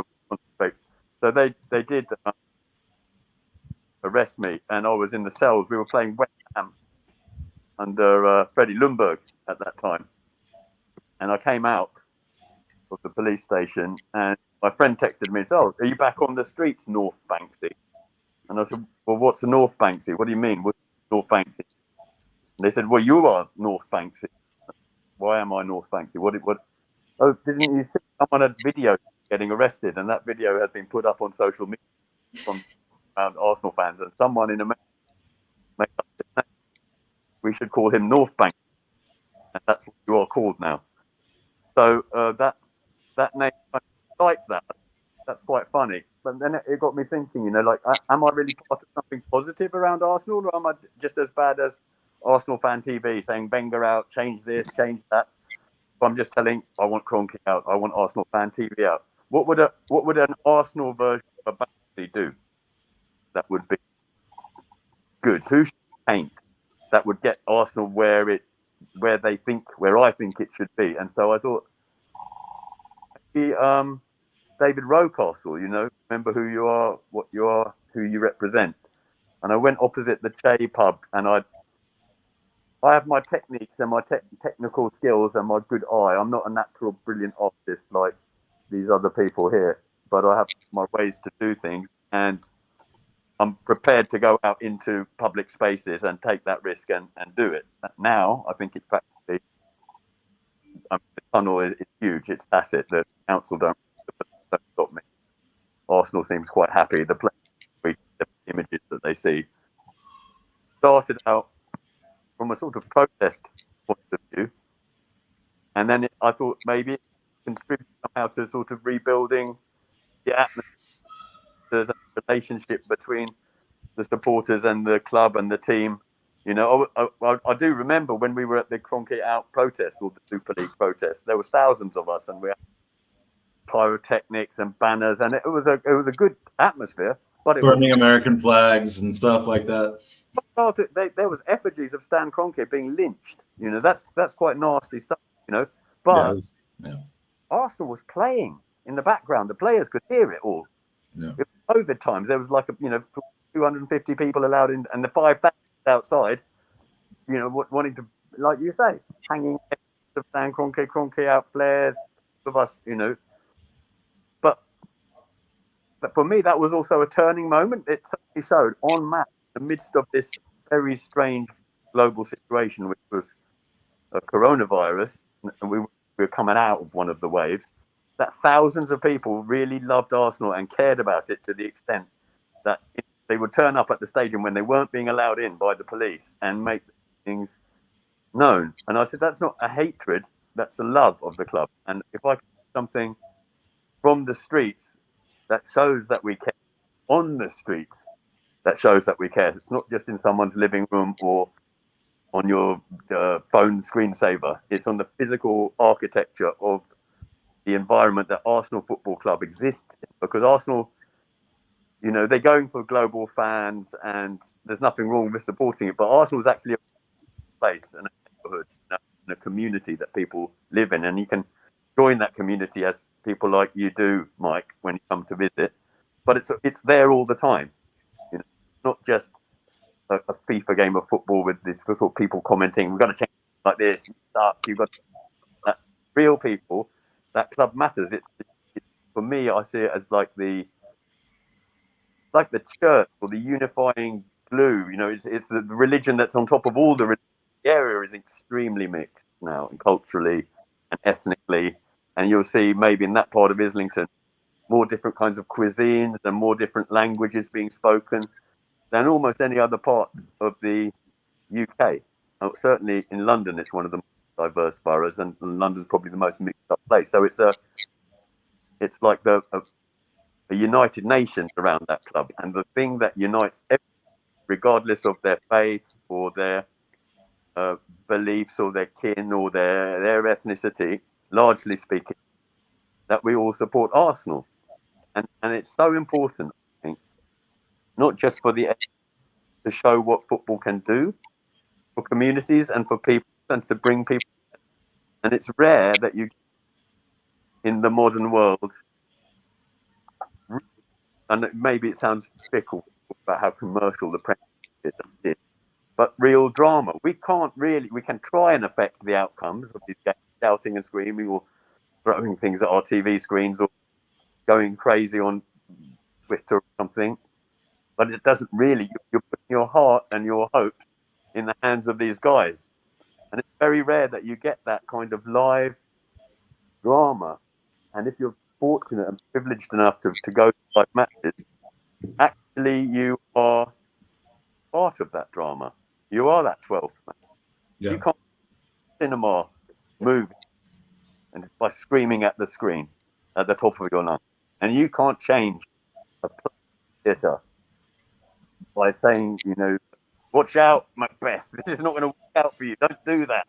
You know, else. But you could. I've tried though. I've done that, and it didn't go over so well.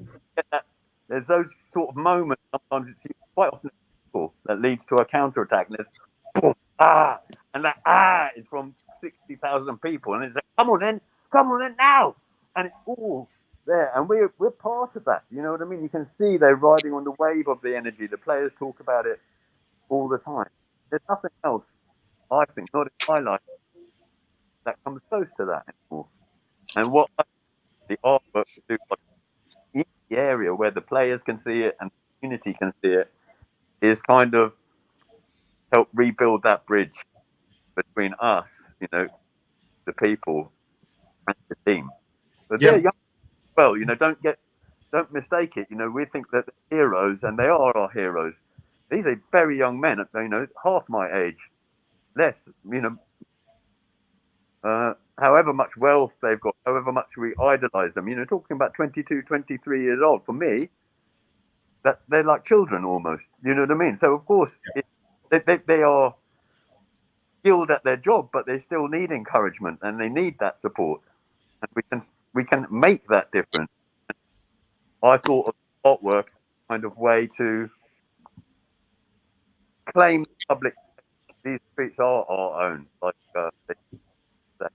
it is, and we've seen so many different things that have been done to kind of rebuild the relationship between the club, and a lot of that has come from the club, who's finally, you know, really kind of adopted a strategy and a genuine strategy to build bridges back with the supporters again. We've seen it through the efforts of the Ashburton Army. We've seen it through the efforts, the kind of organic efforts that we see in the North Bank before every game outside of Block 5. With the likes of Fergus and Dan and Trev and those guys who have, you know, we've seen it through the new chants that have just absolutely taken over through social media and wildfire from Ben and from Dan.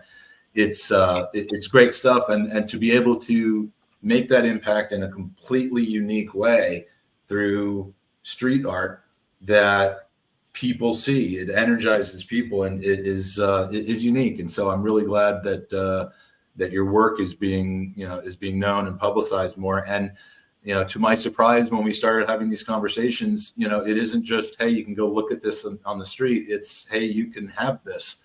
And that's why it's fantastic to me that you're participating in this art show. And this particular piece of the world's greatest central defender is available through the raffle. And I appreciate you donating that to the cause as well. Well, it's different now because this one, the one has now been signed Oh, wow. That's phenomenal. So, I mean, like, what I want to try to get across here is that I mean, just the raffle itself is an opportunity. Now, not everybody will win a piece, but you have the opportunity to win something that's not just of significant value, but is sentimental. That is, it took time and effort and love and all that from the artist who created it, and I just really feel that this is going to be one of those feel-good events. I envision this hopefully becoming a landmark, an annual event that occurs, possibly rotating through different artists. But the public deserves to know and be able to participate through different channels in the artwork that you're creating, and certainly we want you to benefit through that as well. Did I overlook any of the raffle situations? I don't believe so. Let me describe how the raffle works, because you may be thinking, hey, you know what, this sounds like a great idea, and I don't live in London, or I didn't get tickets to the Brighton game, so I'm not going to be in town that weekend or something like that. And this isn't something that we just wanted 100 or 200 people to have the opportunity to participate in. So you absolutely can participate in this no matter where you are in the world, and both participate from a potential to win prizes, as well as the ability to watch and kind of take in the evening. So we are you can buy raffle tickets to this event, and here are the links. Let me try to get that up here. Here we go. These links are good now. You can go to bit.ly/Arsenal Artists to buy raffle tickets. Now you can buy entry to the event. The event costs $10 to enter, but in exchange for those $10, you're getting a free drink. I should mention it's at the Drayton Park Pub, the newly refurbished Drayton Park Pub. Thank you, North Banksy, for facilitating that. I'm excited to see the new place, and that's where it's going to be held. So you'll get a free drink in exchange for your £10, which is also that's worth £6 or £7, and a free raffle ticket, which is worth £5. So you're actually making money by coming to this event and spending the £10. I mean, you will leave richer than you entered, and full of beer. But and you can also buy additional raffle tickets, and if you buy ahead of time, they're 10% off, £4.50p, and you can buy as many of those as you want just by going to that website, clicking on the add-on raffle tickets, and purchasing as many as you like through the Eventbrite website.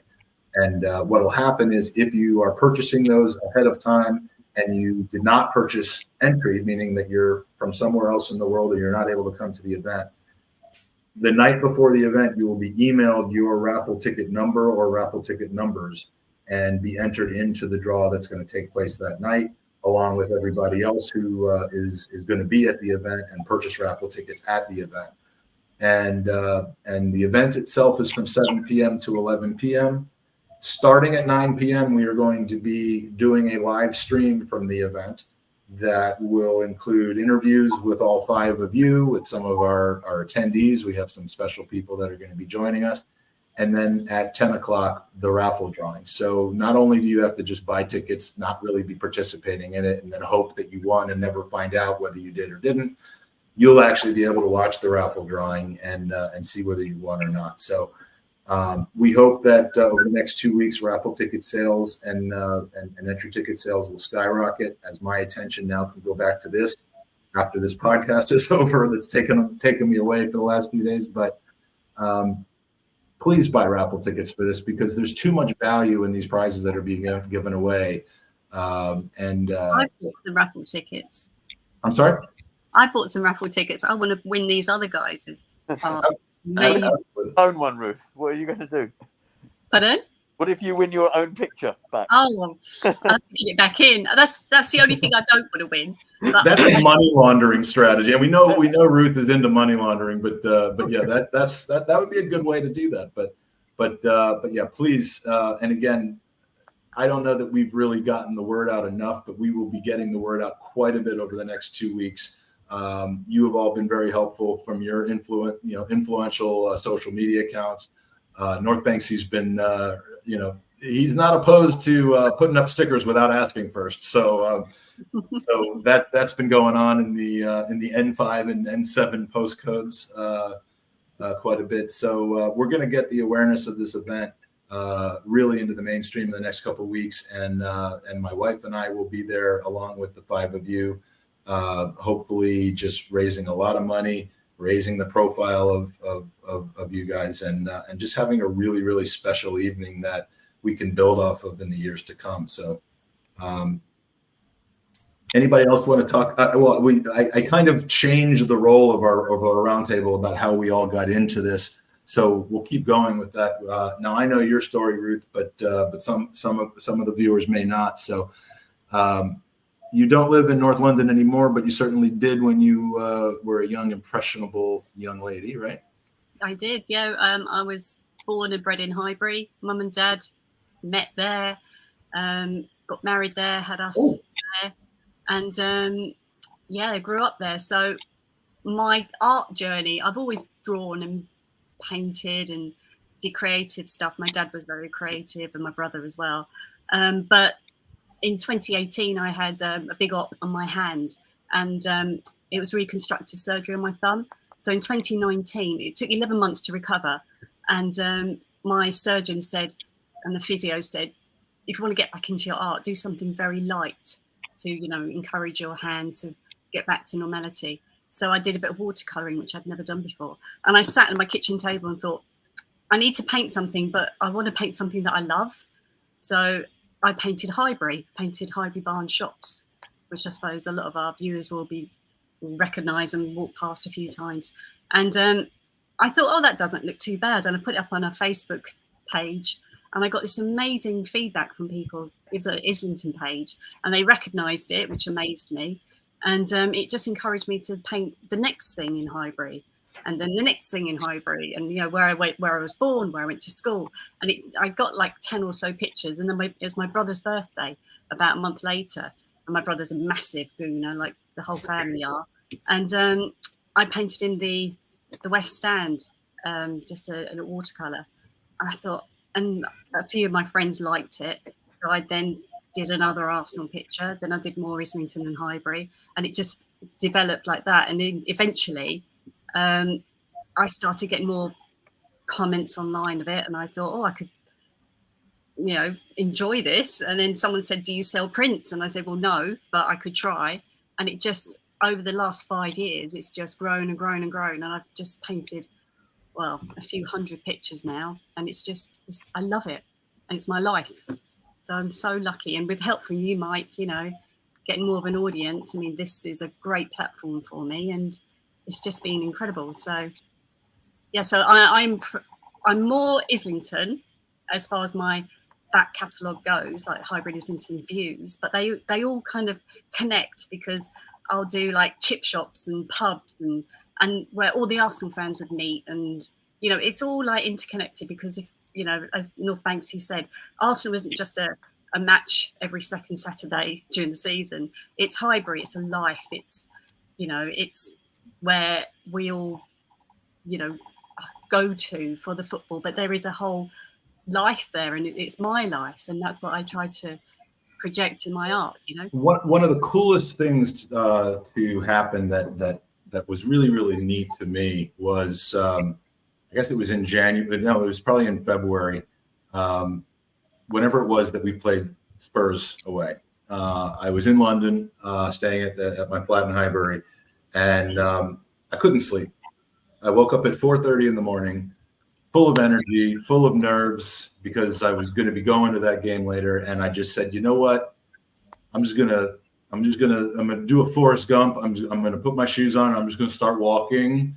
And I walked and I walked and I walked and I started tweeting about my walk. I walked around. I walked in Blackstock Road. I walked through Highbury Fields. I went to Highbury Corner and walked around. And what I found happening was I was stalking you. Two of you. Well, no, I loved it too. You know, as I would take selfies in front of the Bank of Friendship or something. Yeah. I would, like, 2 minutes later there would be a retweet or a response from Ruth with one of her pieces of artwork of the thing I just took a picture in front of, and then a little bit later on in the walk, North Banksy chimes in and responds, and I'm like, I was just taking this walk. I mean, not even so much for exercise, but just to kind of get rid of some excess energy that I had. And by the way, that day between the walk to from Seven Sisters to up to the Spurs and back, and I probably walked 40,000 steps that day, and then the next day I was so sick, I walked like 40 steps, never left the flat. But anyway, I felt, again, this connection with the community, this connection with people that you never know if not for this football club. And I had two really talented artists who live and love and just are North London, accompanying me on this walk. It was really kind of neat. I could point out, Del, why you didn't hook me up on that trip. I mean, come on. I thought we was mates. But it does help that Islington and Highbury, in my humble opinion, has some of the most beautiful places to paint. In my opinion, I mean, I look at Highbury, people are like, oh, it's a bit grimy, it's a bit grotty, whatever, in some places. But I just see beauty and all the architecture is wonderful. I have great joy. At the moment, I'm painting the Coronet in Holloway Road. And that's where my mum and dad met. My dad was a projectionist and my mum was a usherette in the cinema, the ABC. So that's where they met. So it's a very special sort of connection for me. But it's also a big Gooner pub. So it all kind of, it's brilliant. And Del, I think the reason that you didn't start chiming in on that walk is because I didn't happen to run into Arsene Wenger, Lionel Messi. I normally I would on a walk, but that day I didn't. So there was really nothing for you to tweet back at me. Yeah, I didn't ever come back then. I was trying to let you have your moment. Yeah, he was just waiting for me to run into Lionel Messi so that he could show his signed piece with Lionel Messi. But speaking of signed pieces, now this is not for a raffle, but this is for an auction, and this is something that this is a very, very special thing, and this is part of how it came to be. And if for some reason you don't know who that is from behind, you could certainly look down at what he is signing and see who that is. But if you don't know who that is from behind, you can just leave the chat right now. But this piece, a signed Del Llewellyn of Arsene Wenger, is going to be up for auction at this event. It is not going to be something that you might get lucky and if the auction only goes up to an insulting 40 pounds or something like that, it will not sell. You're going to have a reserve on this piece, but the reserve to me is something that is well below what this is actually worth. But we'll be publicizing more about it on the day. But this is going to be something that you will have to be in person for. But this can be yours, and this can be yours from Ruth Beck. We're going to be literally right across the street, and this is a one of one, beautifully framed shot of the Arsenal letters, it's just, again, I'm blown away by what the five of you have decided to contribute, and we really need to make this a special event. So I don't mean to. This is the sales side of me, but please do not let this raffle tickets be, few and far between, because, we really need to get value. We really need to raise money for Gooners versus Cancer through the generosity of these five amazing individuals. So, and Dave from California says, Mike and I had a beer at the Coronet before the Porto home game in March, which was on my birthday. Big place. Please share the painting when you're done, Ruth. It'll be on my social media for sure. I'm painting a tree in the corner at the moment, so a few leaves to get through. and you know what I should have done? I didn't think to do this, but should have. And I could still do this, but it's going to distract me from the task at hand. You can commission pieces from these 5 amazing artists. Now, commissioning a piece, it sounds a little, it's like, oh, I've never commissioned a piece of art before, but it's really easy. You say, here's, can you do this? What would it look like? And and you need to arrange for one. Polaroid picture from 1990, Mike. Yep. If you thought, and the video of that is not, but I asked Ruth to, I wanted the big wall in our flat to have something that was really, really special, really meaningful, because through my experience of being on the North Bank in 1989, 1990, 88, 99, 88 to 90. And I found a picture that I had taken during the New Year's Day game from 1990 when we were playing Palace and beat them 4-1. And it wasn't an amazing picture, but it was right after we had scored, right after Smudge had scored a goal. Everybody kind of running back to for the kickoff, and it was just special to me because it was something I had experienced and taken a picture of, and what Ruth was able to create with that. You saw me open it, and I was like moved to tears. Like it just was so special, and I'll never forget you doing that for me. And do you do a lot of commission pieces, Carl? I'll ask you. Is that something that you get asked to do a lot? Yeah, I would say one of the things that blew up most for me was the favourite Arsenal 11s. And we were all having a chat about it last night about some of the obscure requests I've had in the past. But I think having a chance to choose your favourite Arsenal 11 from any era, from your dad, who you might have supported him. My dad's favourite player was George Armstrong, and then my favourite player being in the same team, that seemed to resonate with Arsenal fans. And it all came, like most of us, it came from social media, and it grew there, and it kept me very busy. Yeah, because each one's hand drawn, each one any formation that someone wants, and it's a lot of fun to do as well. Yeah, like everyone here, drawing things you love. That's why we all do this, and that connection with the fans and talking to people. People put through that order when it's something bespoke, and you have a chat about it. A lot of people might give you, 5 strikers to draw, and you've got to talk about what formation are we going to make with this? How are we going to make this work? So yeah, it's a nice thing to do. It's nice to get commissions, and it's nice to connect with fellow Arsenal fans out there.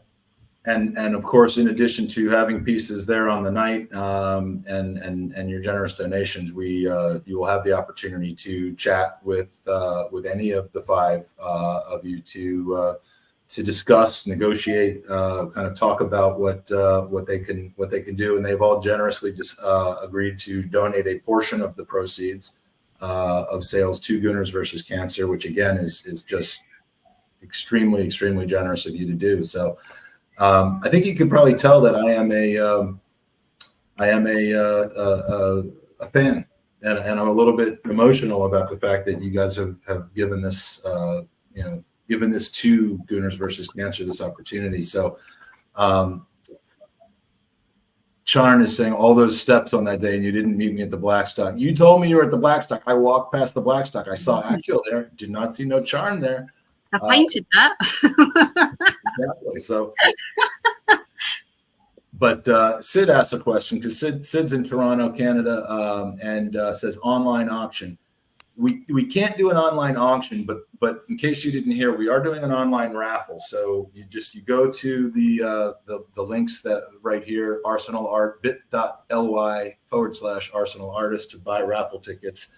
The more raffle tickets you buy, the more of a chance you have to win some amazing prizes. And you can go to bit.ly/Art Show Podcast from 9 p.m. on Friday, the 30th of August. That's 9 p.m. UK time, of course, to get the best non-live experience of what the event's going to be like. So,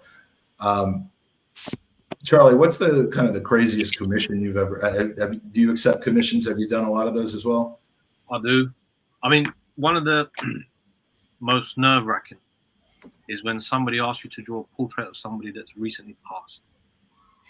And I've had it a few times from Arsenal supporters come to me and they've got a photo of someone, I don't know, it might be their dad or their granddad, and they're with them at a game. So you've got to try and now, you know, the likeness and the atmosphere. And so that moment when you kind of send the image back to them, I mean, you're obviously happy with it because you've finished it, you've done it, and you give it back. So, but it's raw still, and you just, I don't know, there's something about it.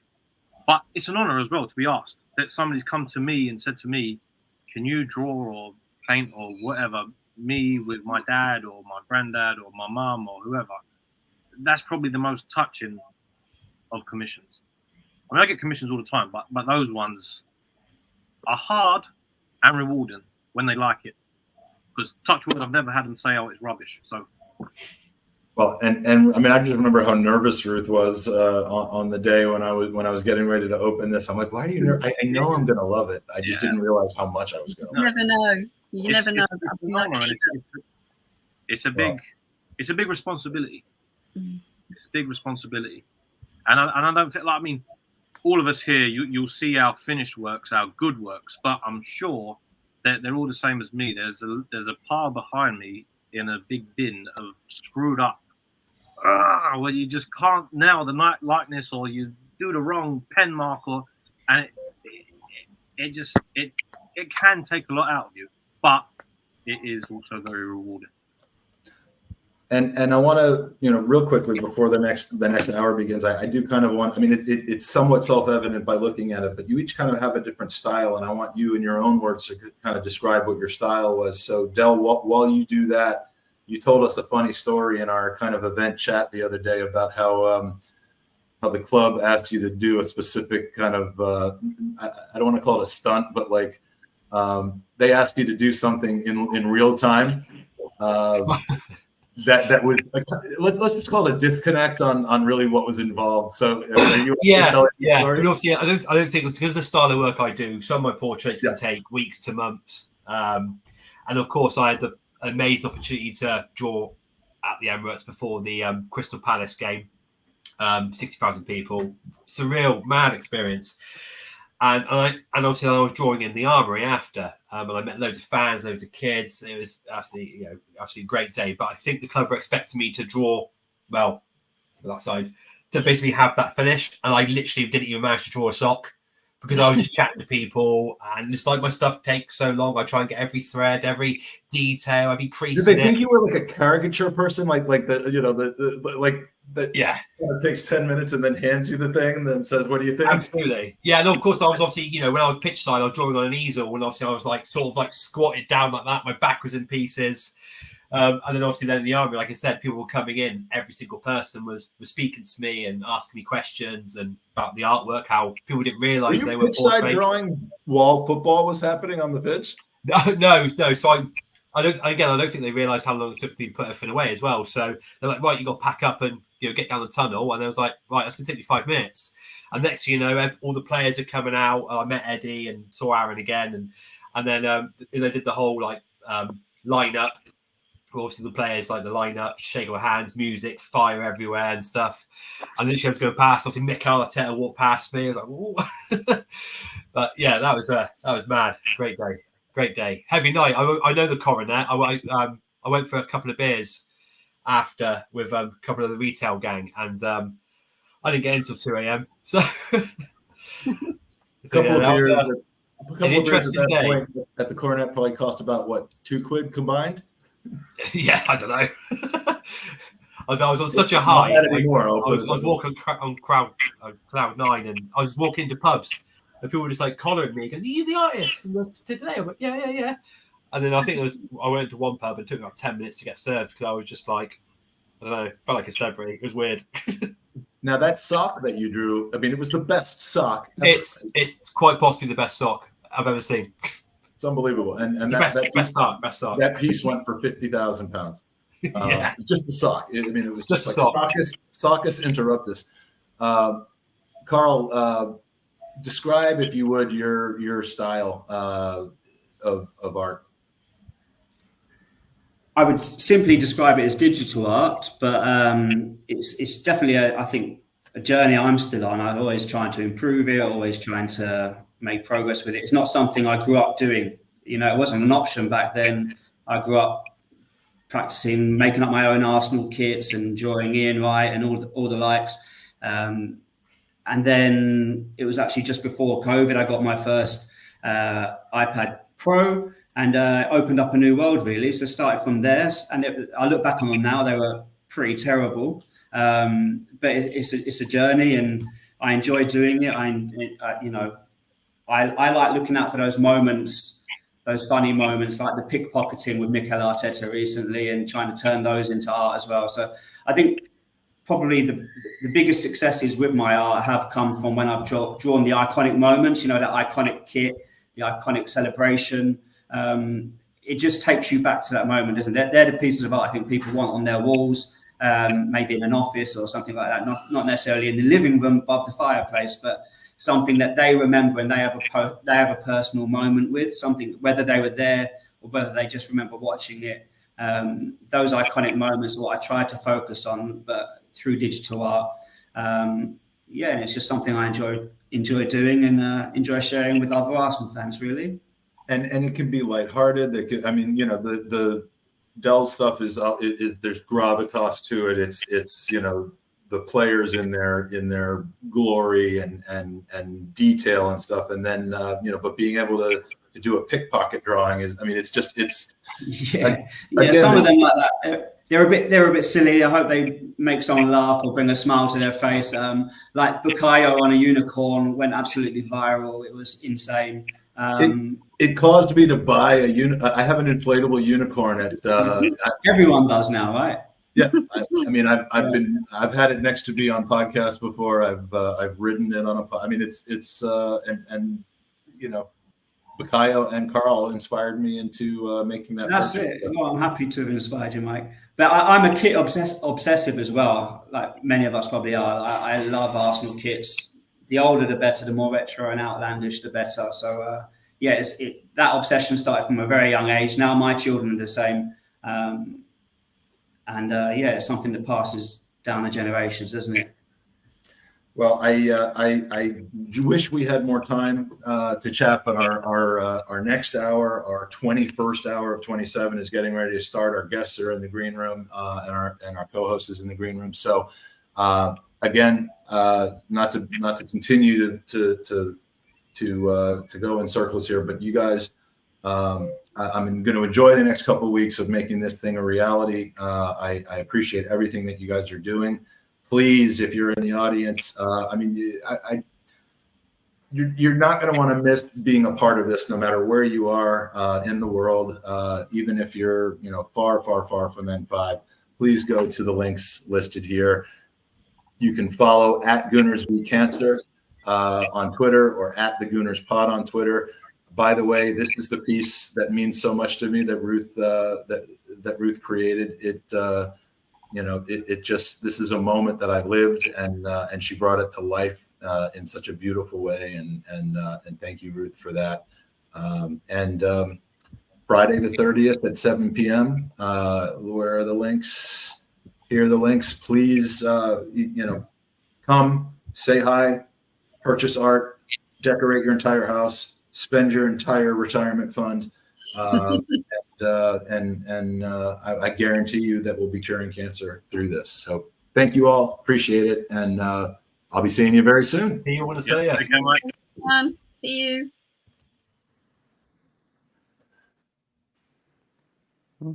Oh, you're on a different level. Yeah, there we go. I had to scroll down to get, and still haven't done it. There we go.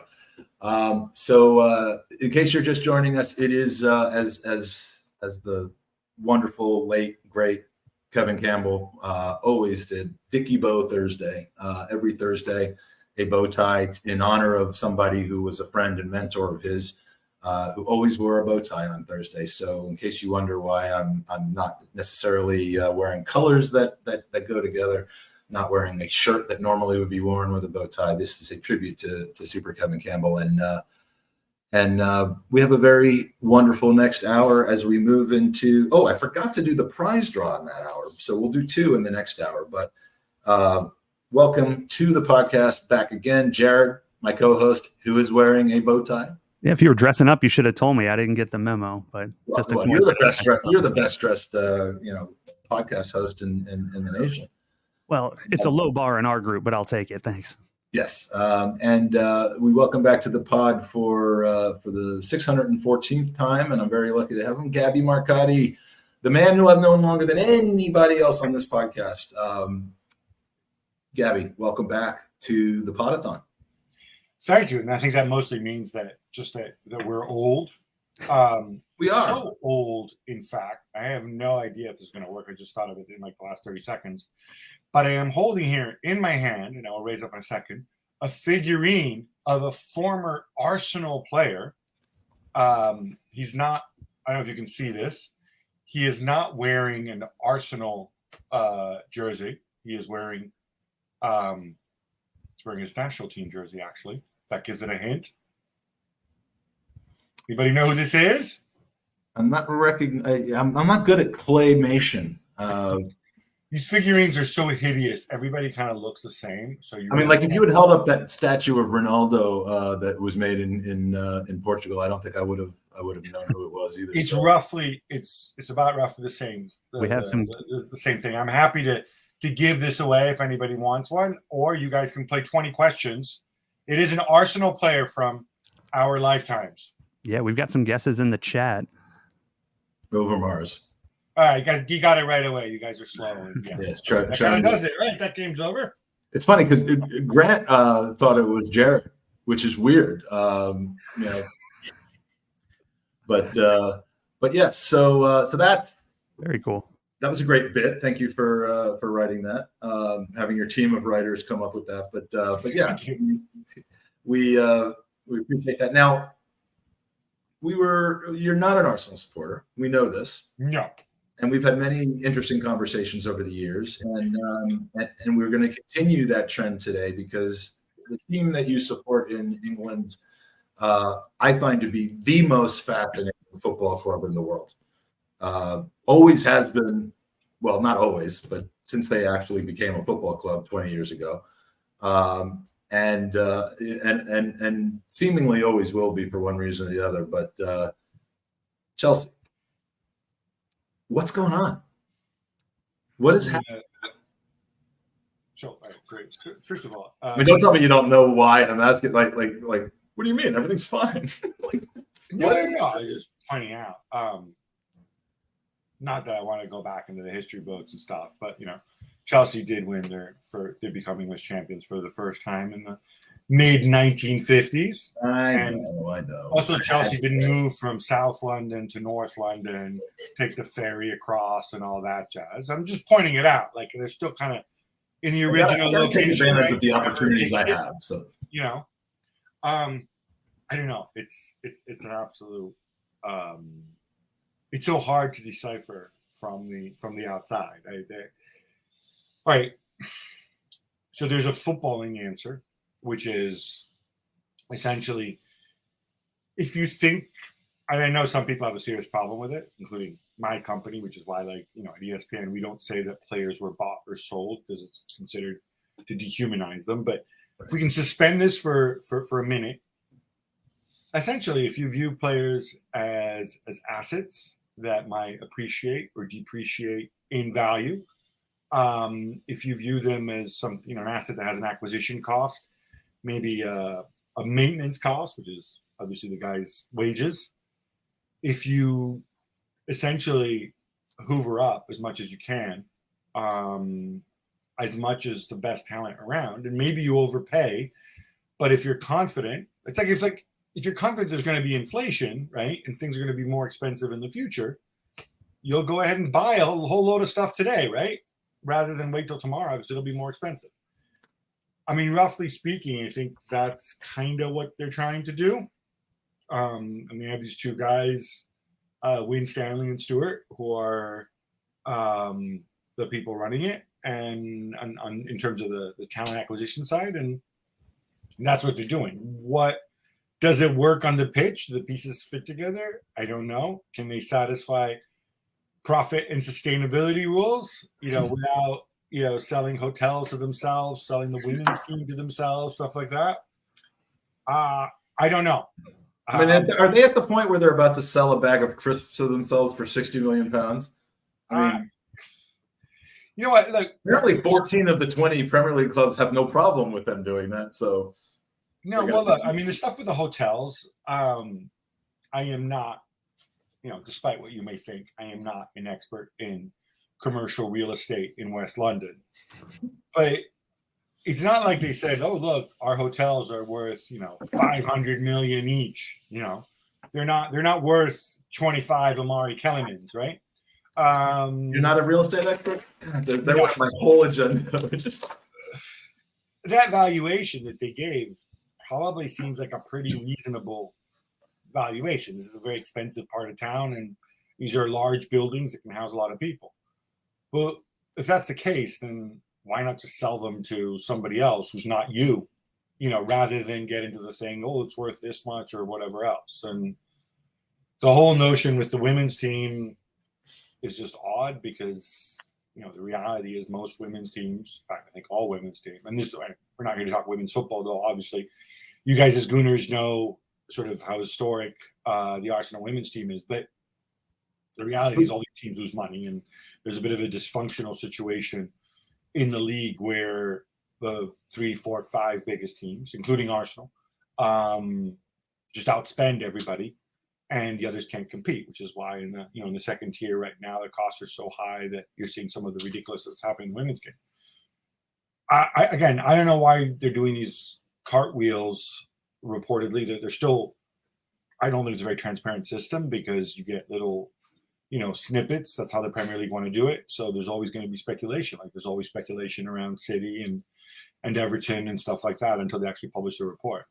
But yeah, it's odd. It looks like the guy who goes into the casino, right? And in casino you can bet or black or red, right?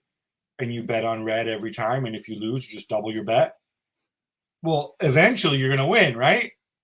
If you have enough money to sustain the period of time that you have to wait, yeah. Exactly, yeah. You're an insurance guy. You get numbers and figures and probability, right? I understand constant doubling, and it doesn't end well. For a while, I was doubling my weight and then doubling it again and then doubling it again, and that didn't work for me. So yeah, I do understand that. And you mentioned something that is, the concept of the 9-year contract, and forget about the strategic element with that the loophole that was eventually closed about amortizing £90 million over 11 years instead of 5.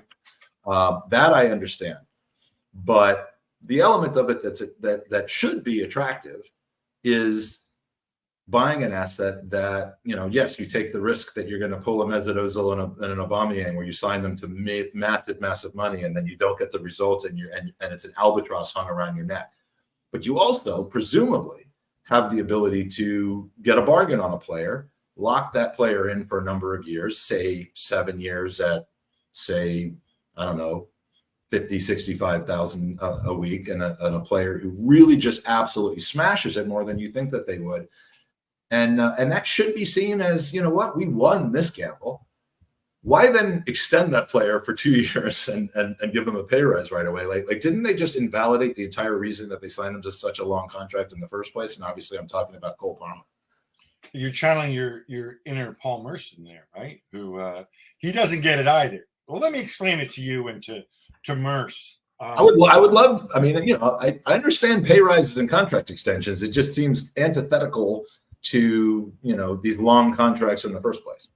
But so this is the stupid reality of why I think it's a foolish system, and it's not like they just invented something. But in the Premier League, you can't just give somebody, or you can, but technically it's difficult to give somebody a raise, right? It's a lot easier to extend their contract and give them a raise at the same time. So essentially, obviously, Cole Palmer totally outplayed his contract last year. He's worth a lot more than that. So there was no real benefit. So, and basically, it would have been difficult for Chelsea, not impossible, but accounting-wise, it would have been difficult for them to just give him a raise and keep the residual 8 years in his contract or whatever it was. So I guess 6 years, I think, is what he would have had left. So it's just a lot more straightforward to give somebody more years and when you give them a raise. That's the short answer. Overall, the system, does this make sense? No, it doesn't make sense. It doesn't make sense for what you touched upon. Notwithstanding the fact that you can only amortize over 5 years, right? But if I pay $100 million for a player, and I pay him $1 million a year, which is what or let's say $2 million a year, which is kind of what they want to be doing with their young players. Many of them don't make a lot of money because they're young players. Then he's costing me $22 million a year, right, in wages and amortization. But I have him locked up for 9 years, right? So one is after year 5, his amortization effectively goes to zero, right? And then he becomes pure profit when I sell him. So that's part of the logic there. Part of the logic in buying young players, the young players don't make a lot of money. So if the guy turns out to be a dud, I can hopefully sell him. The idea is I can sell him pretty easily, right? It's not like Romelu Lukaku, who was signed by the previous regime and is on this enormous contract, and you can't sell him, right? You have to loan him and then do weird stuff to try to offload him. If I have David Datro Fofana, does not make a lot of money. Most teams can afford him, so I can easily loan him out, or maybe I can sell him. That's generally the thinking. I know you've got a lot of listeners in the US.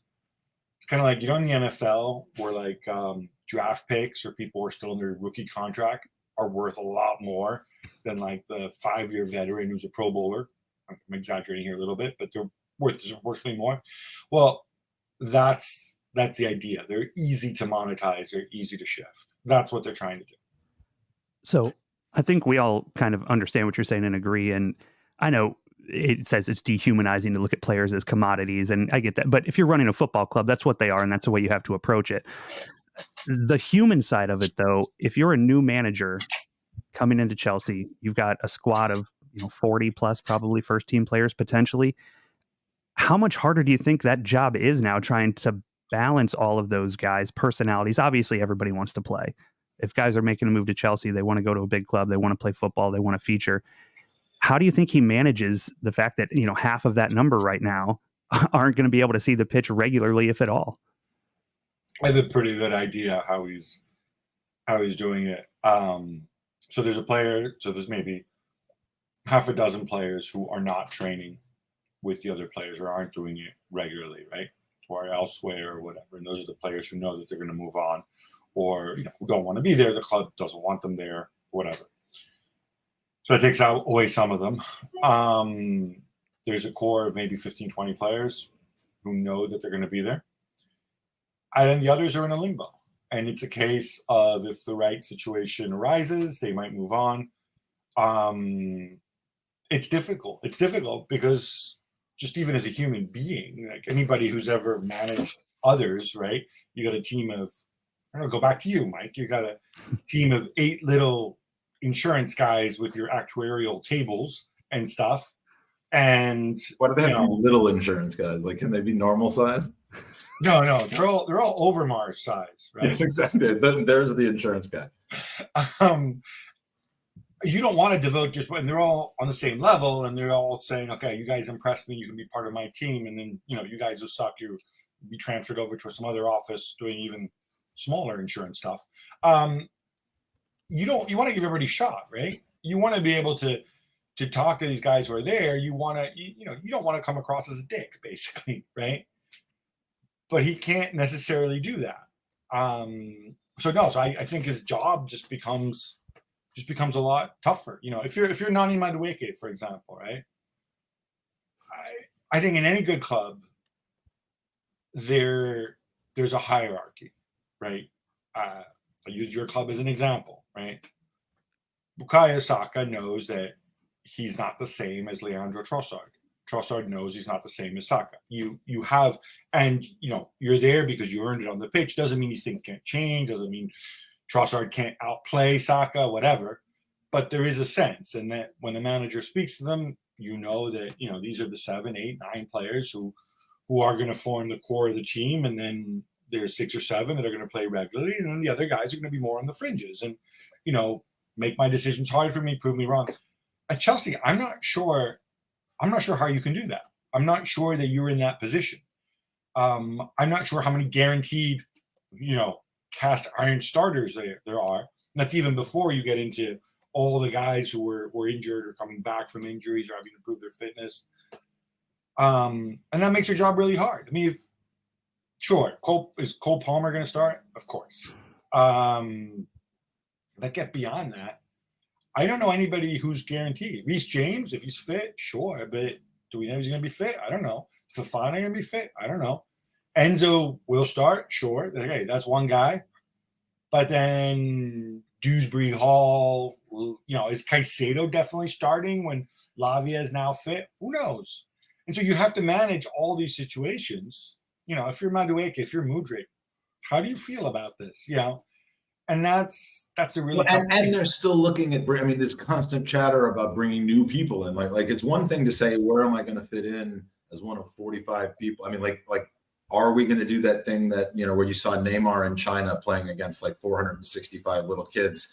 Like, is that what our games are going to look like, or is there going to be a process for identifying 25 of us that are going to be able to play for the team this season? And then there's just more people getting rumored to come in. Well,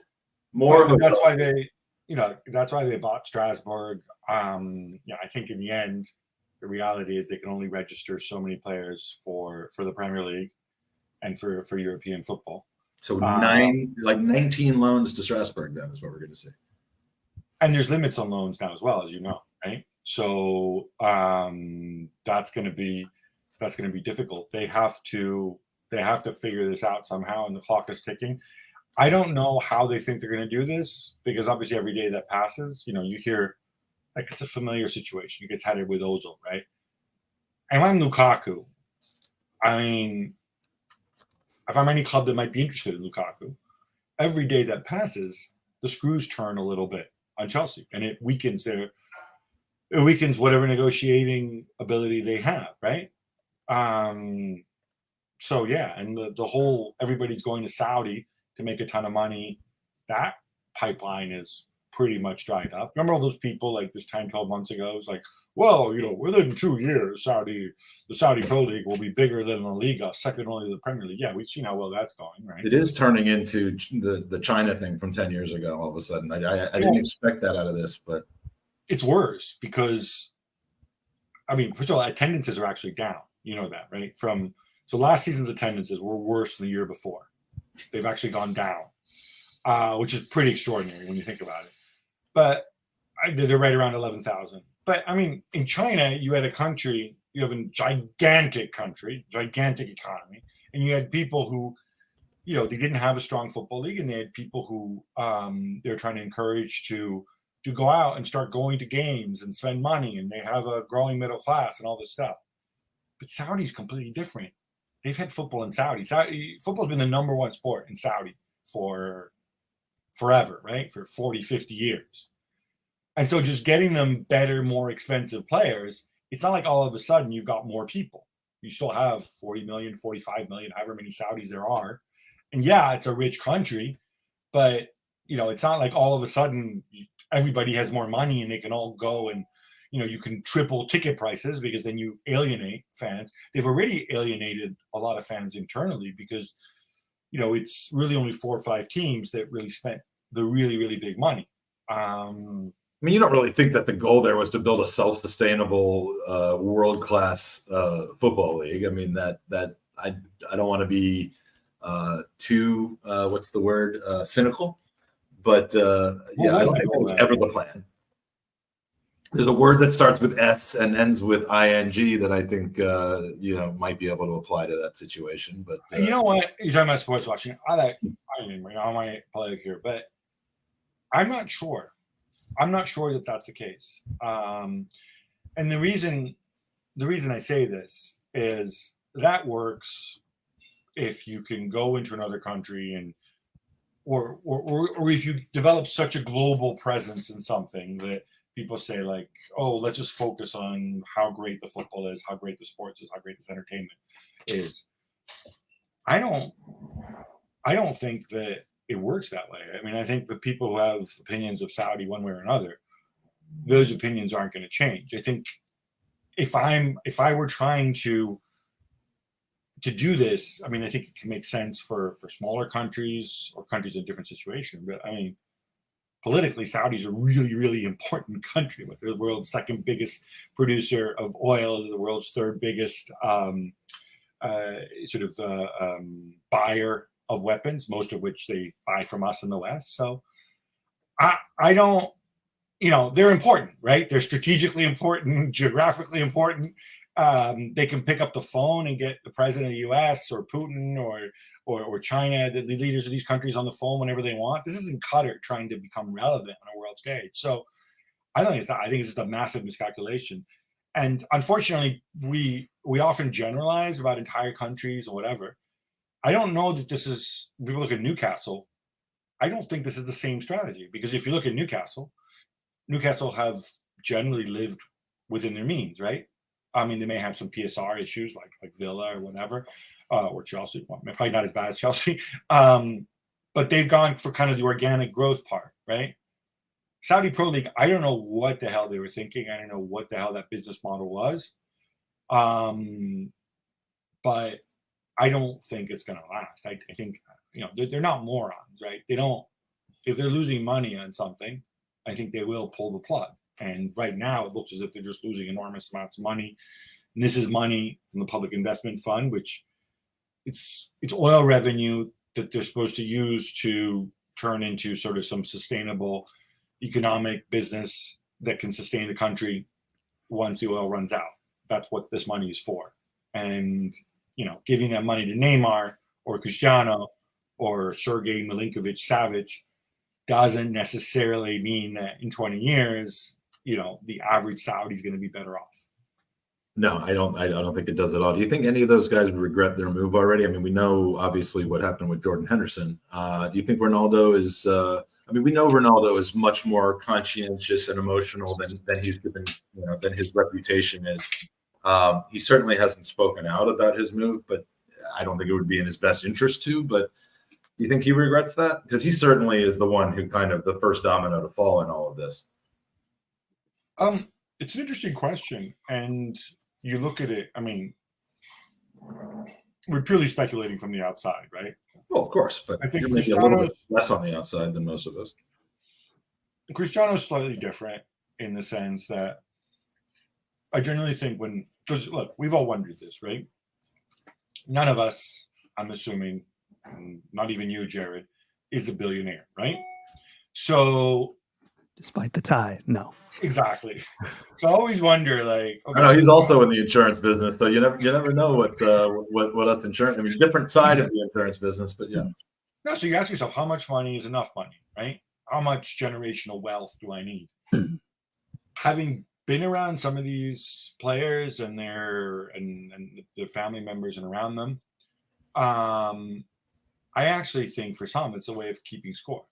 So, like, I think when Cristiano reads he's making 300 million or whatever, it's not like Cristiano goes and checks his bank balance every week. But when he reads, people tell him, "Oh, look, you're the best paid player in the world, or second best, or third best, or whatever it is." He's like, "I still got it. Look, I still got it." And on top of that, I scored 54 goals in 51 games last year, or whatever it was, right? It's a way, I think, of keeping it up. This is, nobody wants to be disrespected, right? If you're doing the same job at your company as the guy next to you, and you're producing the same, but he's making twice what you make, you get annoyed, right? Even if you have all the money that you'll ever need. So you balance that against the relevance of playing at the highest level. I actually don't think Cristiano's deluded. I think Cristiano, when he went back to Manchester United, he looked around and he's like, not only do I not like it here because I don't like the manager and whatever, also, I can't do the things that I wanted to do before. And I like playing and scoring goals and having fun and having the crowd sing my name. He's got that in Saudi. Yeah, and Messi really kind of did the same thing. I mean, he moved to what's clearly a inferior league from a quality standpoint, and it's just, for some reason, and this is the whole Messi versus Ronaldo thing, which is a can I don't want to open, but he's not seen as the mercenary, as the it's a fascinating thing. And one of the people I love hearing from about the whole Messi Ronaldo thing again, not going to go down that rabbit hole, is Sophie Nicolau, who loves to. I mean, she's team Cristiano. Messi's not the guy he makes himself out to be, and Cristiano's also not the guy that the press make him out to be. But again, I don't want to go down that rabbit hole, because we have something really, really new and fresh that I want to talk to you about, and that is something that I have a feeling you participated in, which is the ESPN's top 50 managers in Europe.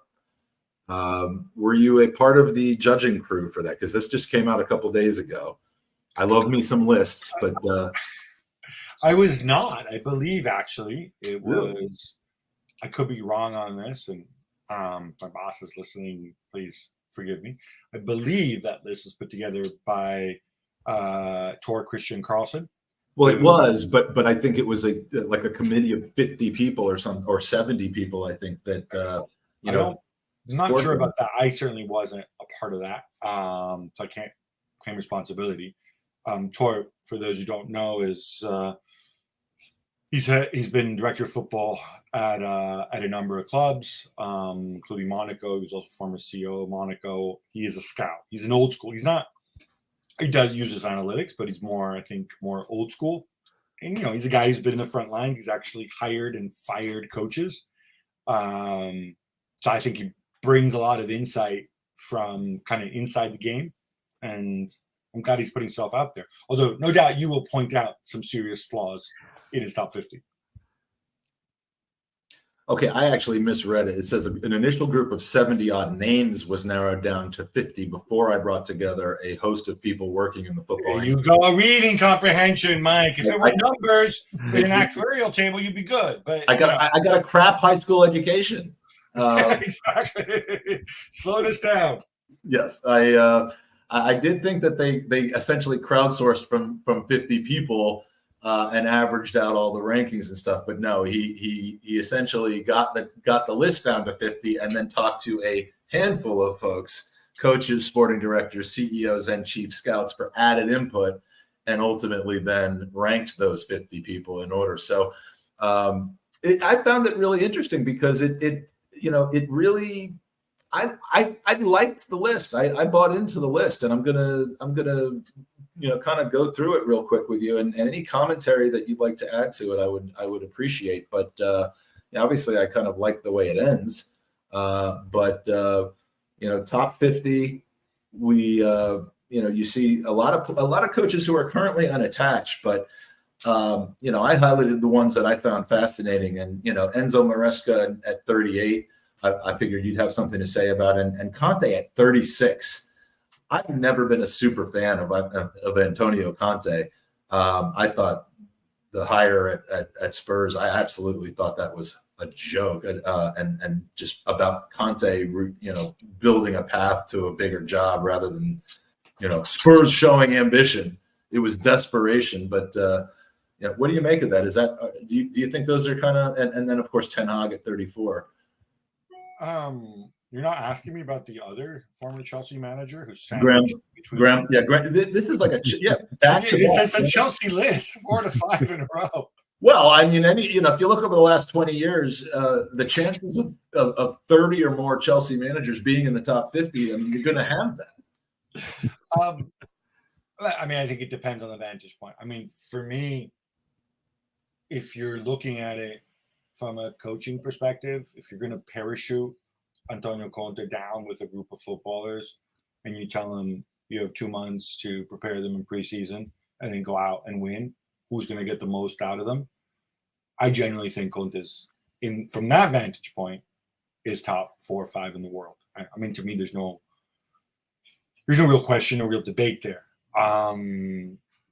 But the problem is that's only part of what we ask our managers to do, right? They're also the face of the club. Conte's methods in the past have become grating on the players very, very quickly because he works them so hard. He believes a little bit like Jose Mourinho. I think Rafa Benitez once said that Conte was Mourinho without the charm, which might be a bit harsh, but there is something to it, right? He's he's the guy who's so like testosterone, winning mentality, work hard, blah, blah, blah. And then when they don't win, he's like, well, we need better players, better mentality, winning mentality. We need winners. So I think the knock on him is that he doesn't push kids, that he's kind of always looking to upgrade you. But there's a reason why Juventus got rid of him after 3 seasons, because the players had enough. 3 seasons in which they won 3 straight titles. If you go through his career, he's never spent more than 2 years in any one place. And again, why? Because the club owner just gets fed up with it. Like, I don't need this maniac with fake hair running around. You know, we might have won for a while and whatever, but, you know, it says the same things. He gets sulky, he gets broody. I need a maniac with real hair, because I'm tired. The maniac with fake hair thing's not working for us. We need a maniac with real hair. You know, he could give you some tips, though, and soon give me some tips as well.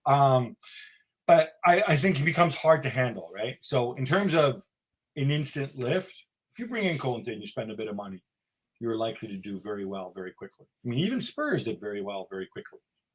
And then other issues come to the fore. And I think that's been the reality of his career there. So we start getting down to brass tacks here, and Jared, I'm interested in your feedback on these. I mean, Big Benge. What team did he put? Oh, sorry. I just have autocorrect when I put Tottenham in. That's what comes out. 22nd, Big Ange. 17, Mourinho. Arne Slot, is it? Arne Slot. And then Unai Emery at 13. I mean, I don't really have a huge problem with any of these things. I don't know that Jose Mourinho is really relevant anymore on the world stage, but you know, we're seeing Allegri at 28. These are names that people were just desperate to see at Arsenal in recent years, or you know, complained didn't get the right support. But Jared, I mean, anything interesting on this list that pops out at you? You know, I love the list, and I like when they get created, because they create a lot of fun conversation. Because if you have 50 different people do this list, you're going to get something slightly different, right? And I think Conte was the one on the previous slide that stood out to me, in that he was within a handful of spots of Vincent Kompany, who I actually like, and I think will do, you know, it's hard to not do decently well at Bayern. But when you look at career accomplishments, you couldn't find 2 guys that are further apart than those 2. And then you put the list together and they're, you know, a handful of names apart. This one, Unai Emery, is a good one. I think he's one that is a little bit polarizing. I think there's a lot of people that would put him right up where he is on this list, which I think is a fair number. But there's a lot of people who would put him in the category of, you know, one of those guys who can't win the biggest of championships. You know, the Europa League's not nothing. It's a good thing to win. It's an accomplishment. It's a feather in your cap, but he's never kicked on to the bigger trophies, the bigger things. Like you see some of the others on the list. I mean, you see him wedged in between Simeone and Thomas Tuchel. We're talking about some Champions League winning type managers. So it's interesting the way they fall. But Jerry, I don't want to be a dick about this, right? But all right. So, and look, he does mix things in there, right? Thiago Motta at 11's never won anything. But he's also never had the teams to really achieve anything, right? When has Unai Emery, other than his stint at Paris Saint-Germain, ever managed a team that was a realistic Champions League contender? Well, I mean, I think there's always occasions where I don't think when Jose Mourinho took over Porto, anyone thought he was a Champions League contending roster there, a squad that he had, but a good enough manager gets better results out of players. And again, I actually like Emery. I think he's a good manager. I think he's deserving of that spot on the list. I think he's a good coach, not a good manager necessarily. That's maybe fair. Maybe that's a fair way to put it. I don't know. I think, I mean, you see on that list, you had Hansi Flick at 18, for example, right? So you're a career number 2. You move to number 1 at Bayern because your boss gets fired. They go on, they win the treble. You're a freaking genius. You go coach Germany, and you absolutely stink. And now you're at Barcelona. You're a big team, and so you're number 18 on the list. So you've achieved something. You've shown you were a good coach. If you put Hansi Flick in charge of, say, Stuttgart, or number 25 and did really well in Germany last year, with Sebastian Hoeneß, what would he achieve? Is it a different skill set? Is it? Did you see what I'm saying? Is like when people the best example of that was Ancelotti at Everton. I think. I mean, it just there are certain. I get annoyed when I see coaches praised for being serial winners when they but I mean and look, they've earned the right to be put into these positions. They didn't just get hired out of coaching ASL JV and become the coach of Bayern Munich and then just become massively successful doing it, which ironically is the one place that Ancelotti wasn't particularly massively successful at. Yeah. And I think he's right. And Gab, I take your point, but that's kind of across all sport, that kind of transfers. It's always more the players than it is the manager in a lot of cases. I mean, what was the Charles Barkley quote? It's not about X's and O's. It's about Jims and Joes. I mean, you look at American sport. Bill Belichick wasn't winning Super Bowls without Tom Brady. Popovich wasn't winning without Tim Duncan and Tony Parker. Phil Jackson had Shaq, Jordan, Kobe. So I think it's a fair assessment that you're making, that if you're going to be at the top of that list, you're going to have to be in some fortunate situations. Obviously, you're going to have to be on one of those bigger clubs that has more money, more resources, more talent, and is more of a destination, which I think as we go into I'm assuming the final slide of this list, we're going to see a lot of those destination teams managers right at the top. So I think in a lot of cases, it's success at a medium, slightly lower team level where you're sort of out kicking the competition that's going to end up in getting you in those big jobs where you can be considered one of the best managers because you've got the resources and players to kind of put you in that space. Yeah, I absolutely. Just the one thing that I struggle with this is like, obviously you would want to, I guess, weight more their more recent work more than their previous work, which is how, we end up Mourinho, behind Arne Slot, or weirdly behind Thomas Tuchel, who I thought was brilliant for a long time and was an absolute walking disaster at Bayern last year when he had all the resources and he had all the players, right? And look, I mean, that's when opinions come into it. Big Ange, who you guys obviously don't want to talk about for whatever reason. Oh, I like Big Ange. Actually, I hate that I like him, but I like him. I just don't like the team really, man. This is a guy who literally started, at the very bottom of the totem pole, and was successful at. He's had a couple setbacks actually, but kept climbing, and then he made Spurs better than they are now. The reality is, you ask yourself, what defines success going forward? I use Tottenham as an example, right? Tottenham aren't going to be able, unless the ownership changes, they're not going to be able to match the spending. And it just goes back to your argument about the Jims and Joes. You're not going to match Man City or Manchester United or Liverpool or Chelsea spending or Arsenal spending, frankly, in the next 5 years. It's just not going to happen, right?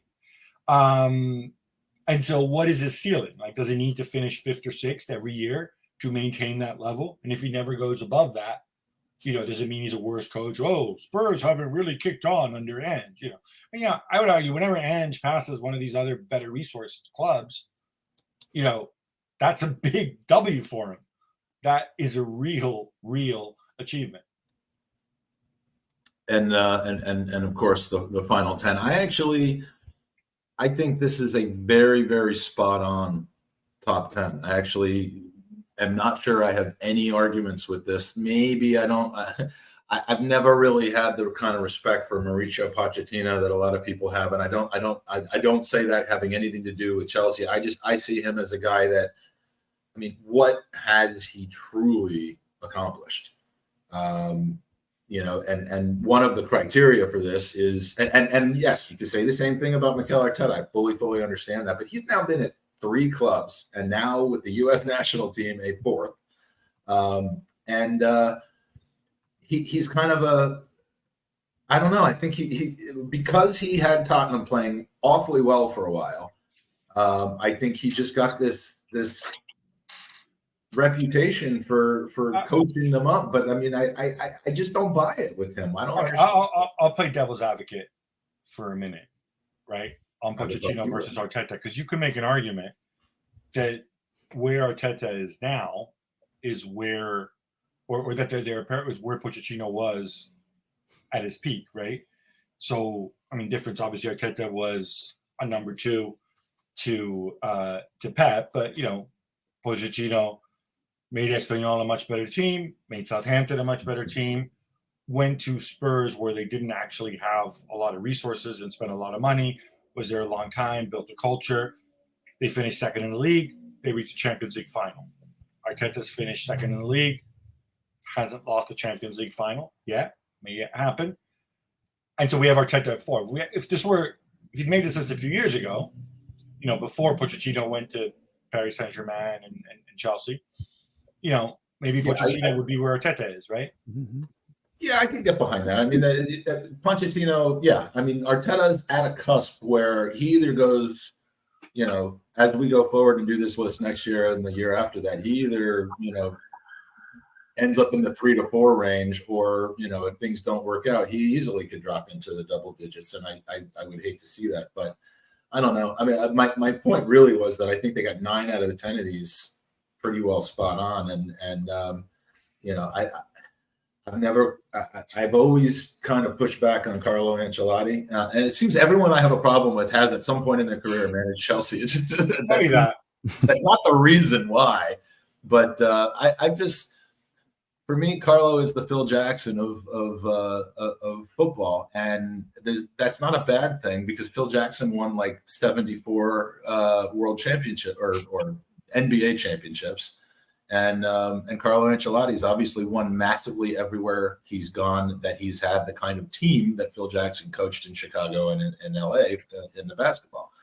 A good manager and a good manager of prime talent. But Napoli, Everton, like I lose respect for folks when they, you know, you're supposed to be able to, win with their players. And what's the expression? I can win with your players, or I can win with my players. And I don't think he's set up to actually improve players that are, I mean, I'll actually say Mauricio Pochettino was better at giving players to play above their station than Carlo Ancelotti is.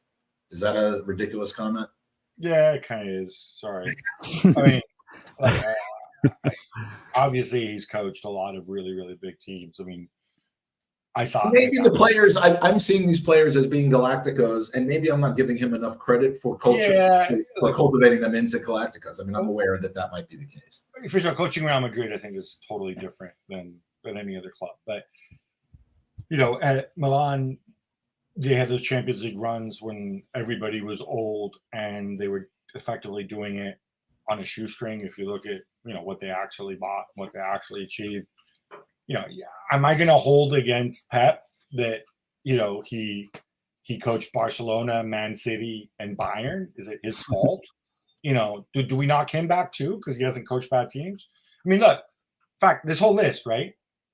Klopp's never right. So who has coached, you know, poor teams? I mean, Ancelotti actually coached in the second division years ago, but whatever. But you know, Klopp obviously had those years at Mainz, right?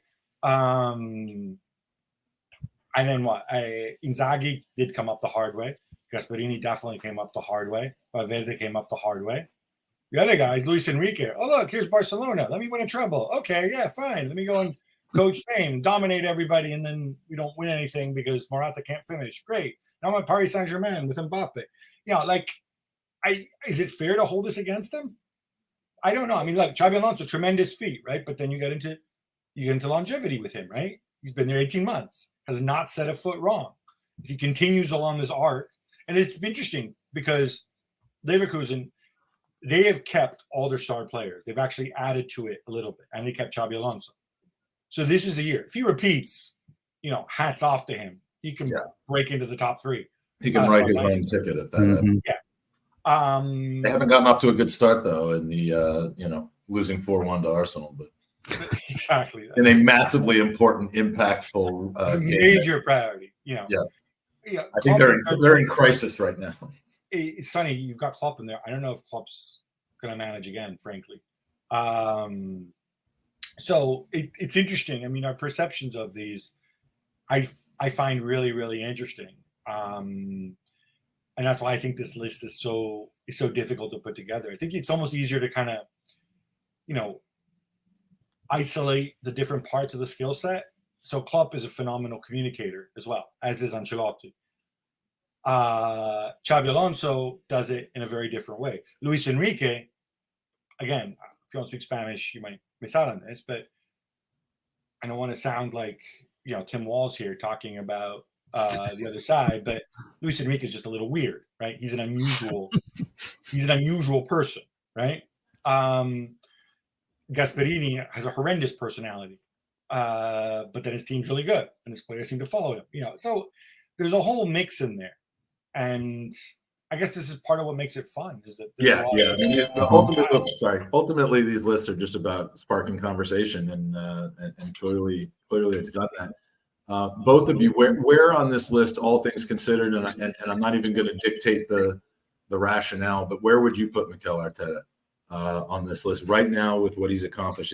Is he a little too high right there because of, I think part of the number 4 and part of the criteria is about how he has overall impacted the club, and that's where I think Mikel Arteta, his biggest strength is, even though we've improved year over year, and are now competing to the final day of the season and possibly getting over the hump this season, what he's done and changed in the entire organization, the entire setup of Arsenal Football Club, I think has a lot more to do with why he's number 4 than his coaching ability. Would you agree, Joe? I think, as Gab said earlier, there's also a huge recency bias to all of these lists. We're looking at, what have you done for me lately? There's a lot of people who have achieved far more than Mikel Arteta on this list that are much further down. But when you're making this list today, it's, the question is, do you look at this as a lifetime achievement award, or if you got to manage it, if you got to get a game tomorrow that you have to win, who do you want to manage it? And I think those lists don't always match up. For me, if you're talking about right now accomplishments the last year, 18 months, I think 4 or 5 is a fair place for Arteta. I think just for the overall of Klopp, Guardiola, Ancelotti, I don't think we'd find many people that would argue against those 3 at the top. But I think right now he's in the mix behind that. It's going to be person to person, whether you have him 4 through 10 probably. But as an Arsenal fan, obviously, I think very highly of him. He's created a kind of a seismic shift in the culture of the club in, the last 3 to 4 years that I think a lot of us see. It translates on the pitch. And that's for me, I'm not mad that he's at 4. I think that's a nod to the work he's done. But I think there's a good argument that a lot of people could make to put him a little bit lower down the list, even with the way Arsenal played last season.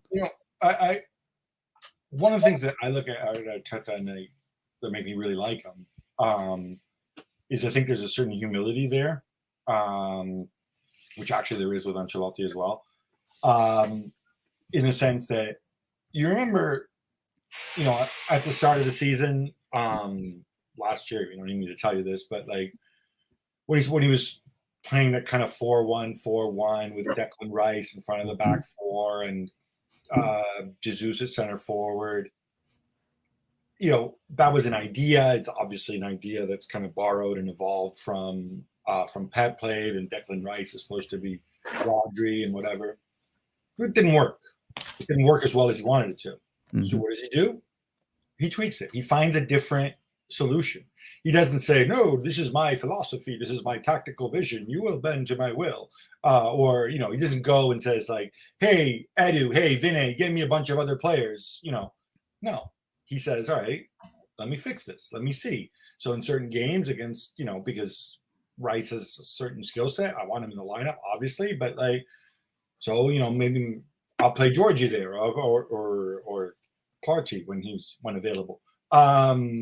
And he doesn't get hung up on this, like, is Havertz a 9, a 9.5, a 10.5, a pie? No, like, dude, you're tall, you're strong, you're nasty, you got a good touch. You're going to play center forward. And eventually, even the Jesus thing, and Jules and I argue about this all the time, there's a reason Pep didn't play him at center forward. And I don't think he should be there. But again, how do I make Gabriel Jesus useful to the team? Maybe I'll play him on the wing sometimes. Maybe he'll play center forwards. Like, it's that kind of flexibility. The Zinchenko one, another one, right? Mm-hmm. I'm not saying he's copying Pep by playing 4 center backs. I'm not saying that. But does that for a while, Zinchenko stepping left field. What do you have now? Now you got left backs who have a totally different profile and who maybe are more, more defenders. It's that ability to say, all right, I've done this. Can I do better, right? Can I try something different? and for me also, this is part of the reason why Pep is number one, is that, you know, when I look at this and I look at, for me, pragmatism is a real strength of any coach, any manager, any leader, right? Pep has evolved in his different iterations over the years. That's why he's there. Ancelotti, of course, is probably the most pragmatic out of all of them. Klopp, definitely less so, but there's a different way to skin a cat. Arteta has shown that pragmatism even in his sort of shorter stint at Arsenal. Xabi Alonso hasn't needed to be pragmatic because he hasn't been there very long. You know, when you go through this list, I think these are the skills that I want from a manager. You know, that who can adapt and keep basic concepts and philosophy, but adapt your players to get the best out of them. And I think most people, I mean, all right, you guys are Arsenal fans, please correct me. Is Declan Rice more productive when he sits in front of the back four, or is he more productive when he has the freedom to get forward and shoot on goal and play 1-2s and whatever, rather than having him sit back there and you know, with somebody pressing him up his backside and having to pick out passes? Yeah, without question, he's better in the more versatile role. I think that's where everybody would like to see him long term, if it's possible, for sure. Yeah, I mean, I think he's better going forward as well. I mean, I like that he can play in either position, but I'd rather see him with more freedom. I think he's definitely a little happier doing that. But again, let's just imagine this, right? None of us were in the room, right? But I'm imagining Arteta in the summer, right? He goes to his boss and says, all right, we're going to buy Havertz, we're going to play Rice. And Edu says, all right, what are you going to do with these guys? How are they going to work? And in his initial thought, he's like, oh, it's going to be great. I'm going to have a back four, and then Rice is going to be my Rodri, and then Havertz and Odegaard are going to be my Bernardo Silva and my De Bruyne and blah, blah, blah. And Jesus will be Jesus, and, you know, we're going to rock it, right? And he's like, okay. And then he changes the script. And that's a sign of intelligence. And presumably Edu said, okay, you did the right thing. You know, you're showing this humility. You're showing this flexibility. That's what I want from my manager. I don't want Conte telling me like, oh, look, you know, I need more people with a heart of a champion. I need more 100 million signings. This other nonsense, right? Show ambition or exactly. I need a club that matches my ambition. By the way, a lot of stuff we said about Conte, we could have said about Jose Mourinho too, frankly. You know? Absolutely. So speaking of winners and serial winners, we're going to pick some winners of prizes for Gooners versus Cancer. I did. We were absolutely packed until the end of the last hour, so I didn't get to do the prize draws in the last hour. So we're going to do two, and both of those prize packs are going to be given out now. Let me get the randomizer ready. The first prize that we're going to be drawing, and these are all prizes that could have been won if you had donated to goonersvcancer.com, and can still be won in the future if you go there. So the first winner of a Ruth Beck art print. Ruth was just on with us in the last hour, and we have a print of hers, an A3 print of your choice, plus the book Arsenal 101 from David Fox at David Fox. What is it? David Fox. What's the word? The website I'm trying to think of. David Fox Publishing, I believe, .com. Called Arsenal 101, a historical accounting of last season from Block 101. And the winner of that package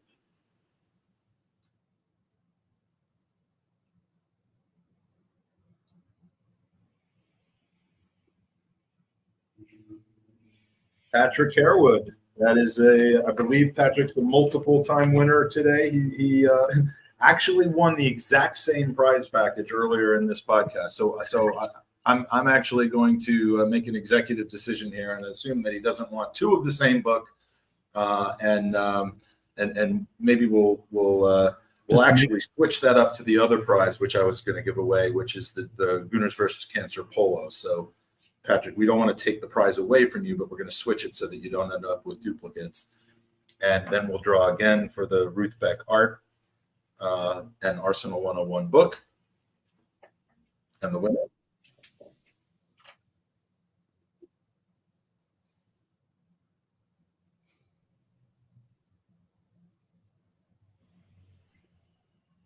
Dale Carragher also, I believe, has won. Let me just check into what Dale has won.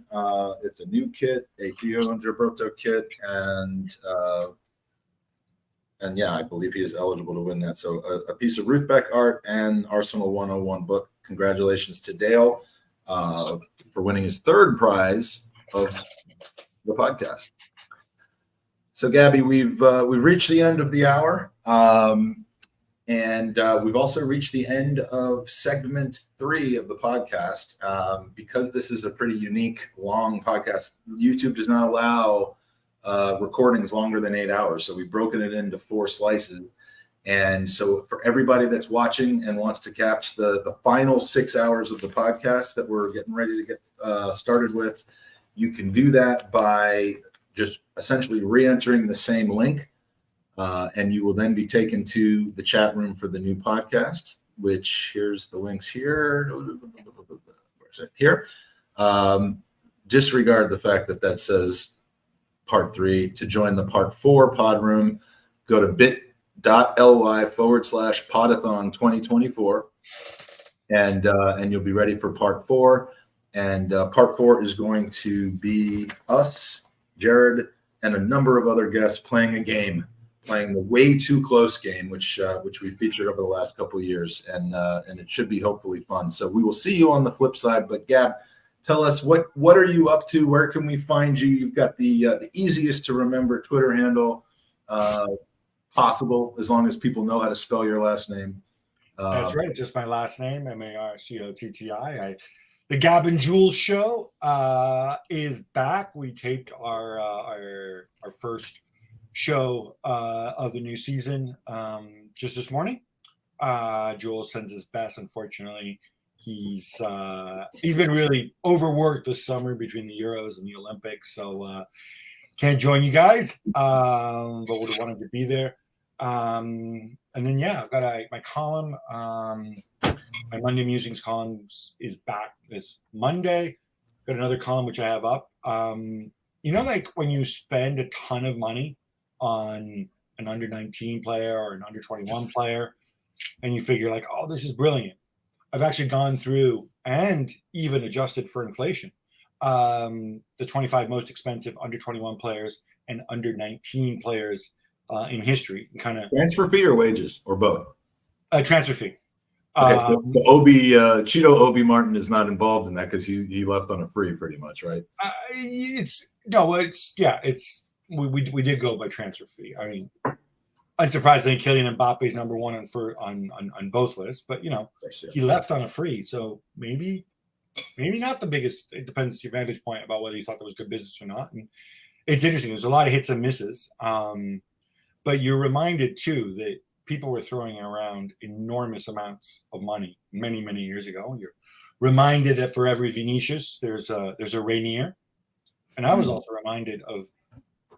Sound obvious, but just how freaking good that Wayne Rooney was. And even though he was one of the most expensive 18-year-olds in history, he did pretty well for himself. So sometimes it works out, sometimes it doesn't.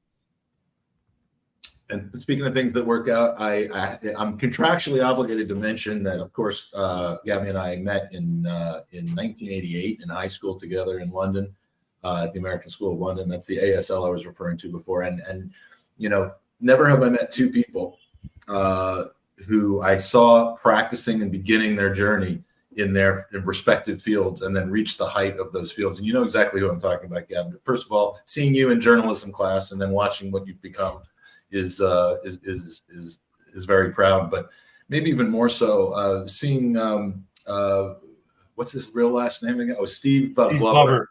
Steve Glover skateboarding around, running into things and throwing himself off of high buildings and things, and then becoming Steve-O of Jackass.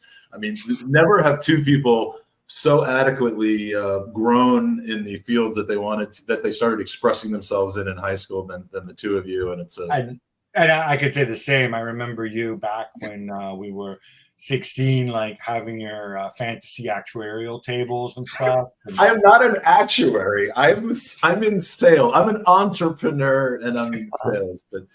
But yes, like we can both say we were there when when we saw Steve-O eat a pint glass. I don't know if you remember that, but that was one of my absolute highlights. Probably one of the most unsafe things that you can do other than drinking strychnine or something. But, you know.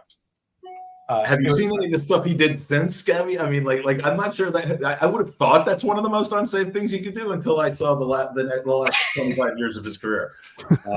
But yeah. Anyway, a surreal experience. And Gab, I always appreciate when you give your time to these causes, and by these causes I just mean me, and like having lunch with me or having a beer, and it's a thrill and. Please give my best to Jules. Will do. I have two different ways of giving my best to Jules now. I can end around Gabby and go through Kate now, but I'll leave that with you because Kate's a little busy right now as you are. So thank you for joining us, Gabby, and we will see you, Jared, on the flip side in part 4, and hopefully as many of you that are in the chat, we will see you on the other side of things. And with that, we end part 3 and.